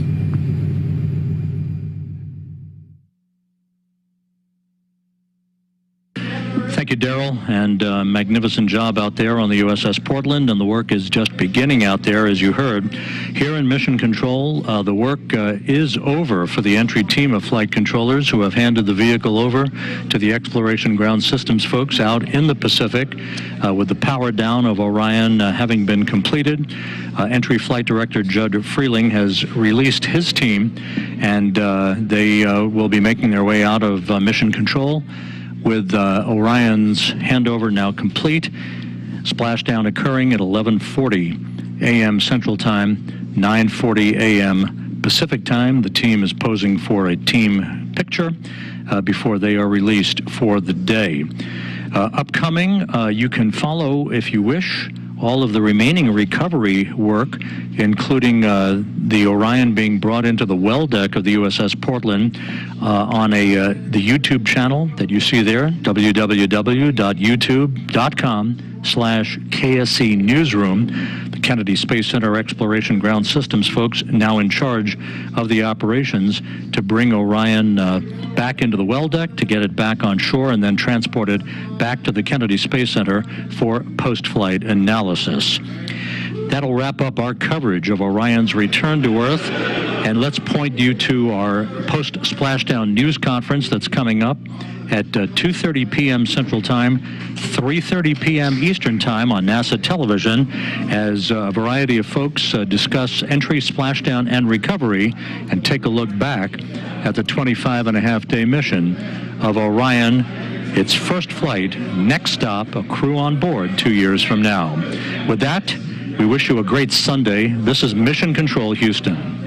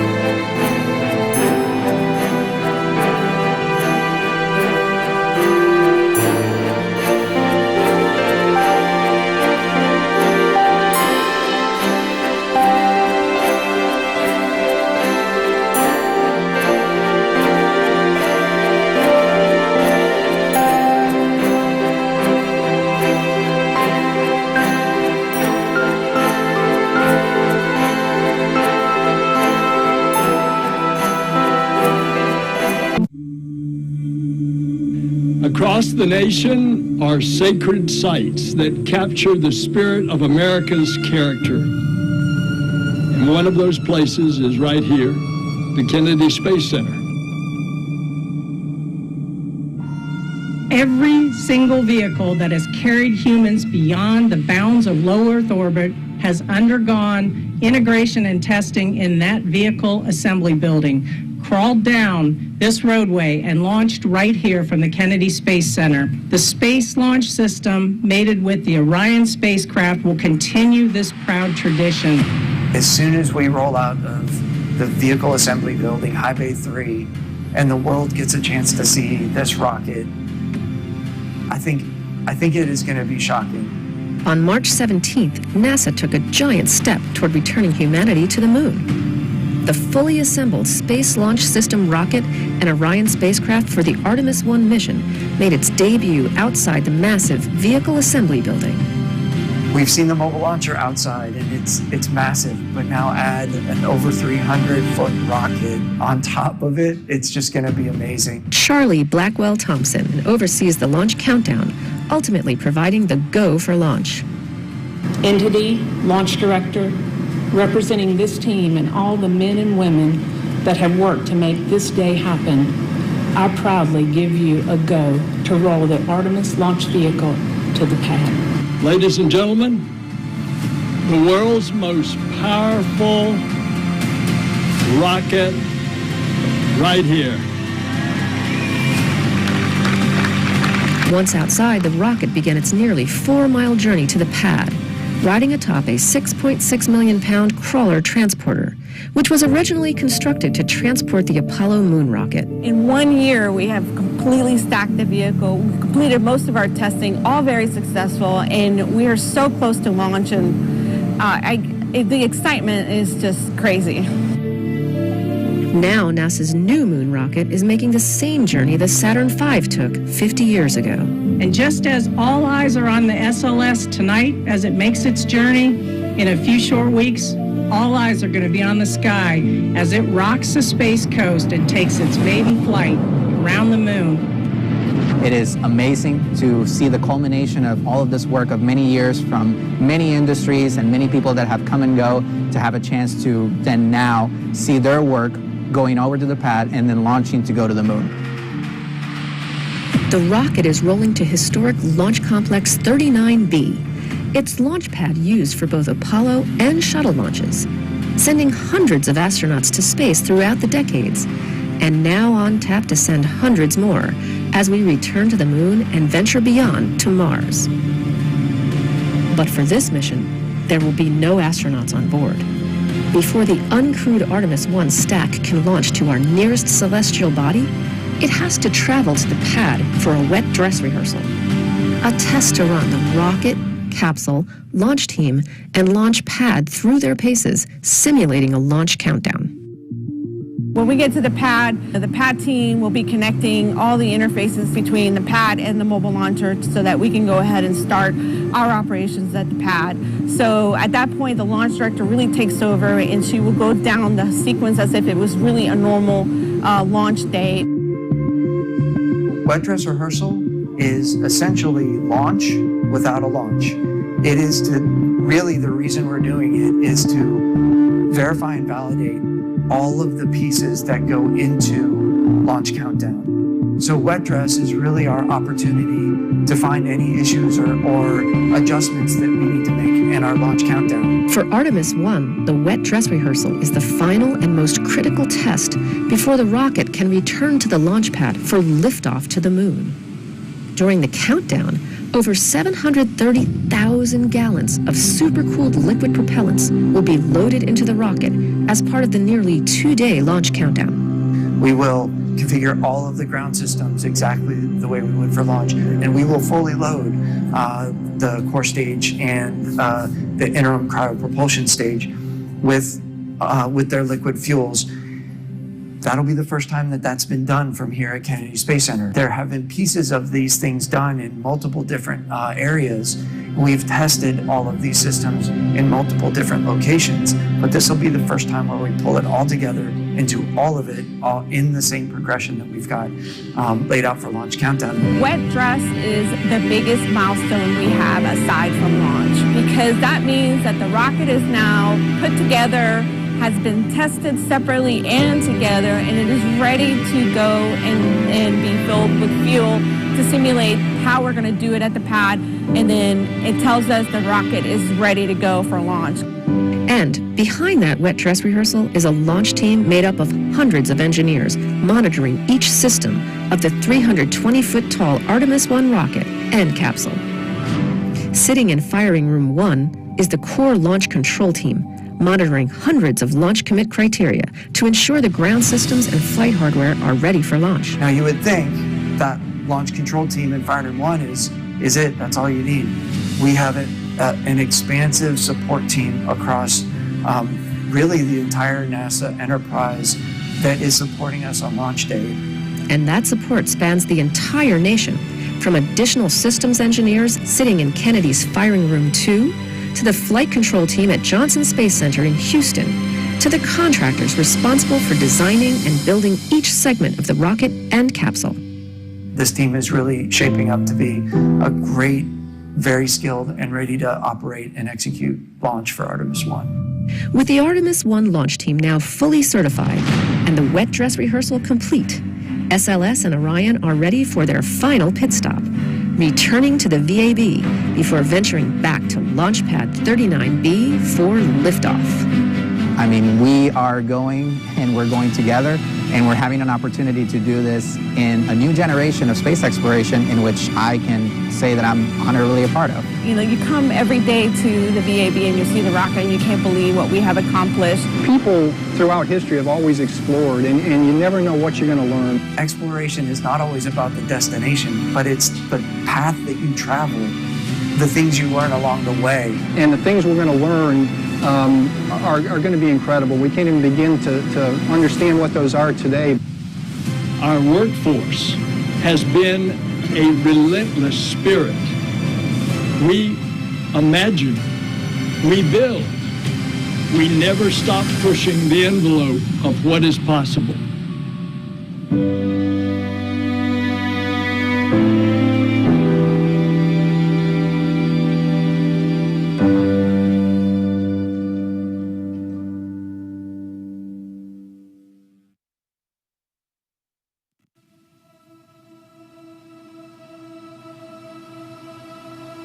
NASA is preparing for a journey back to the moon, and after that, we're setting our sights on Mars.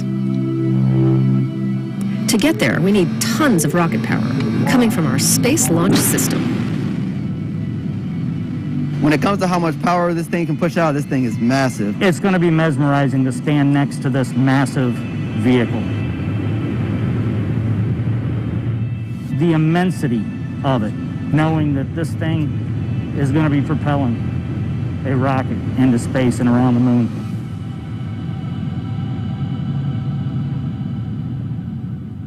Hang on, it's probably best to start back at the beginning. It all started in Promontory, Utah, where Northrop Grumman manufactured each of the segments that make up the rocket's boosters. After a 10-day cross-country journey, the booster segments were delivered to Kennedy Space Center's Rotation, Processing, and Surge Facility, or RPSF. If this all sounds familiar, that's because it's the same facility that was used to process shuttle booster segments, which all came from Utah. Then they're ready to go to the iconic Vehicle Assembly Building, or VAB, where the rest of the motor segments are assembled and stacked on top of the mobile launcher. So the one thing about this vehicle, of course, it's produced all across the country. Components all come here. They may be built around the country, but they all come together right here in the Vehicle Assembly Building. Our SLS rocket will generate 8.8 million pounds of thrust to break through Earth's gravitational pull.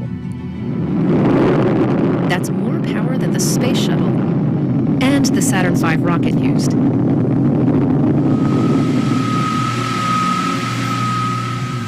Teams with NASA's exploration ground systems are responsible for assembling the boosters that will house the majority of that power. The twin solid rocket boosters, made up of 10 total motor segments, will stand nearly 17 stories when fully stacked. First, teams will inspect and prep the hardware. Next, they're ready to start stacking the segments, a process that takes time, patience, and a steady hand. Once we have everything done in High Bay 4, we pick up the segment with a 325 crane, pick it up over the 16th floor crossover to where you see it now, and we begin stacking the segments. Each segment, we lift over the 16th floor crossover and stack it. Once we stack it, we put it on top of the segment below, and we put about 177 pins all the way around the whole thing to attach each segment. And the pressure to perform the operation flawlessly can test the team's nerves. There's a tremendous responsibility involved with processing flight hardware like this. It's nerve-wracking at times, but it's exciting. There's zero appetite for risk in a program like this. We have a bunch of shuttle guys that are here to show us along the way. You know, if we get stuck, they're there to guide us. At the beginning of the stacking, it was very nerve-wracking, you know. With each segment that we stacked, a little bit of the nerve comes off. By the third or fourth one, it's easy peasy, you know. We're pushing through, all the jitters are gone, and we're just excited to get finished with it.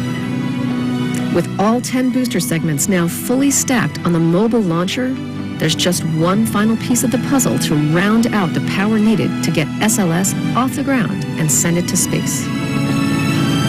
Core stage. After a 900-mile journey aboard NASA's Pegasus barge, the SLS core stage, the largest rocket stage NASA has ever built, has made it to Kennedy Space Center.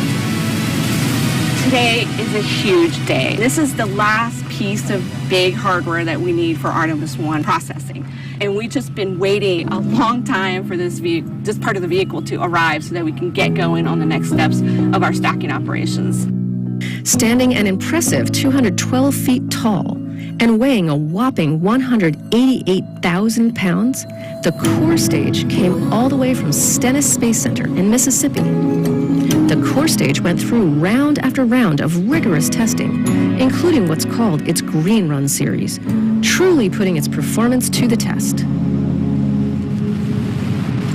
The series involved 8 rounds that looked at systems individually before culminating in pure power.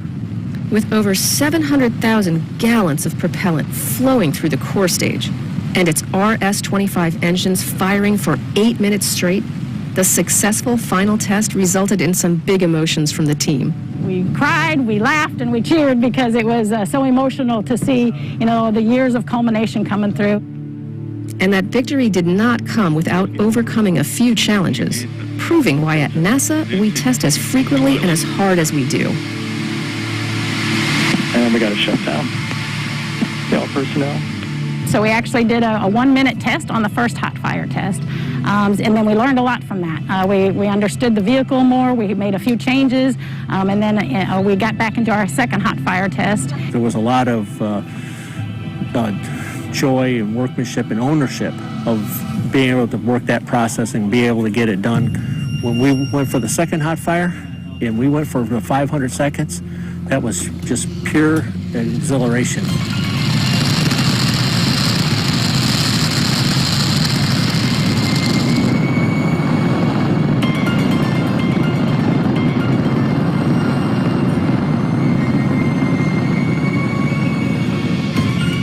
Following its arrival at Kennedy, teams moved the core stage into the VAB, where it was lifted by a crane and placed in between the twin solid rocket boosters.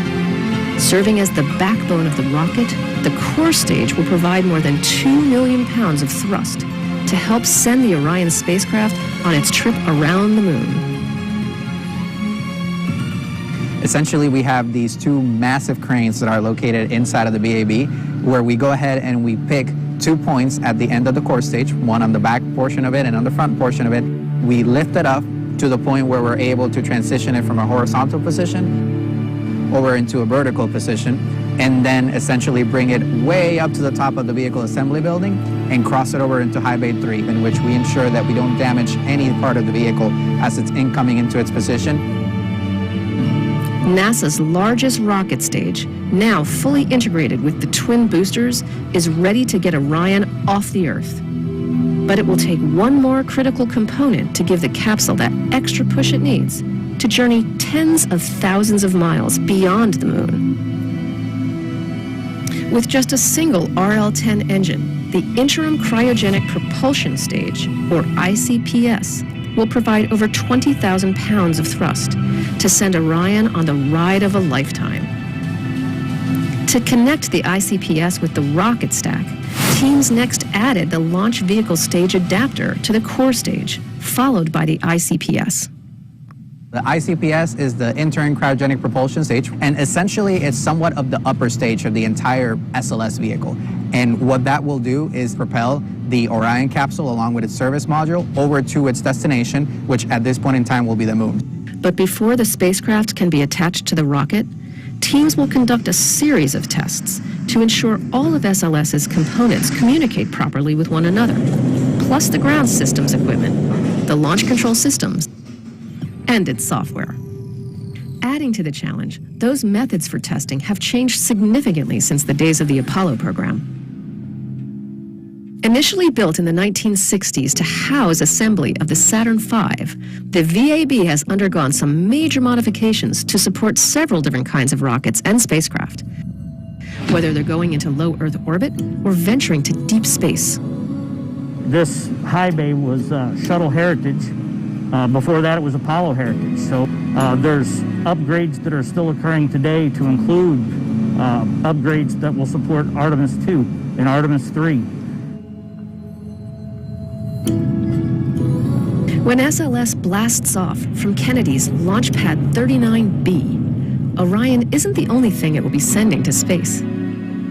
Hitching a ride with Orion are tiny shoebox-sized satellites called CubeSats that were loaded into the Orion stage adapter in Kennedy's Space Station Processing Facility. The extra room in the stage adapter provides a rare opportunity to send those CubeSats to deep space to conduct science and research of their own. And these CubeSats are on tap to study a range of topics, from the moon to asteroids to the effect of space radiation on living organisms. At this point, the stack is nearly complete. All that's missing is the spacecraft itself, which has been in the Launch Abort System facility, getting outfitted with one of the spacecraft's most crucial pieces. The Launch Abort System is kind of that pointy solid rocket motor that's at the top of Orion, and it's there to protect the crew in the event of an emergency, so it's a very important system. Fully integrated with its Launch Abort System, the Orion spacecraft slowly makes its way to the VAB in the overnight hours.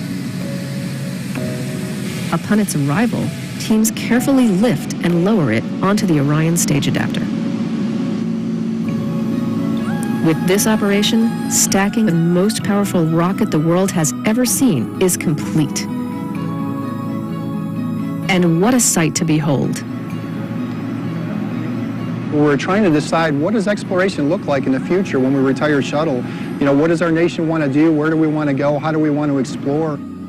To see it go from those days of words and ideas in people's heads to the 3 programs we have today and the Artemis mission and all the hardware that's been produced in factories ranging from big aerospace companies to little mom and pop shops all over the country and the world, it's unbelievable, and I'm just really proud.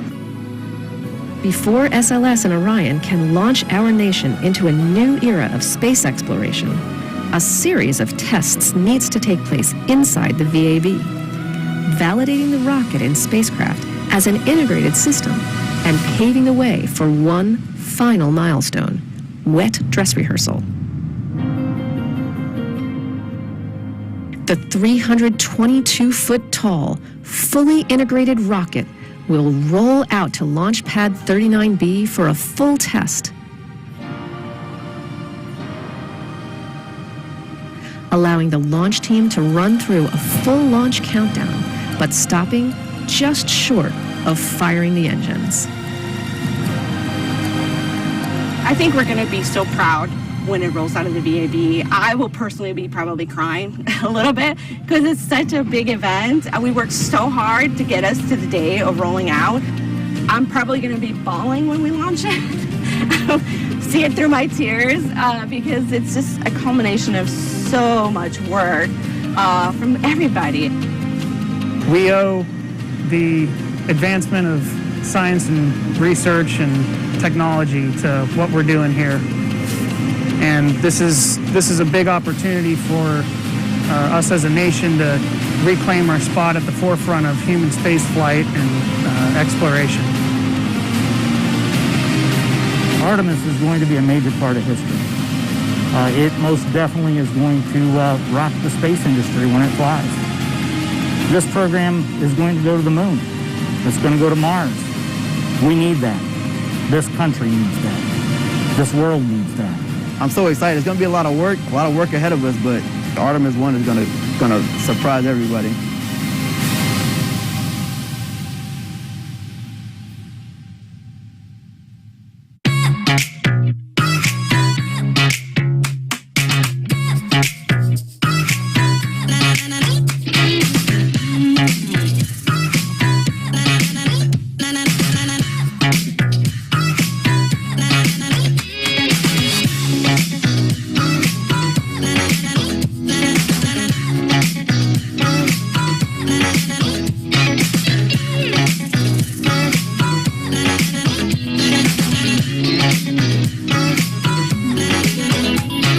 It's extremely exciting. In my lectures, there are always young people in the audience, and they always want to know when they're bringing it back, and I always say, I don't think ever.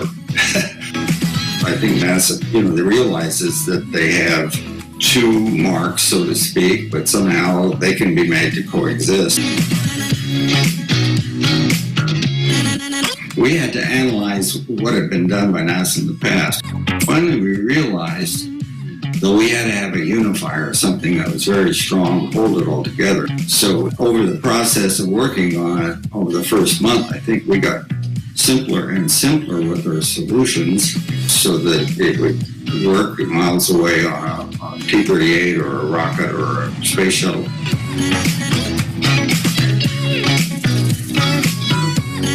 We were trying to embody in the logo innovation. The organization still had aeronautics as well as space, and so that you see a kind of nose cone design inside of the A's and propulsion, kind of upward thrust. Great simplicity, but still movement. Roger, roll, Discovery. The term worm came out of Florida in a newspaper down there, and it was meant to be derogatory, and I personally thought it was very derogatory. And eventually, over the years, the worm became a term of endearment, but it wasn't meant that at all in the beginning. When they started producing apparel a couple of years ago, they found out how young people in particular really like this program, and so they've allowed it to kind of come back to life on its own.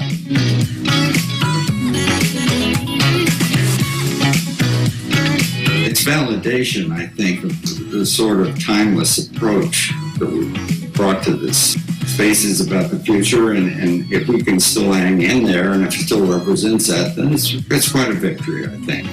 Aesthetics aside, the goal was to do that, to hold up for decades, and apparently it's got better legs today than it did then.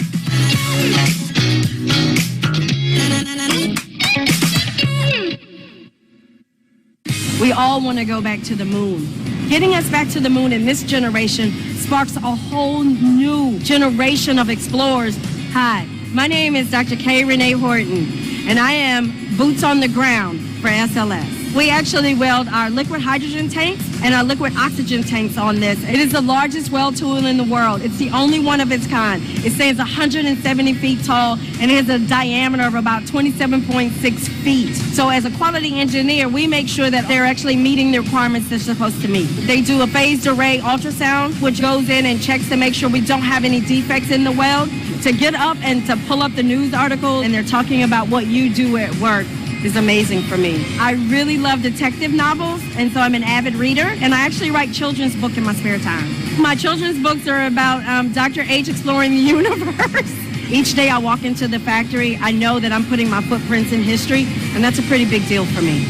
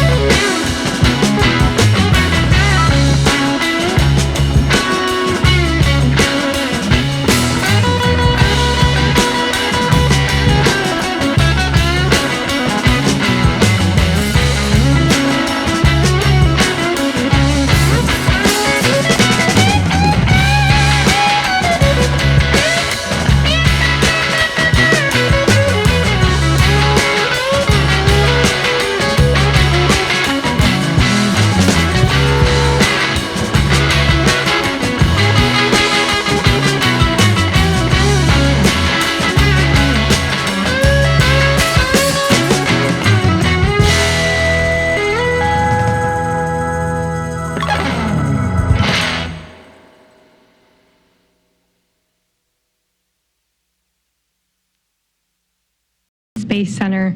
I'm NASA Press Secretary Jackie McGinnis, and what a historic and exciting day it is. Earlier this morning, NASA's Orion spacecraft splashed down in the Pacific Ocean off the coast of Baja, California at 9:40 a.m. Pacific time. After traveling more than 1.4 million miles on a path around the moon and returning safely to Earth. The record-breaking mission completes the Artemis 1 flight test, a 25-and-a-half-day mission that tested Orion in the harsh environment of deep space before putting astronauts on board. Today, to give you an update, we have Bill Nelson, NASA Administrator, Vanessa Weish, Director of the Johnson Space Center, Janet Petro, Director of Kennedy Space Center, joining us remotely, Jim Free, the Associate Administrator of the Exploration System Development Mission Directorate, Mike Seraphin, the Artemis Mission Manager, Howard Hugh, the Orion Program Manager, Emily Nelson, Chief Flight Director here at Johnson, and Melissa Jones, Recovery Director at Kennedy, who's joining us remotely from the recovery ship. We'll be taking questions from those in the room and over the phone. As a reminder, you can press 1 to get into the queue. But first, I'd like to hand it over to our participants to say a few words. Administrator?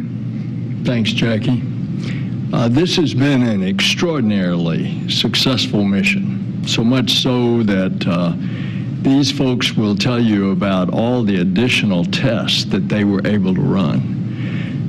What is the significance of this after a half century that we were last on the moon? There, we did the impossible, making it possible.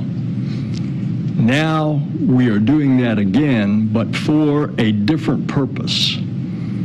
Because this time we go back to the moon to learn to live, to work, to invent, to create, in order to go on out into the cosmos to further explore.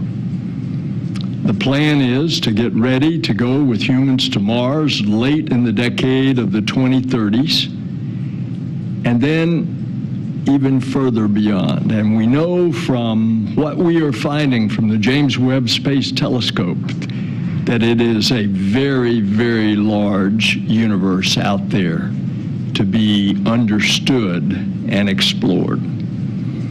And so this is a great day, not only for America, but it's a great day for all of our international partners. That's a difference from 50 years ago.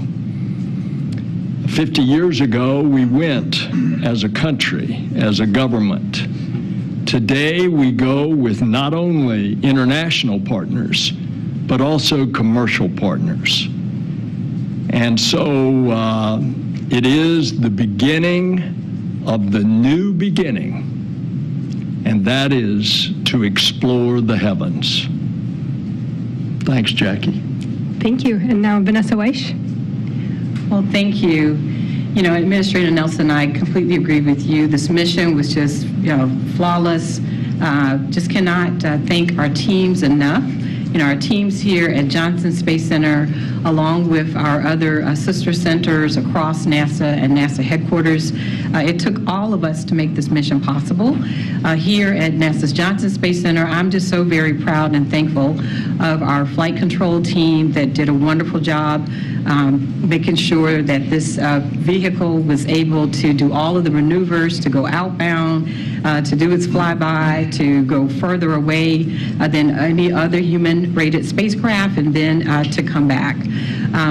That takes a lot of different people to make that happen. So I also want to congratulate our Orion program led by Howard Hugh and all of the people that are a part of that. As you mentioned, Lockheed Martin, as well as ESA and Glenn Research Center. And then supporting them right here at Johnson, our great engineering team, our human health and performance team, our safety, mission, and assurance teams, as well as our teams that support our systems engineering and integration that help with the beginning plans, architectures that were part of making all of this possible. And then the testing that's being done and has been done. And I also want to thank our teams out at White Sands who are continuing to do testing for Orion. This mission is a great success for us, Right now, this tells us that this spacecraft has the outer bones and everything that it needs. So now we are going to go and finish outfitting it so that we can put humans on board on Artemis 2. And that's, for us, a big deal because we'll put our astronauts on board. And so we're very much looking forward to that. And I just want to say again, congratulations to the entire team. Thank you, Jackie. Thanks, Vanessa. Next up, we have Janet Petro joining us from Kennedy. Hey, good afternoon, and it really is great to be here with you all today. You know, Kennedy Space Center was there at the very beginning of this journey with Charlie Blackwell Thompson as a launch director. And here we are at the end of the mission. I think you're going to hear from Melissa Jones, who is the recovery team lead from the Exploration Ground Systems here at KSC as well. You know, and that launch campaign was not easy. There were a lot of setbacks, but the collective team really relentlessly pursued getting that launch off. And the entire Space Coast was lit up as SLS and Orion took off. And we watched in awe, and then we followed the vehicle as it made its journey around the moon, and we held our breath all morning long as Orion went through its deorbit and splashdown paces. It really was surreal. We all talked about it being a test mission, but I think this vehicle and the performance really exceeded all our expectations.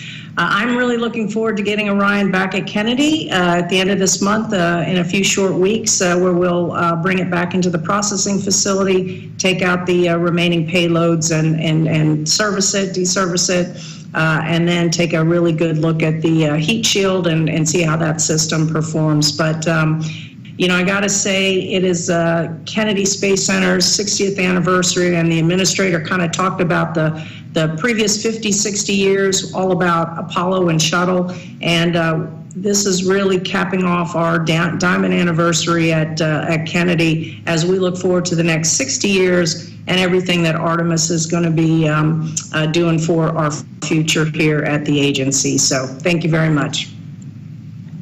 What a way to cap off an excellent year. Next up, we have Jim Free. Thanks, Jackie. Good afternoon, and what a great day. You know, two pictures from this week that sum it up for me: an empty mobile launcher rolling back, and that spacecraft in the water there in the Pacific. So, a remarkable mission by every single one involved. Congratulations to folks that have worked on this for years. Some people their whole career, some people half of their career. It's great to see this first flight come to a close so we can move on down our path of our sustainable presence at the moon. You'll hear a lot about Artemis 1 and things we did on the vehicle in this flight and still have data to review, but we definitely pushed this vehicle far so that we can be now on to Artemis 2, which is happening today at Kennedy. The crew module's there, the service module's there, the engine section arrived yesterday. That vehicle is a reality, and ironically, so are the next missions all the way out through Artemis 5. We have hardware today in work around the world through Artemis 5. This isn't just a one flight and we're done. We are on our path to getting that base on the moon, to getting the understanding we need to go on to Mars, and doing the science that's front and center here in our program. These missions are complex. We talked a lot about that at the beginning. They will become increasingly complex for us. But I think the confidence that we learned in the vehicle, the things that we tested the vehicle to, the way that the teams responded to all that, I think give me great confidence in our path in the future. So it's great to be a part of it. Congratulations to everyone, and I look forward to answering the administrator's questions of when we're going to launch Artemis 2. Thanks, Jim. Over to you, Mike. Oh, well, good afternoon, and thank you to each and every one of you that have come to follow us today on a successful completion of the Artemis 1 mission, but especially to those that followed us from our very first launch attempt and stayed with us through hurricanes and hydrogen leaks and technical issues throughout. This team has really persevered through many challenges, and from the outset we spoke about how this was a deliberate stress test of our deep space human transportation system. And we've been up upfront with you about how this was going to be a challenging mission. We set some bold priorities. Priority 1, demonstrate the vehicle lunar reentry conditions. We successfully demonstrated that today. Priority 2, demonstrate the vehicle in the flight environment. We've successfully demonstrated that over the course of a 26-day test flight. Priority 3 is currently in progress. The vehicle is powered down and it's in the Pacific Ocean, and as Melissa Jones will elaborate, the vehicle recovery and retrieval is in progress, and we expect to complete that here in the next couple of hours. And then priority 4, our bonus objectives, sharing the mission with each and every one of you, public outreach, sharing remarkable images, completing science and technology demonstrations. We've completed that, plus some bonus objectives. So this is what mission success looks like, folks. This was a challenging mission, and this is what mission success looks like. One of our forefathers in the Apollo program, Hugh Dryden, spoke about the purpose of flight testing. And he said it was to separate the real from the imagined and the known from the unknown. And I don't think any one of us could have imagined a mission this successful, but we had a very successful flight test. We now have a foundational deep space transportation system, and while we haven't looked at all the data that we've acquired, we will do that over the coming days and weeks and fully understand and appreciate the margins that are there. I'll just say in closure, we're sharing a historic day with the Apollo 17 mission, and Gene Cernan left a plaque on the surface of the moon, and I'll paraphrase it here. May the spirit and the peace in which we executed this mission continue forward for all mankind. This mission was a peaceful mission using partnerships from across industry with our international partners, with our science partners, and we're going to grow out from here. There are more complex and more challenging missions ahead, but we've got a foundational capability here. So with that, I'll pass it back to you, Jackie. Thanks, Mike. Now over to you, Howard. Thank you, Jackie. Good afternoon, everybody. What a fantastic day for Orion and Artemis. Senator Director Weiss said we have a fantastic team. The Orion team would have been tremendously happy just getting the data, but this accomplishment that we've been able to do all through this 25.5-day mission has been so rewarding, and we've been able to get a lot of data. And I want to thank the teams today. They've worked really hard. Flight operations team has done a tremendous job operating our spacecraft. Our engineering team, our safety team, and our lead integration team has been tremendous in trying to not only just get the data down, but also looking at the data and adding additional objectives. I'll give you some highlights. We were able to be very successful in terms of our operating our systems in space, and our return has just been the same in terms of our success. We were able to hit 0.02 degrees within what we want to do for our flight path angle, and we landed within 2.1 nautical miles of our targeted landing site. Our requirement was 5.4 nautical miles, so tremendous success in terms of return. Of course, we demonstrated 6 skip entry capability. That went flawlessly as well, and we'll be looking forward to our heat shield data as we gather that and learn more about the heat shield performance when we get the capsule back. But overall, the mission has been tremendously successful. We've been able to accomplish over 122 of our flight test objectives that we had planned, and we added a bonus of 20 real-time flight test objectives as well. So great job by the team. Happy to look through the data even more, and ready to accomplish Artemis 2 going forward. So thank you. Thanks, Howard. And now we have Emily Nelson. This mission, this spacecraft and this team exceeded all expectations. I think we're all in unison on that. The spacecraft performed so well that we were able to start looking ahead at Artemis 2 and thinking through how else can we push the boundaries on this flight? What else can we learn? Where are there constraints that we can push on? Where are there opportunities for us to improve on our products for the next flight? And so for the last 25.5 days, we've been every day looking ahead to the next flight to see how we can improve on where we are today so that we can fly a safe and successful mission with our astronauts next time around.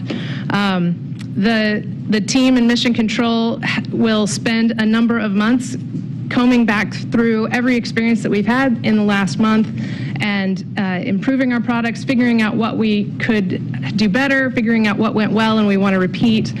And meanwhile, in low Earth orbit, we will continue to develop the technologies that are going to make Artemis 2, 3, 4, and sub successful. We'll be installing another rollout solar array, which is the technology that we'll be using on Gateway. We'll be continuing to develop some of our more human systems inside of the space station. So our work has really just begun, and we're really looking forward to unpacking everything that we had to learn from this mission as we prepare for the next one. Thanks, Emily. And now we'll head out to the recovery ship and hear from Melissa Jones. Good afternoon from the USS Portland. It's a beautiful day to be on a ship. The Orion continues to perform nominally even post-splashdown. We just completed our open water hazard assessment of thrusters and RF radiation, and all were within limits. Currently, we're doing some underwater imagery to get some good pictures of the heat shield before we bring it into the ship, and sea states are looking good for well deck operations at this time. So we'll continue with our open water operations. We're going to put a collar around the capsule, and the ship will approach, and we'll attach lines and bring Orion into the ship. And at this time, everything's picture perfect. Thanks, Melissa. Now we'll move into the question and answer portion of our event today. We'll open it up again to folks on the phone and here in the room. Again, press *1 to get into the queue. Our first question is from Marcia Dunn with the Associated Press. Hi, Marcia Dunn at the AP here at the Kennedy Space Center. Two timing questions. So Artemis 2, we keep hearing 2024. When in the year 2024 might that happen? Can you roll in that date at all to make it quicker? And when will the crew of Artemis 2 be announced?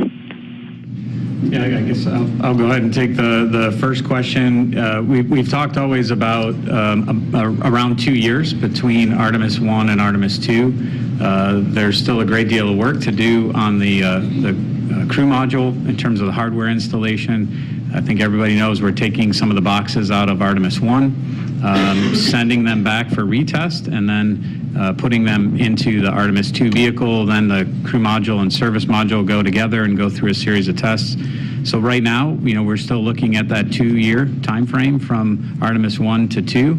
I think one thing we've always been concerned about is what do we learn from 1, and are there changes we have to make? I think we've learned a lot from 1.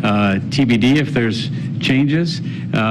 So that's some of the work we'll be going through, and then kind of get that final assessment on a date for 2. But we've always talked about 2 years between missions. I joked earlier about the administrator asking me about it.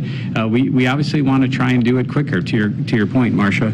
And Howard and his team on the Orion side are always looking to ways to do things quicker. We're trying to roll in lessons learned from the processing of the Artemis 1 vehicle at Kennedy. Are there things we can shorten there or optimize? So that's all of our lessons learned path going forward in the near term. I'll turn the second question to Vanessa. Awesome.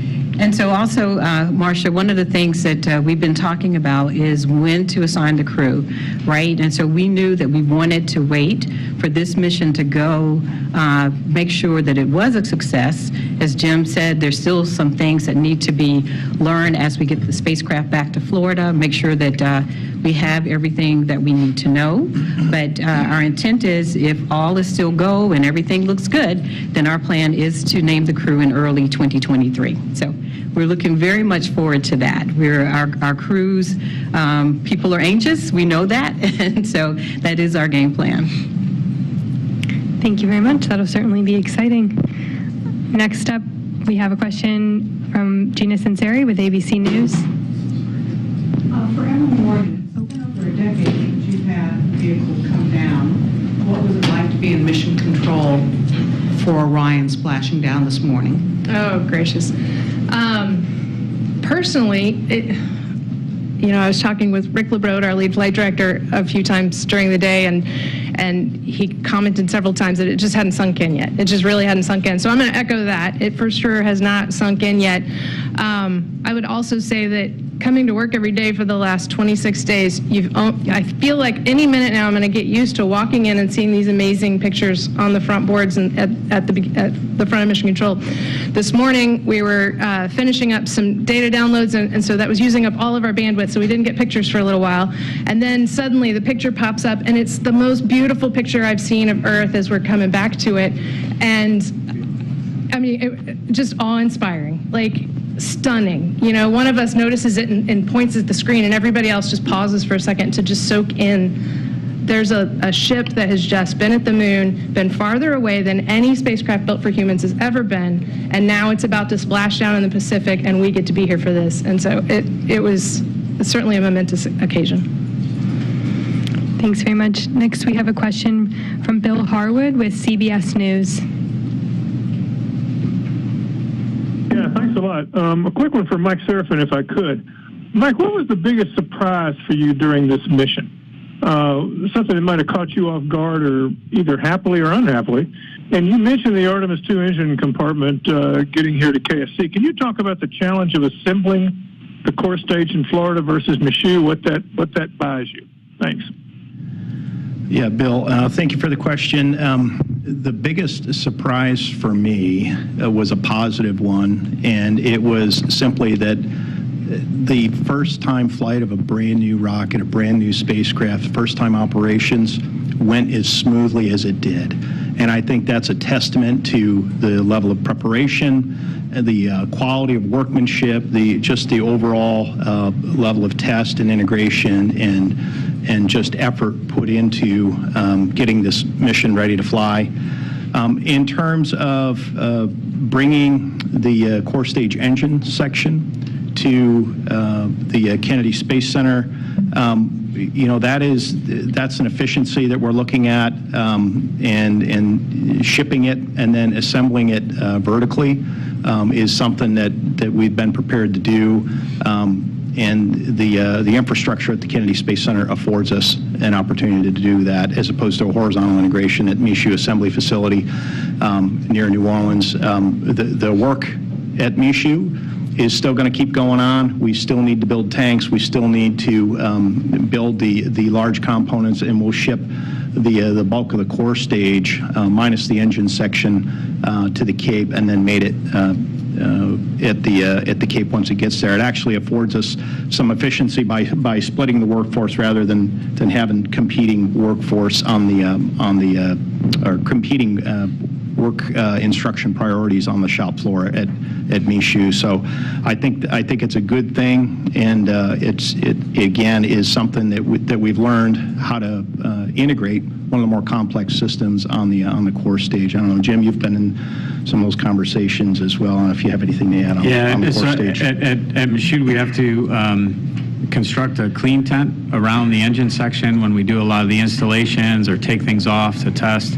So at Kennedy, we actually, and so you take that up and down, it adds time. At Kennedy, we don't have to do that. We'll process in the space station processing facility. So we're hopeful that the engine section, which is incredibly complex, will improve in its schedule time. And then the work Mike mentioned about workforce, you know, we're starting to ramp up the exploration upper stage work at Michoud also. So we have a lot of work for those folks to do on stuff out through Artemis 4, and we're already starting weld confidence articles and structural articles on the exploration upper stage. So it helps us with efficiency and hopefully getting to that one-year cadence as fast as we can. Thank you both. Next up in the room, we have a question from Eric Berger with Ars Technica. Hi, thanks very much, and congratulations on such an impressive flight. I mean, it really was pretty awesome to watch, I think. The first question is for maybe Howard or Mike. On the coming back today, it looked like the capsule was kind of swinging back and forth, maybe doing some roll maneuvers, and was that as planned?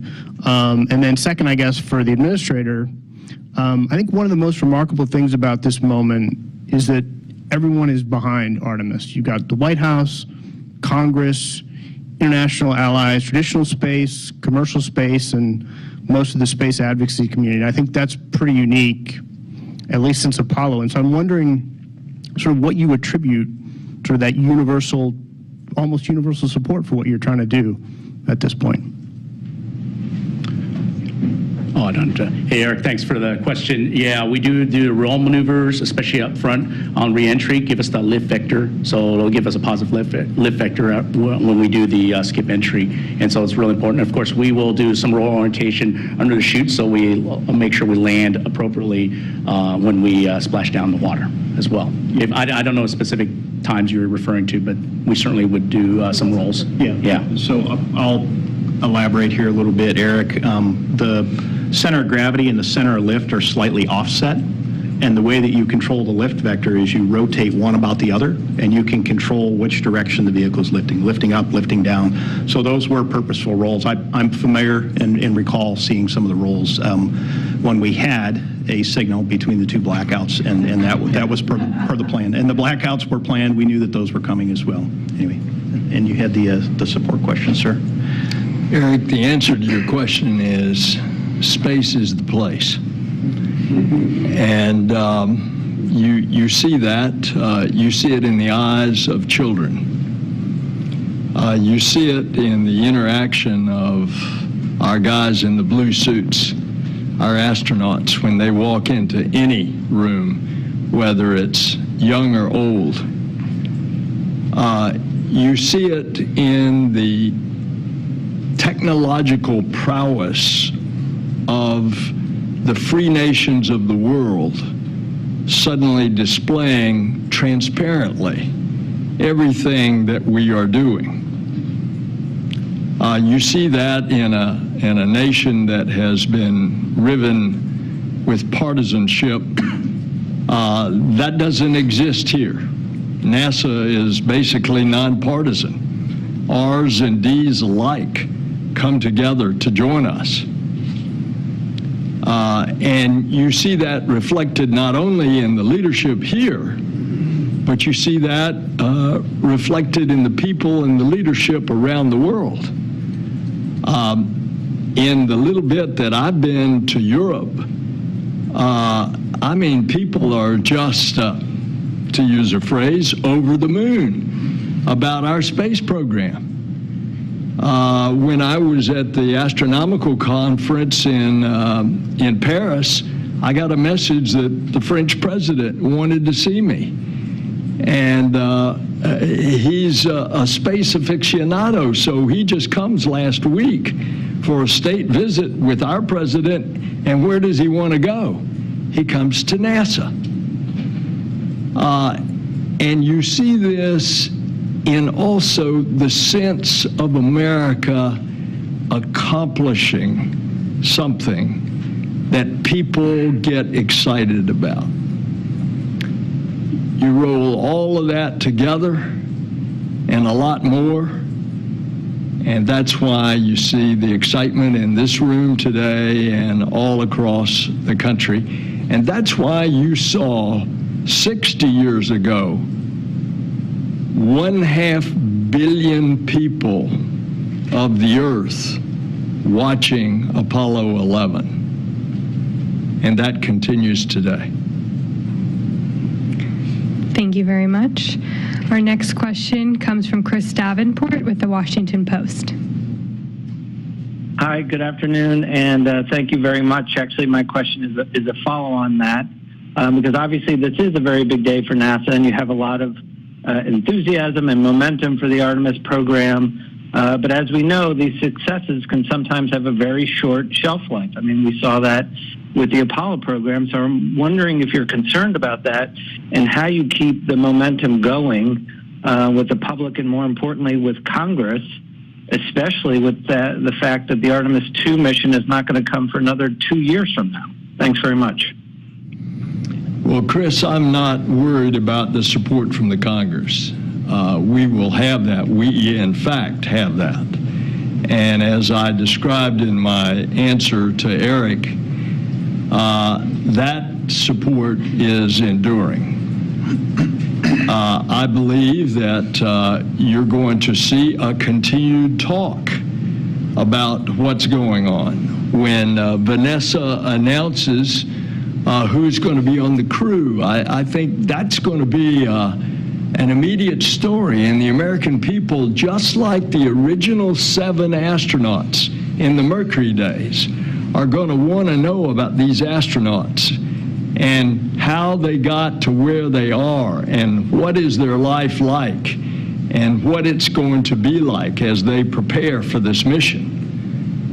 And I think as we continue to do other things, remember President Kennedy in his speech almost literally 60 years ago not far from here at the Rice University Stadium said, "We go to the moon and do other things, not because it is easy, but because it is hard."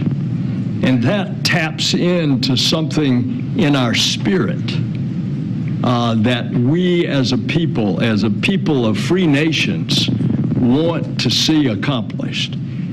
And I think that's going to engender the interest that naturally we could be concerned if that interest waned. Thank you. Our next question here in the room. Thank you, Mark Carreau with Aviation Week and Space Technology. If I heard correctly, it sounds like the capsule will go overland to Kennedy. I just wondered if there's a reason for that, like if it's going to stop in between, or it's just don't want to take a chance of putting it on the Super Guppy or something. I don't know. Thanks. Yeah, from our perspective, I think we looked at both going on a Guppy, flying, or going on the ground. I think there were maybe a few days, but certainly there was no stops along the way. We're going to try to get the spacecraft back as soon as possible. Certainly DOT has some rules relative to, transporting something like this across the country. But I know the ground team has worked through that already, and they've got a great plan. And we expect, like Janet said, the spacecraft to be back at KSC very soon. Thank you very much. Our next question comes from Joey Roulette with Reuters. Thanks, Jackie. I guess a question for Mike Serafin. Based on the early data you guys have already and what I guess you saw this morning, is there anything that happened from service module jettison all the way to splashdown that might have looked funny or unexpected that would maybe warrant a closer look? And also, what was the splashdown speed of Orion just before it hit water? And then I also just had one other question for Bill Nelson. You mentioned that the plan is to take humans to Mars by the end of the 2030s. Has NASA done any actual planning or assessments recently on that date for going to Mars? Thanks. Okay, Joey, thank you for the questions. In terms of unexpected items during reentry, I am not tracking any issues associated with the crew and service module separation, the reorientation of the spacecraft into the entry interface attitude to get aerodynamic capture, the entire skip profile. We did have 2 long blackouts. As I recall, they reach about 6 minutes in duration. We're going to have to look at the post-mission data recorders after we get the capsule back to shore to see if there was anything associated with it. But clearly, the vehicle flew the skip reentry just fine. The entry guidance system was spot on, as Howard indicated earlier, relative to the targeted landing site. We came down within eyesight of the recovery ship, and the vehicle was clean. Post splashdown, all of the uprighting bags that protect in the event that the capsule flips over and needs to be automatically uprighted. All 5 of the bags inflated, and the vehicle was powered down successfully without any thruster leaks or hazards or anything along those lines. The team did leave as part of one of our flight test objectives, leave the vehicle powered for 2 hours post splashdown to gather thermal soakback data as we came through the Earth's atmosphere. The vehicle saw temperatures outside of it at nearing 5,000 degrees Fahrenheit. That soaks back into the vehicle structure. We did collect data by having an extended power up on the surface of the ocean. all that was fine. All the parachute deployments were fine. Probably the only thing that happened that we expected may happen and was likely was the forward bay cover sank in the ocean before we could recover it, and the parachutes sank before we could recover those. But we knew that was a possibility prior to flight. The fact that the parachute deployment sequence was all nominal really makes the retrieval of the parachutes kind of a moot point. So, in terms of anything unexpected, I would say no. In terms of the splashdown speed, I didn't get an exact speed, but we were targeting around 20 miles an hour, and that appeared to be about what the splashdown speed was, but we could follow up with you afterward to get an exact speed. The goal of going to Mars was first announced by President Obama, and it was thought at the time that it would be about 2033, but that was a dozen years ago. And now a more realistic goal is the end of the decade of the 2030s. But a lot of this will depend on the development of new technologies, the ability to sustain humans for a long period of time all the way. Part of that is going to be how fast we can get to humans, how fast we can get to Mars with a crew. And so we finally broke through with the Office of Management and Budget on nuclear thermal propulsion and nuclear electric propulsion research. I think that will be supportive by the Congress. New technologies to propel us there faster. And so that is why we set a target at the end of the decade of the 2030s to go to Mars. And then we're going beyond. Thank you. Our next question is from Micah Maidenberg with the Wall Street Journal. Hi there. Administrator Nelson, you were, of course, a major supporter of the 2010 legislation that was key to getting Artemis 1 completed. Do you feel any sense of personal vindication today by the completion of the mission? Especially given the performance of SLS and Orion after some of the technical challenges with the hardware over the years and criticism of that bill? Thanks. The success of the mission today is because of a team like this and all the people that they represent, including our international and commercial partners. That's why we have come to this extraordinary day today. And I got to go get on a plane and go back to D.C. These guys are going to celebrate. I'm going to miss it. Thank you. Our next question comes from Jackie Waddles with CNN. Hey, everyone. Thanks so much, and congratulations. So I thought I remembered last week, and correct me if I'm wrong, that Orion was going to spend like 2 to 3 hours in the water, and it sounds like now it's going to spend a bit longer, maybe up to like 5 or so hours. Is that true, and why will it be in the water a little bit longer? And then I was also wondering, based on the data you've collected after splashdown, if you could tell us like what exactly the cabin temperature ranges looked like. Thank you so much. Is Melissa still with us? Otherwise, I'll take a crack at that one. Melissa, are you with us? Hey, I'm here. Part of the question dropped out, though. Can somebody repeat it? Her first question was about, her second question was about the cabin temperature, and the first question was about how long Orion was going to be in the water. She thought she had heard 2 to 3 hours, and now it seems maybe more like 5 or 6. So she was looking for confirmation and an explanation on why. Yeah, I can answer the first question, and we'll have to let somebody else answer the thermal question. So this recovery is about 5.5 to 6 hours, and the reason for that is because the first 2 hours we had a powered-up flight test objective with about an hour and a half of imagery. So it's all about gathering data because it's a test flight.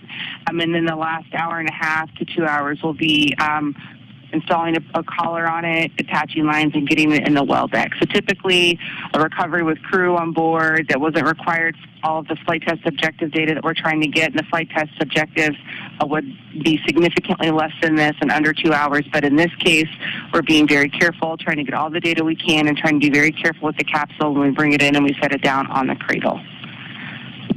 Thanks, Melissa. And I'll answer the second part. So when we landed, Mike mentioned, understand thermal environment in the cabin itself. So it was 60 degrees Fahrenheit.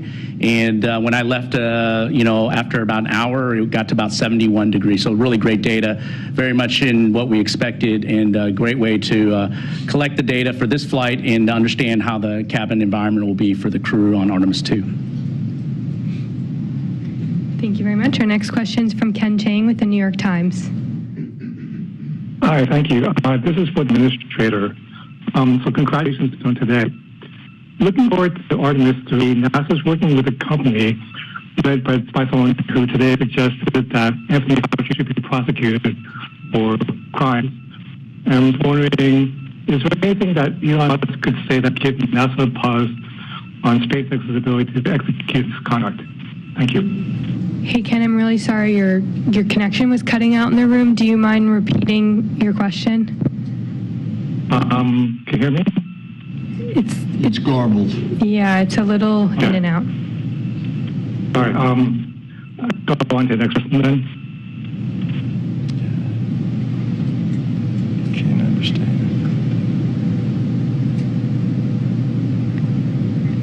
Okay, we lost him, so we're going to move on to the next question, which comes from Jeff Faust with Space News. Good afternoon. Question for Mike Serafin or Howard Hugh. I know you're still looking at the data, but from the first look at the data, how well did the thermal protection system on Orion perform compared to the models you had before the flight? You can start, Howard, if you want, or I can. Well, I would say that it accomplished its job, returning the spacecraft to the water. Again, I think this is very important for us to collect the data. Divers are in right now getting some visuals of the heat shield, and looked like the back shells were doing pretty well as well for the TPS system, or thermal protection system. So I think overall we're happy with the global performance, but we're going to look at the data very carefully. We've collected a lot of imagery and other data on its way down. And when we get the capsule back, it'll be really important from an inspection perspective in terms of its overall detailed performance. But I would say very happy with what we've seen so far on the heat shield. Yeah, and Jeff, I would agree with that. It's a little early to say because, again, the peak heating period was coincident with the blackout, and we need to go look at the flight data recorders and see what the flight recorders told us or will tell us after we get that off the vehicle. But just a first blush look at the vehicle, obviously it survived the skip reentry, and there was some charring on the outside of the vehicle on the silicon oxide tape. We expected all that. We saw some hazing on the windows. We expected all that. So initial indications are very favorable, but there's more ahead of us in terms of exactly understanding what the reentry flight test told us. Thank you. Our next question is from David Curley with the Discovery Channel. Thank you, Jackie. I think this is either for Free or for Serafin. I know there's a lot of data to digest at this point, but are there one or two or three things that you can tell us that you'd like to change from Artemis 1 to Artemis 2? I'll just talk about the one part, Mike, and you're happy to add whatever you like. I think I mentioned one earlier about our processing flow. I think there's things we can continue to work on of everything we're doing on the front end to improve our timeline of getting the vehicles stacked out to the pad, do some of the unique Artemis 2 tests we're going to have to do. I'd point that out from that stuff we have under our control right now. Right, we don't need the data back from the vehicle to change that. We do have a structured lessons learned process that we'll go through that'll gather all this information and factor into the Artemis 2 schedule. But definitely the processing for me is the highlight. Mike, I don't know if you have anything else. It's really up to Jim, but the one change that I would like to implement for Artemis 2 is to put astronauts on board and send them to the moon. in all seriousness, the vehicle performed better than expected, and yeah, that's the one change I would like to see. Next up, we have a question from Mike Wall with Space.com. Thank you all for doing this, and congratulations on a successful flight test. Just a quick question about the sort of road to Artemis 2. We know it's going to be a couple of years. It's going to be a long road. What do you see as like the biggest challenges facing you to meet that 2024 launch date? Are there a couple items in particular, like the life support system development? Is it more like rocket production? What do you guys see as like the biggest hurdles facing you as you look forward to Artemis 2? I think Howard probably has the biggest perspective. I'll talk about the Space Launch System and the ground system also together. Probably not challenges, but getting the rocket down there and together. Obviously, the engine section is down there. The core stage will ship next year, and we'll put that together. The ground system folks have to put the crew egress system up. That will be a big part of their schedule in the coming year. So those are, I'd say, for me on those two. But Howard, from an Orion perspective, your thoughts? Yeah, thanks, Jim. We're making great progress on the crew module and the service module for Artemis 2. The teams have been putting all the hardware in, and we're in the process of doing the testing actually at the integrated system level. And I think, to me, the challenges will always be, we're installing some first-time hardware that after Jim agrees to put the crew on board, we'll have displays for the crew to monitor systems and operate the spacecraft, along with hand controllers, and also the life support system. And all those will be very important elements for Artemis 2. Those are still ahead of us in terms of overall integrated system testing. And of course, we have stacking of the crew module, service module, and in the fueling of the spacecraft. So all those will be ahead of us. They're things that we've done previously, and I'm sure the team will execute them as we have on Artemis 1. And of course, we'll also look for lessons learned. Jim said earlier about looking for opportunities to go faster from our Artemis 1 flow, seeing where we can improve upon and take those improvements and get the next mission off as soon as we can. Thank you very much. Our next question is from Stephen Clark with Spaceflight Now. Thanks for taking my question. I think this is for Howard. Do you have a tally of the total number of, components from Artemis 1 that'll be reused? What's the exact figure, and what types of avionics boxes are they? And then what happens if some of these components don't pass the retest? If you have to build something new for Artemis 2, what does that do to the schedule? And if I may, for Mike Serafin, are you going to be the mission manager for Artemis 2, or will that be a new person? Thanks. Yeah, I'll start. There's 8 types of components that we're bringing home, and from Artemis 1 to Artemis 2. I'll just give you a flavor. The IMUs, inertial measurement units, are one of those. The GPS receivers are another. The phase array antennas that's on the crew module will also be reused. Relative to the retest, we'll see what the conditions are, but we do have Artemis 3 hardware that are available to utilize for Artemis 2 when they're available. And so we'll look at those very carefully going forward, and of course we'll do the testing and make sure they're ready for flight for Artemis 2. And I'll turn over to somebody else for the next question. Yeah, and Stephen, thank you for the question. In terms of who the Artemis 2 person is, that is Jim's call, and we'll see what he decides. I'm ready for a rest after this one. I look forward to going home and just. And taking a little bit of a break here, but we do have flight-by-flight assignments, and we'll see what Jim decides. Well-deserved rest. Our next question is from Manuel Mazzanti with Debate. Hi, thank you, and congratulations to all on an incredible mission to NASA and its partners. I hope Melissa is still there in Portland. I want to follow up on a previous question. I understood that the recovery timing, or the average recovery timing, it's 2 hours for crewed mission. Is that from the moment of splashdown to hatch opening? If that's so, is there any objective on trying to minimize that time? Thank you. Melissa, are you still on? Do you want to try to take that one? Otherwise, I'll take it. No, I've got it. Thank you. So for Artemis 2, for crewed missions, The requirement is from splashdown to astronauts to medbay, 2 hours. We absolutely plan and expect to beat that with our training and our testing that we're going to be doing post-Artemis 1. Yeah, the only thing I'll elaborate on that one is, and Melissa can correct me on this, is we have parallel recovery methods starting with crew on Artemis 2. So we're preserving the option to do what they call open water extraction, which is literally open the hatch out on the water and get the crew out to a small boat and then transfer them to the recovery ship while the capsule is still in the water. The other method is literally just tow the capsule with the crew in it into the well deck, so that we're preserving both options to do that, and the recovery operations teams are prepared to do either of those. Thank you. Our next question is from Ken Kramer with Space Up Close. Hi, thanks for taking my question, and congratulations on all of you for a fantastic job. Many of us have waited 50 years in the Apollo generation, and so you've done that for both Apollo and Artemis, so thank you. My question for Bill Nelson is maybe what Kenneth Chang was asking too. Can you give us an update on Starship production, research, development, technology?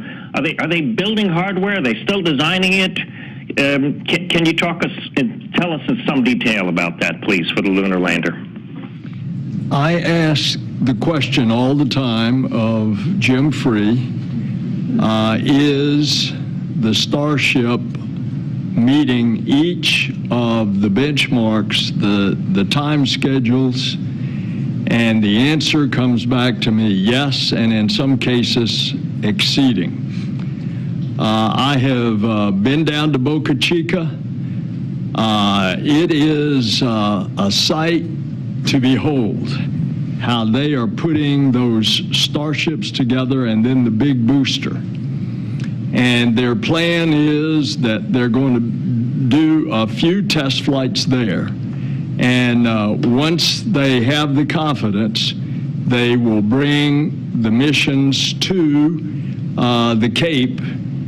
And until they get their permanent pad on the Cape, they will launch from the one that they are constructing right now that is in the outer perimeter of pad 39A.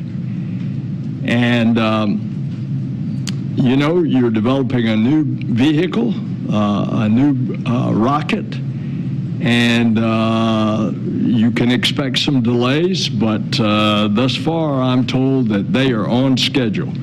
Their plan is to do an uncrewed landing in 23, late 23, that's a year from now, and then to do the crewed landing in late 24.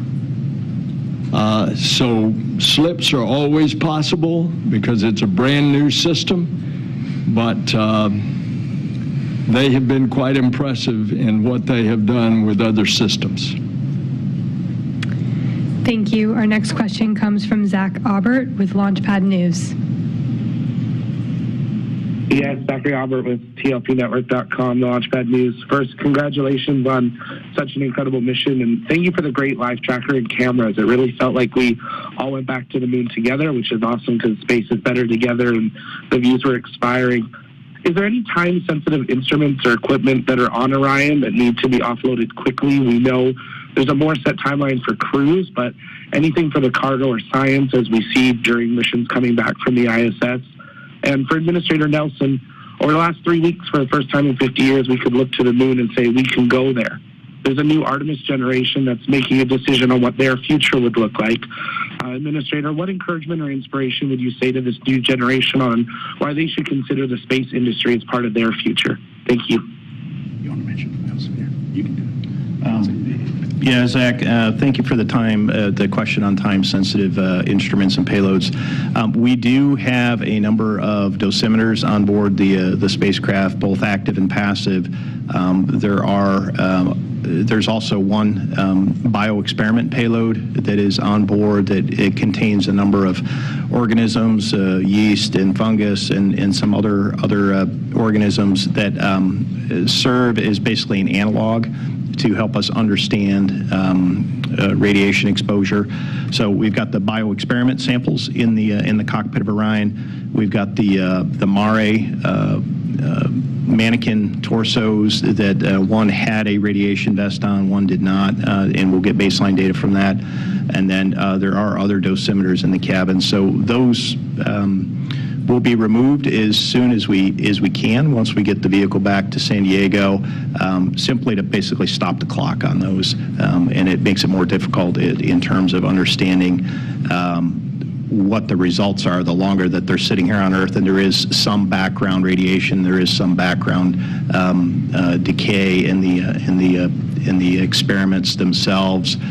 So that will be done to stop the clock, but none of those, I would say, are kind of high priority in terms of the overall processing of the vehicle. We just know we're going to get those off the vehicle, and there's a plan to do that. The essence of your question was, how do we get the younger generation to buy in to the Artemis program? And I would invite you to come with me to any NASA center and talk to our interns. We hire a bunch of college interns. We're going to hire more, by the way. We're getting that in the budget. You will come away from that conversation so pumped because those students will pump you up with their excitement about what they're doing and how they're contributing. I can't help but remember in the old days, in the Apollo program, the story was told about a ditch digger at the Kennedy Space Center, and a reporter went over to him and said, "Describe your job." He says, "I am helping to put a man on the moon." I think you will see that same kind of excitement and dedication in the eyes and the speech of our young generation. Now, certainly with the success of this first Artemis mission, that is the telling of a story that has a plan to going further out into the universe. And that in and of itself is an exciting story. Thank you. Unfortunately, we are running up on the end of our time together. We have time for one more question. The last to close this out will be from Leo Enright with Irish Television.